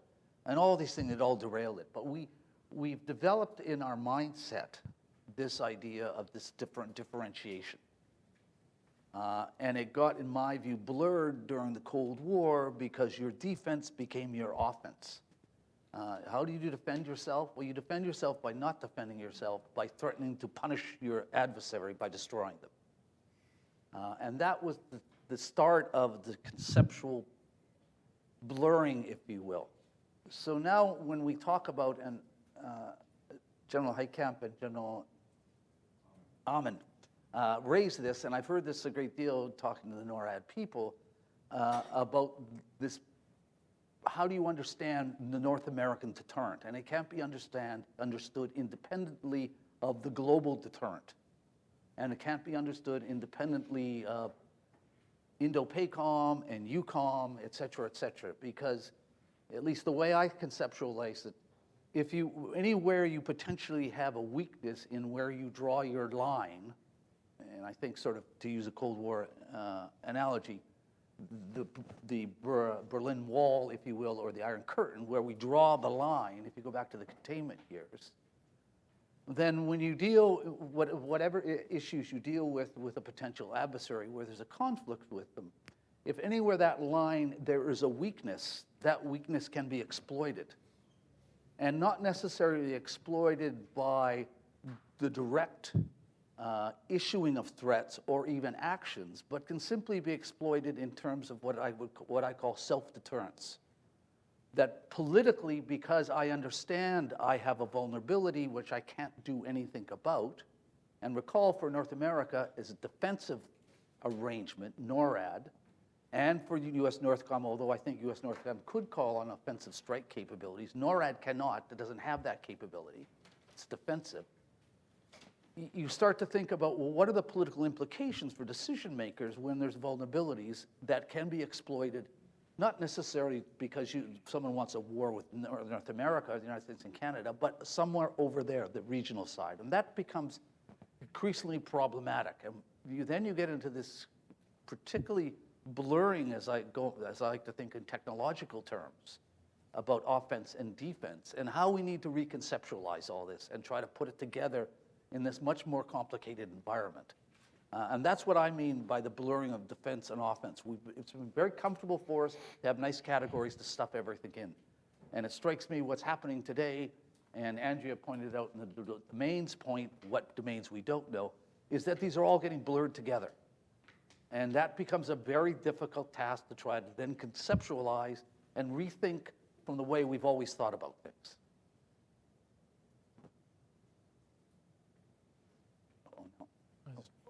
Another one there. I think you did spell one with an S. So, Jim, you asked me earlier about how the agenda gets made, and I think Mr. Mason gave a really solid answer on how that gets done. There's a lot to be said about that it comes up from within the departments with various ideas. It comes sideways in from other organizations. It comes from top down from the co-chairs about, I think this is an important topic, and it builds through a discussion amongst the Secretariat to come together. And I think it for the most part, covers some really interesting stuff. And you also noted that, the PJBD doesn't seem to have the same sense of strength as it might have had in the Second World War. Well, I mean, sure. I mean, the rationing board had a lot more strength in the Second World War as well than it does now, for good reasons, right? But I'd like to turn the question back to you in terms of the academic community, in terms of people who think about this. Who should set that agenda? Who should be coming up with the? All right, so Mr. Mason's going to set it personally. No, but in terms of we're bringing in a lot of other government departments, and we talk through various issues and stuff, and generate what we think is okay. This is a pretty good structure of what we think are a lot of the key questions. So, to the panel, who else should be involved in that agenda setting on these sort of big issues? I tell you what happens is, in my case, that the more different things we put on the agenda, it seemed to attract people would hear about it and say, well, gee, I'd like to talk to the board about this. One guy came along, he wanted to talk about how the telephones work between the president and prime minister, and they didn't work too well, so we were interesting to find out. But no one had paid any particular attention to him. It's word of mouth in some respects, but it's very interesting that an awful lot of people, we had more people wanting to talk to us than we could deal with. And this was not the case when I started. When I started, it was like talking to the Russians. It was opening statements, more statements, play golf, go home. It was ridiculous. And in fact, there was a suggestion from the External Affairs that we shut the whole thing down. And I said, no, like President Clinton just appointed me, I'm not going to go home and say, Bill, it's over. No, I'm not going to do that. So anyway, we straightened it out. But the PJBD, when I was there, really responded well to initiative, anybody's initiative. But it was the role of the chairman to encourage this initiative, because they didn't need to clear things with us in the sense that we didn't have to clear things with anybody. And so it was wide open. And you get very, very interesting things when it's like that. And most of them weren't classified. But the problem with the academics was that a lot of it was classified. And so you really couldn't invite them without saying, oh, you go sit in the corner. It was no good. That was a real problem. We should have actually had a meeting with just the academics, and it would have been very interesting. See, all kinds of things we should have done I didn't get around to doing, and I recommend highly do them all. But it takes a lot of meetings, and who's got the time for all this? I mean, when I was there, we had members from the Joint Staff, we had members from the services, and the MCC also was there. It's a lot of people, and it was very, very useful. But, these guys have other things to do, and maybe they couldn't justify being away from their office for 2.5 days or 1.5 days twice a year. I mean, they had a lot, and we weren't fighting always wars at the time either, And so we had an airplane. We didn't have to. At my end, they didn't have an airplane. Didn't even have, the office went away too, for that matter. But still, the way things work then, I suspect now, is that it's open. Anybody can come in with any good idea, and the chances are we'll talk about it. And I don't think there's any other organization like that. You can just more or less do what you want. If I can address, besides let me decide.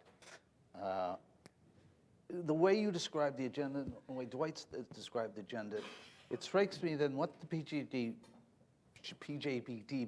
is doing, it's looking at short, immediate-term issues, events that arise, that capture the interests of either the chairs or someone on the board or filtering into the board. So the board becomes, and I'm not trying to be pejorative here about it, but it's sort of becoming a whack-a-mole. The thing that pops up is the thing we deal with, and then we'll go on. No, but there were some things that were forever. Every meeting was missile defense. You know. Well, yes, I can understand. I mean, there was both kinds. It's true, but there were some permanent issues. Missile defense being one, and there's oceans and things being another. So you had both. I mean, some things you couldn't get off the agenda if you wanted to, and there's room for a lot of other things. But it wasn't just all chance. Well, again, I'm not trying to be critical. You can only cover so much in a day or two. Exactly. And what depth you can go into. But ideally, if you go back, I think, to the origins, it's the president and the prime minister who should be telling the two co-chairs, this is what we want you to look at. This. Now, of course, they got much bigger fish to fry. They certainly do. So they're not going do that.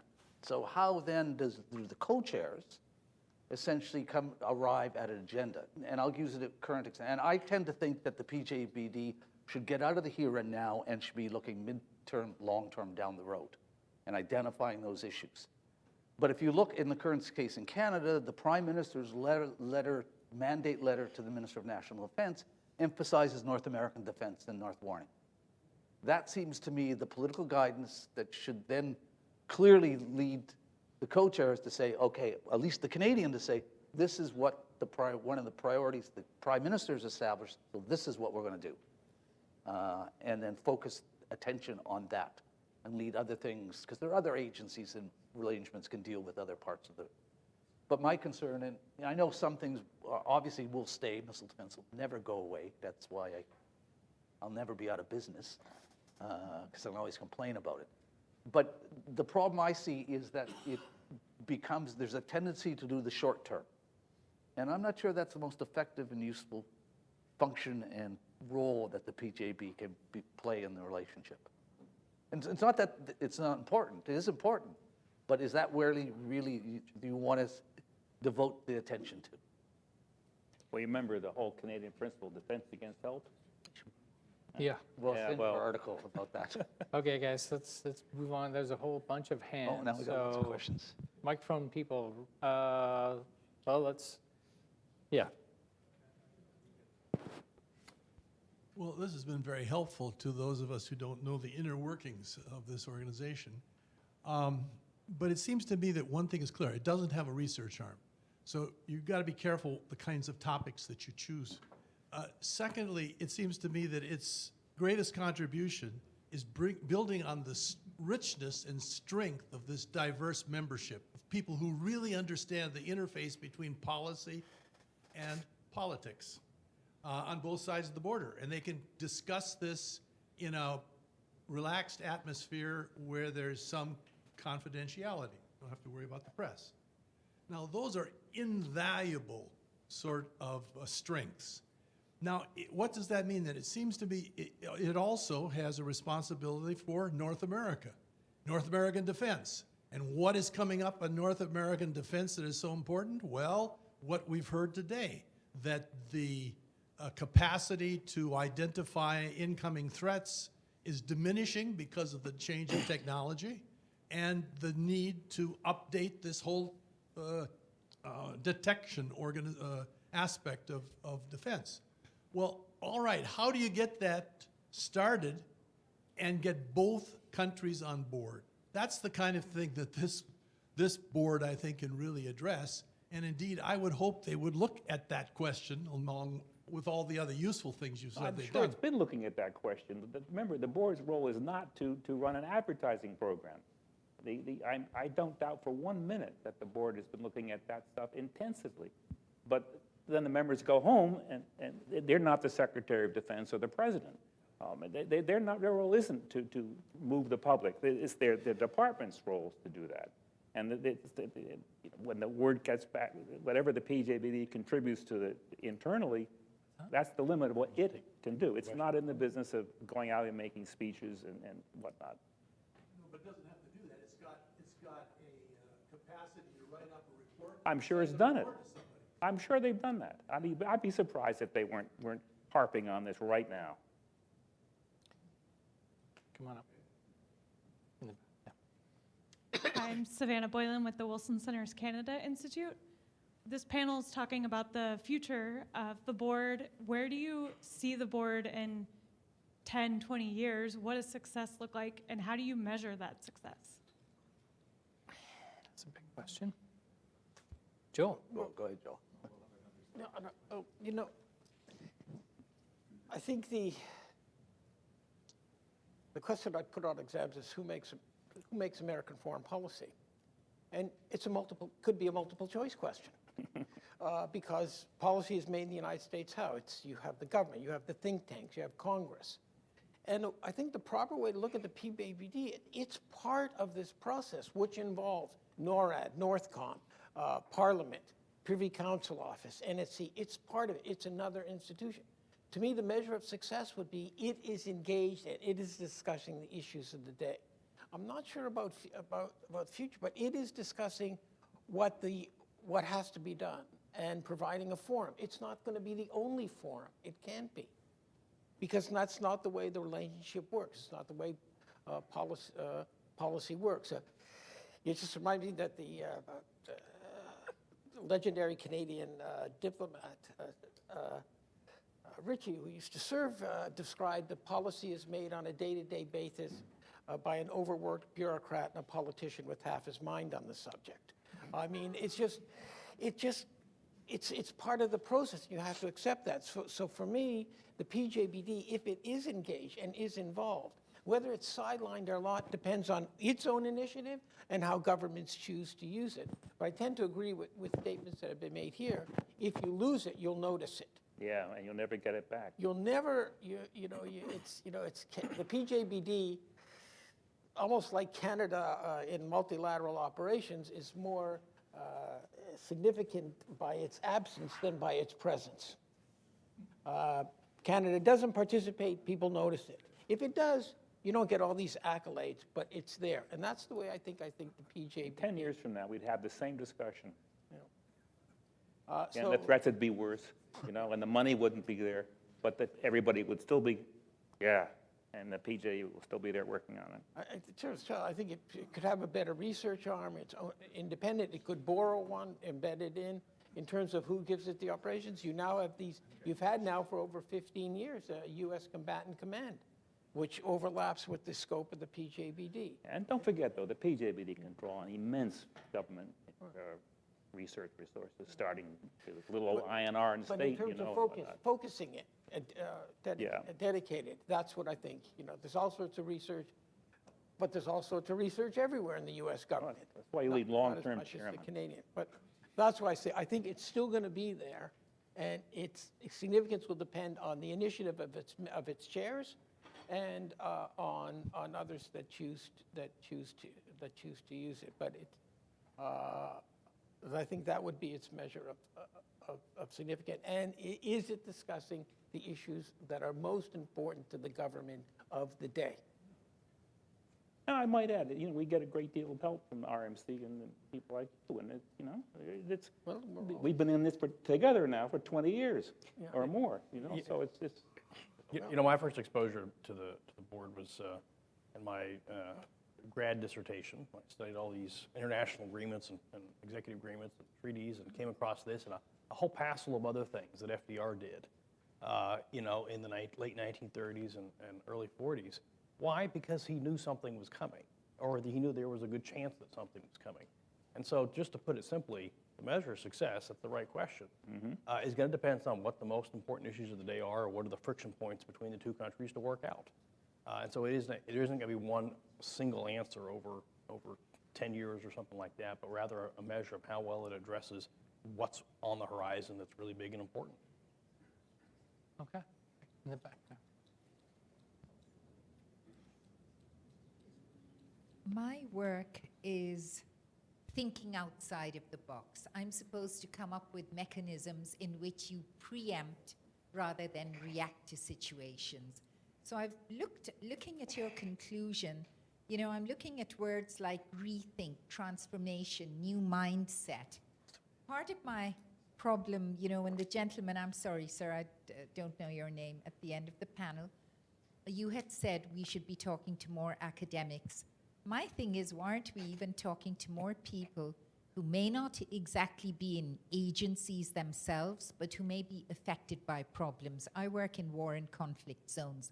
I look for professors, doctors, lawyers, etc., within certain communities because I know they're invested in that community. And how do we go forward? I work with international NGOs. I look at what they're seeing, etc., etc. So my question to all of you becomes is, how much are you working outside of, you know, the framework of your organization to just talk to people who remained engaged on a very field-like level with societies, or, you know, things like people who have cyber problems or cyber terrorism or people like that? How do you connect to hacker communities? How do you connect to people, you know, who could be a terrorism threat? How do you connect to the civilians over there? Do you have any mechanism for that? Well, I try to keep distance from potential terrorist threats. No, and as not the terrorists. I'll just say, as a recovering academic, that, you know, I think one of the best things to do is to go and talk to the operators and the people who are closest. Now, there's a big difference between the types of folks that interact with those and the types that don't.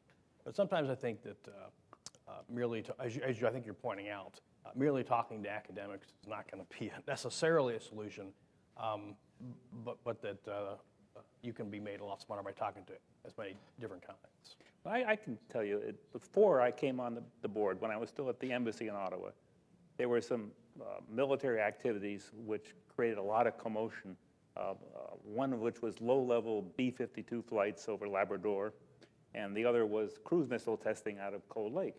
And I got to tell you, those low-level flights must have been something else, you know, make the caribou run for miles. But it definitely upset the population. And so indeed, yes, we certainly had plenty of contact with those people, such that they weren't that many, maybe 20, you know, but still, we did. And in the case of the cruise missile testing, yeah, there are consulate out there. Yeah, we certainly did hear from the public and their MPs, you know, and our answer in both cases was we really, unfortunately, need to do this, but not forever. You know, and we did drop one cruise missile, too, out there, I might add, with nothing dangerous in it. But still, and that was in the context, don't forget, of our losing nuclear weapons in Spain and stuff like this. And so, you know, pretty dramatic stuff. But yes, indeed, we certainly didn't even need to reach out very far. And we certainly heard a lot, and we had a lot of contact with people. I wasn't on the board then, so I don't know if what the board ever had to do with any of this. I suspect it had plenty, you know, internally to do with it, but they could certainly rely on yours truly at the embassy to talk to all these people, which I certainly did. And it was, again, pretty interesting, especially about the low-level flights. They're 500 feet high, and a bomber is about 500 feet long. You know, it's this really scary thought, you know, it'd be like coming in on top of that statue. Joel, go ahead. I was involved in looking at the low-level NATO flights, and when the NATO Tactical Weapons Training Center was supposed to go to Labrador, and discovered that the caribou learn quickly that the planes are not attacking them, so it doesn't bother them. If they hear a snowmobile, they start running. Yeah. But a low-flying supersonic jet, that's fine, because they know it's not going to attack them. I'm at a military educational institution. We have a big cybersecurity program, and we run a major exercise yearly with agencies in the U.S. government, with West Point, with other schools. And when I got into senior administration there, I suddenly discovered we were doing all these things on an institution-to-institution basis with colleagues in the United States. And I think that's there. I agree here that sort of the marriage of academia with the operators is good for both. It's healthy for both in terms of understanding. Academics can be useful, but they have to.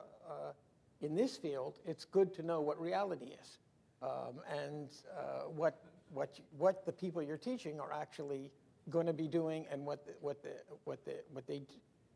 they also do. So I don't know if it's thinking outside the box, but to me, it's more understanding the box, understanding what's in there. And often we only have we don't have a complete picture of what's in there, so we assume the people inside the box don't know what's going on. And I find, being part of what we call the chairborne division, which is academics in the military, that it's a good idea. It's very good. It's very informative to understand that these people who are actually doing this, they actually know what they're doing. And they have a pretty good idea. And you can help them, but they can help you understand. And if they don't choose the policy you prefer, it's not because they haven't taken your class. It's because you haven't understood what the policy constraints are. No? Oh, okay. There was another one, though, wasn't there? Yep. I don't like that. I'm going to give you an inflammatory and exaggerated question that the four of us received when we were at the last MCC from a senior Canadian general who will not be named.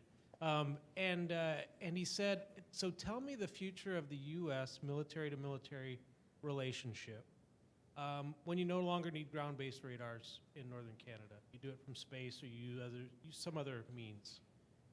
Or what's the future when Canada's Air Force doesn't include fifth-generation fighters, and that's really what you need for cruise missiles and the current threat, and you haven't capitalized your Navy, you don't want to participate in ballistic missile defense. And so this is from a Canadian. Obviously, this was exaggerated, inflammatory, meant to be that way. What is the future of our relationship if that's the military balance? Well, I'll take. May I ask what year you were asked that question?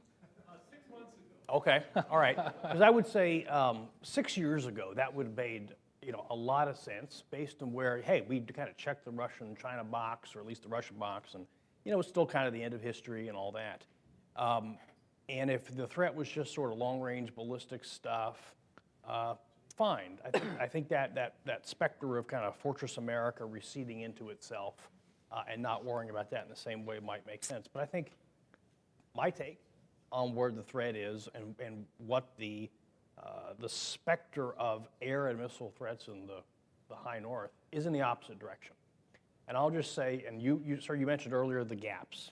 Well, it's not just the gaps, it's the survivability of said things. Because what is the first thing that the U.S. Air Force does when it wants to go in and put a bit of stick about anywhere in the world? The first thing we do is suppress enemy air defenses, so that then we have freedom of action. Now, go and look at the Cold War architecture of big radars on the ground looking up.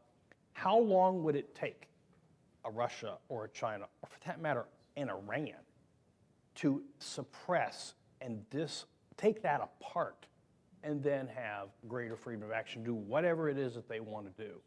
And so we're going to have, therefore, more redundancy and more survivability. Just assuming that this handful of things is going to cut it, I think is just the opposite.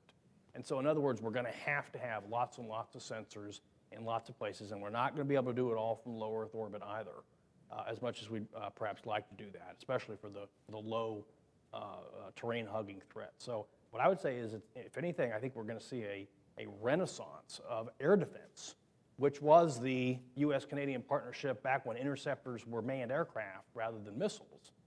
I think we're going to see a renaissance of that endo-atmospheric air defense thing, and for that, you're going to have lots of scattered around and presence.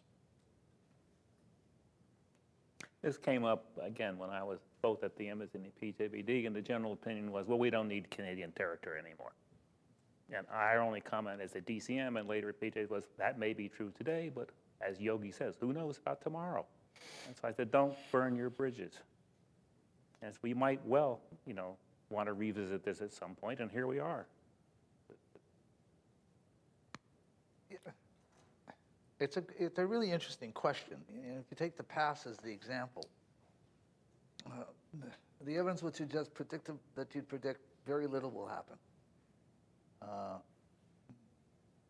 One point is the point, if you didn't have this relationship, if it went away, similar, how do you explain why NORAD, when its fundamental raison d'etre disappeared in 1991, and when NORAD itself, and one of the studies they did just after that, was of course worried about their future.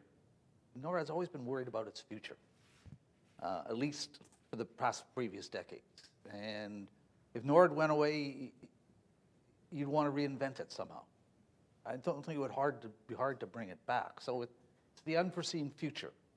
No matter what we do specifically in terms of fifth generation fighters, the Navy, missile defense, and remember, if you go back and look at the issues around the missile defense question when it really hit the road, when the rubber, what's the old phrase? When the rubber hits the road.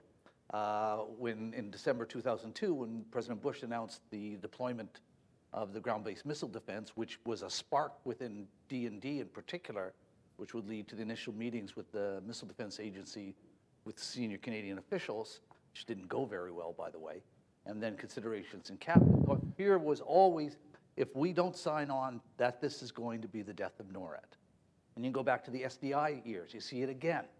And over time, it doesn't go away.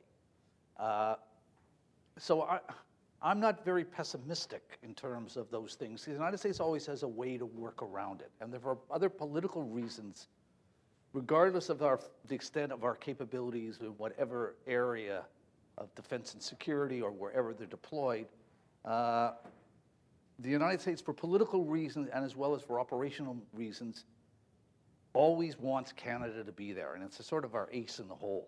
And part of it is, and I remember talking to a senior officer who was on Admiral Howe's staff in Somalia. And we got talking about this issue. And one of the things he said to me, and it always burned in my head, no matter what capabilities the Canadians have relative to our capabilities, one thing we know about the Canadians, when they are going to build a security perimeter, we know exactly what they're going to do, and we don't have to worry about them. When we ask the Pakistanis, and they're supposed to build a security perimeter, we have no idea what they're going to do. So we have to worry about them. So there's that political operational value that no matter how these big issues play out, and if you look over time, the places we didn't go, we said no to the United States, Iraq in 2003, to Vietnam, et cetera, the relationship has continued because we're married at the hip. Remember the phrase, best friends. Yeah. Whether you like it or not. I should add, the danger, of course, if you have that, to have that perspective, as I hold it, the danger is it then tells Canada, as Joel pointed out, that, oh, we don't have to do nothing. We don't have to do very much because you're not going to do nothing. But the difference may be now that in fact we really do need Canada with these new threats. True, yeah. It is no longer, well, we can work around it. That may not be true. Yeah, true. And if that's the case, then we really need to make that clear to Canada. Yeah. Well, the other thing is, and this related to the point of where the United States is going in terms of the broader thing.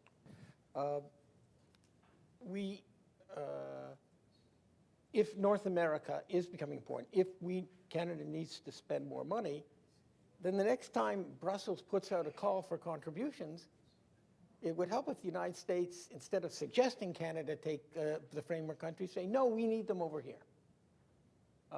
We're still part of NATO. Your security depends on us being secure at home. So for the next little while, if Canada says no to a European call, we're going to support them this time. Yeah, good idea. We're going to support them. I mean, Canadians know that the Europeans like to fight their enemies down to the last Canadian. This time, This time, you made a big deal about sending those AWACS over and saying the first time NATO defends the United States. That wasn't the first time. Not since at least 1940. So it would help then if the United States didn't like Canada so much and said, you know what?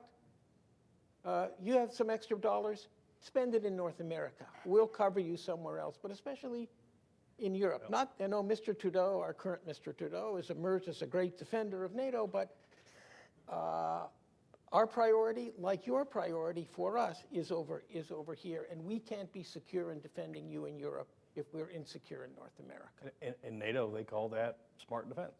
Well, you get the good idea here. If you have an extra ship, why is it floating in the Baltic? Why isn't it floating somewhere else? If you have extra money for air defense or something, let the Germans or someone else take over in Europe, and Canada divert that funding. And it may not be a lot, but it is focusing attention where it has to be, because America cannot defend Europe if America is insecure in North America, and only Canada is the other ally that can help you there. Can I ask one question back to you about this? In the strong, secure, engaged, the 1917, well, that's as good as 1917. Same thing. Seems sometime to me. In the 2017 white paper, one of the priorities that's established is to acquire and field air defense, and I can't remember the exact phrase, air defense for fielded forces. What's the United States' view when perhaps we need those air defenses not for fielded forces, but in fact for homeland defense? And has the United States followed? Joel, have they said anything? The government of Canada said, well, maybe you should rethink where you want to invest here.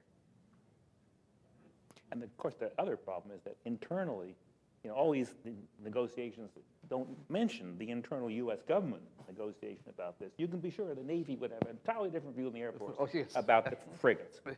And it's a big commotion here before we ever get there. Okay, we have actually gone a little past 3 now, so I'm going to ask you all to join me in thanking the panelists.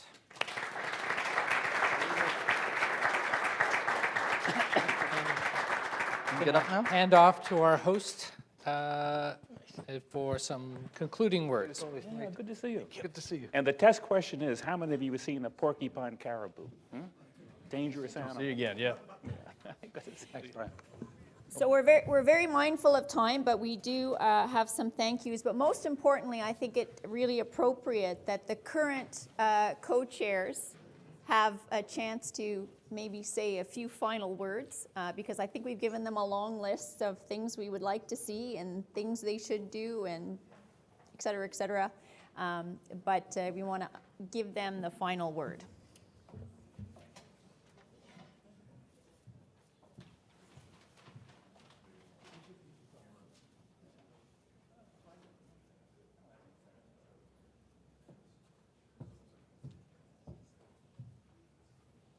Well, come on up here, Chris.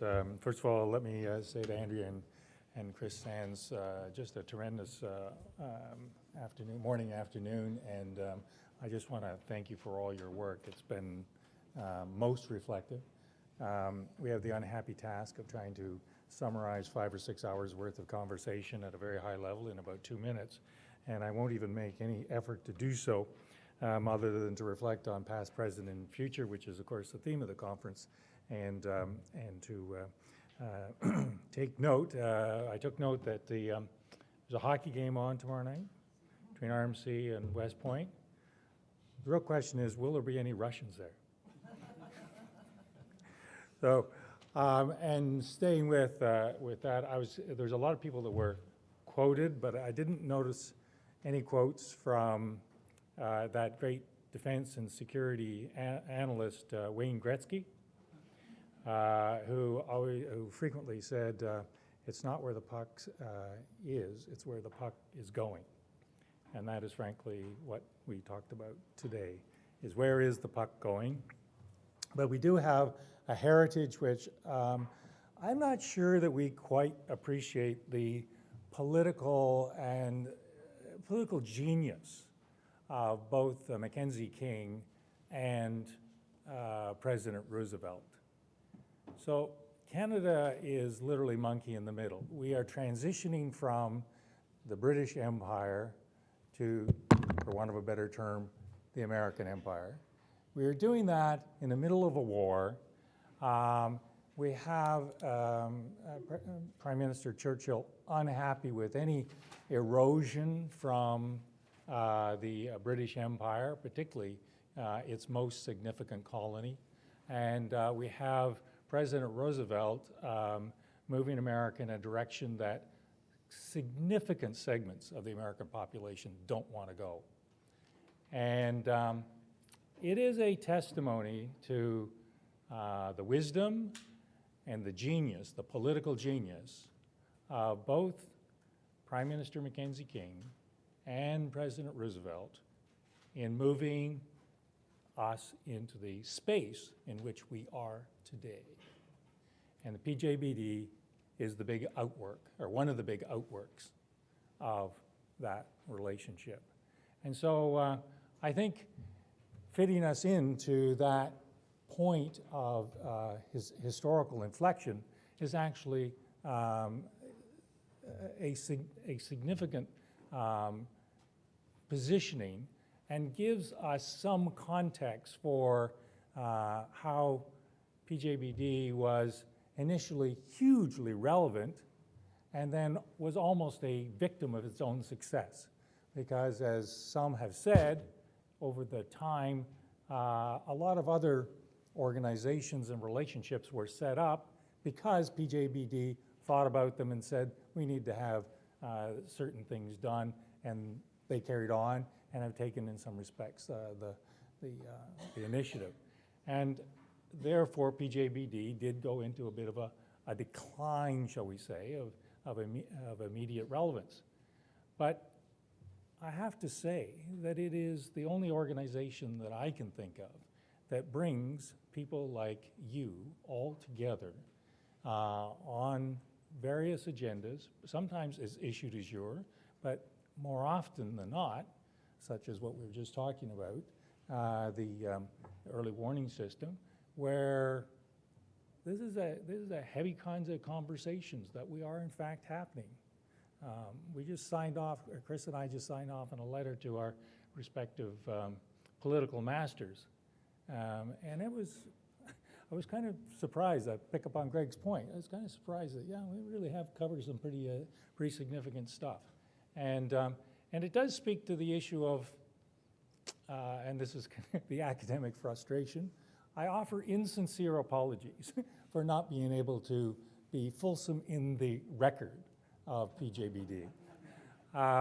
When you have your conversations taking place in the safe room at D&D or in the center of the Pentagon, it's generally not a good idea to either end up in the Globe and Mail or in the Wall Street Journal or the New York Times. It's probably not a good thing, and it'll probably be the last meeting that you have. So, as I say, I offer insincere apologies for that. I have kind of drifted to the conclusion that if PJBD didn't exist, you'd have to invent it. And I think that it continues its relevance. It's always good to be looking at its relevance. And I really appreciate those of you who asked very pointed questions, because those pointed questions will, in fact, generate agenda items with PJBD. And I think one of the things Chris and I will need to talk about is how to make, I was going to say the records of discussion, but not the records of discussion, but if you will, somewhat summaries or whatever available to the larger public so that we can communicate that some people somewhere and someplace are actually talking about and thinking about not only the issue itself, but the issue in the context of the relationship. I've said it in the past when we do the final summaries of our meetings in either in Ottawa or Washington, I just wish our public could see you people. I just wish our public could see you people. They would feel a lot better about the security of North America. They'd be very encouraged by your thoughtfulness, and they'd be very encouraged by where the actual thinking and the level of cooperation. So I do appreciate all of the commentary. I would, you know, there were a number of ideas that came up, and I see as I look at these ideas, I'm thinking, you know, I'll be going on forever here, and you people are all trying to catch an airplane. So I am going to end there, but just by saying thank you to each and every one of you for your thoughtfulness, for your insights, for your willingness to point us in a direction, and hopefully all of us will end up where the puck is going as opposed to where the puck has been. So again, thank you very much.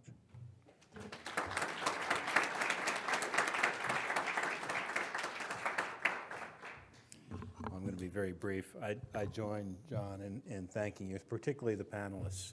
There's been a lot to think about today, and it felt a little bit like a performance feedback session with some of my bosses, and a little bit like a late Christmas present, because we really do have a lot to think about after today. I think the PJBD has actually done a pretty good job, based on what everybody said today, of dealing with its remit of considering in the broad sense the defense of the north half of the Western Hemisphere. That encompasses a lot of topics, and just in the time that Mr. McKay and I have worked together, we have looked at the evolution of North American defense and the security of supply chains and a whole list of things that I think you would be reassured by, and I agree, particularly for the people in this room who are participants in the PJBD process. You know that what you bring to the table is a lot, and what the PJBD accomplishes depends on what comes to the table and the spirit of those who are there in the discussions, and that's hugely important. I do want to take, not issue, but I want to put a little different spin on some of the words we heard early in the morning about the PJBD having been eclipsed. I prefer to think of us as being in a penumbra. We're shadowed for a purpose. We're shadowed because there's a lot of light and heat out there, and sometimes you know, the system can't stand light and heat. So it's an intentional, quiet professionalism, I think, that distinguishes the people who come to the PJBD. And speaking for, I think, both of us, it's a real privilege to be able to work with you. And last, I'd like to say, one of the things that comes out of this for me is a sort of a recommitment that this birthday for the PJBD, 80 should not be the new 1940. We should keep it from becoming that, and that happens by the PJBD and all of the other mechanisms between the U.S. and Canada that we've talked about, working in concert to anticipate where the puck is going to be and to get on the skates and move to it so we can keep control of the game. So with that, thanks again.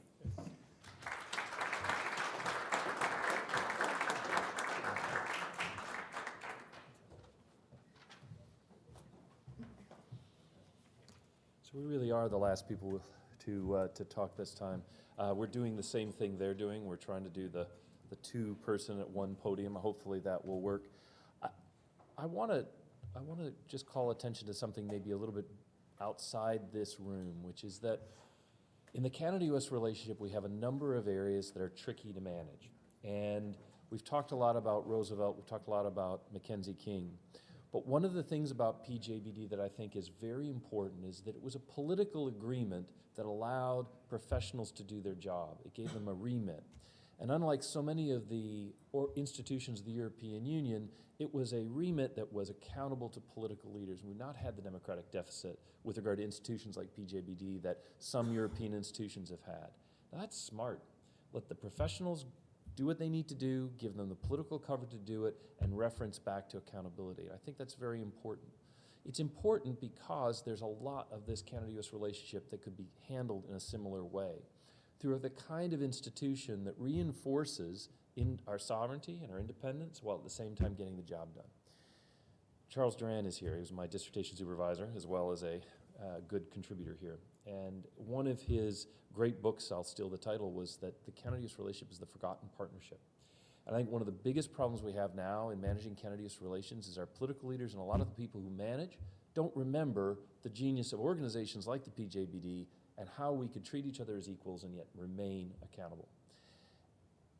80th birthdays are special, always, for people as well as for organizations. But maybe the best thing for me coming out of this conference is remembering what this kind of structure can do for Canada-US relations, and thinking maybe to the future that this is not the only kind of challenge that can be managed in this particular way. We may be able to take a similar model and apply it to other issues, like we did with the IJC, the International Joint Commission on Environment, like we could do perhaps for cybersecurity or so much more. So with that, I just want to thank you all for participating. For me, that's the takeaway, that there is an even bigger relevance to this. I have to say thank you. I know that Andrea said thank you at the beginning, but I have to say thank you to my team. Starlee was terrific in helping us to get organized. Sonia Holmes, who did a lot of the detail organizing here and making sure we had tables and chairs and a caterer and a knife, which is very important. They never let the faculty have knives. Also want to thank Ayur Singh and Kensei Shibata, who worked all the AV and made sure that the microphones worked and handled the video conferencing, which I really appreciate. I want to thank Mr. Mackay and also General Miller for coming. I want to thank Andrea for all her good work. And with that, let me turn it over to you, Andrea. Thank you. Well, I'm overwhelmed that so many of you would come out to this conference, so I thank you very much. I'm very, very grateful to the students who inspire me every day to learn more and try and stay ahead of them, which I have to say is an overwhelming challenge. Thank you very much to the West Point cadets for coming. We couldn't have done this without all our wonderful sponsors, but if nobody comes to hear and share the ideas, then it's all for naught. So the final thank you goes to all of you. So I have one more request and a piece of information. I and my students are going to try and wrap this up in some sort of lessons learned, which we will deliver to our two wonderful co-chairs. Thank you very much. And also to our embassy. And Mr. Loken, thank you very much for hosting us yesterday. Your team was incredible. I really appreciate that. And we will share it also with all of you. I know there's some other reading material that Joel Sokolsky has, including the original speech of Roosevelt gave in 1938 with his handwritten notes. And it's very interesting what he crossed out. So I will send that to you. So I wish you safe travels. NORAD will be watching all of us and making sure we are safe. So I wish you great travels. Last thing, please, everybody, take your... I need to recycle. I'm thinking of the client. Take it off. We will collect it. Thank you very much, and we will see you soon.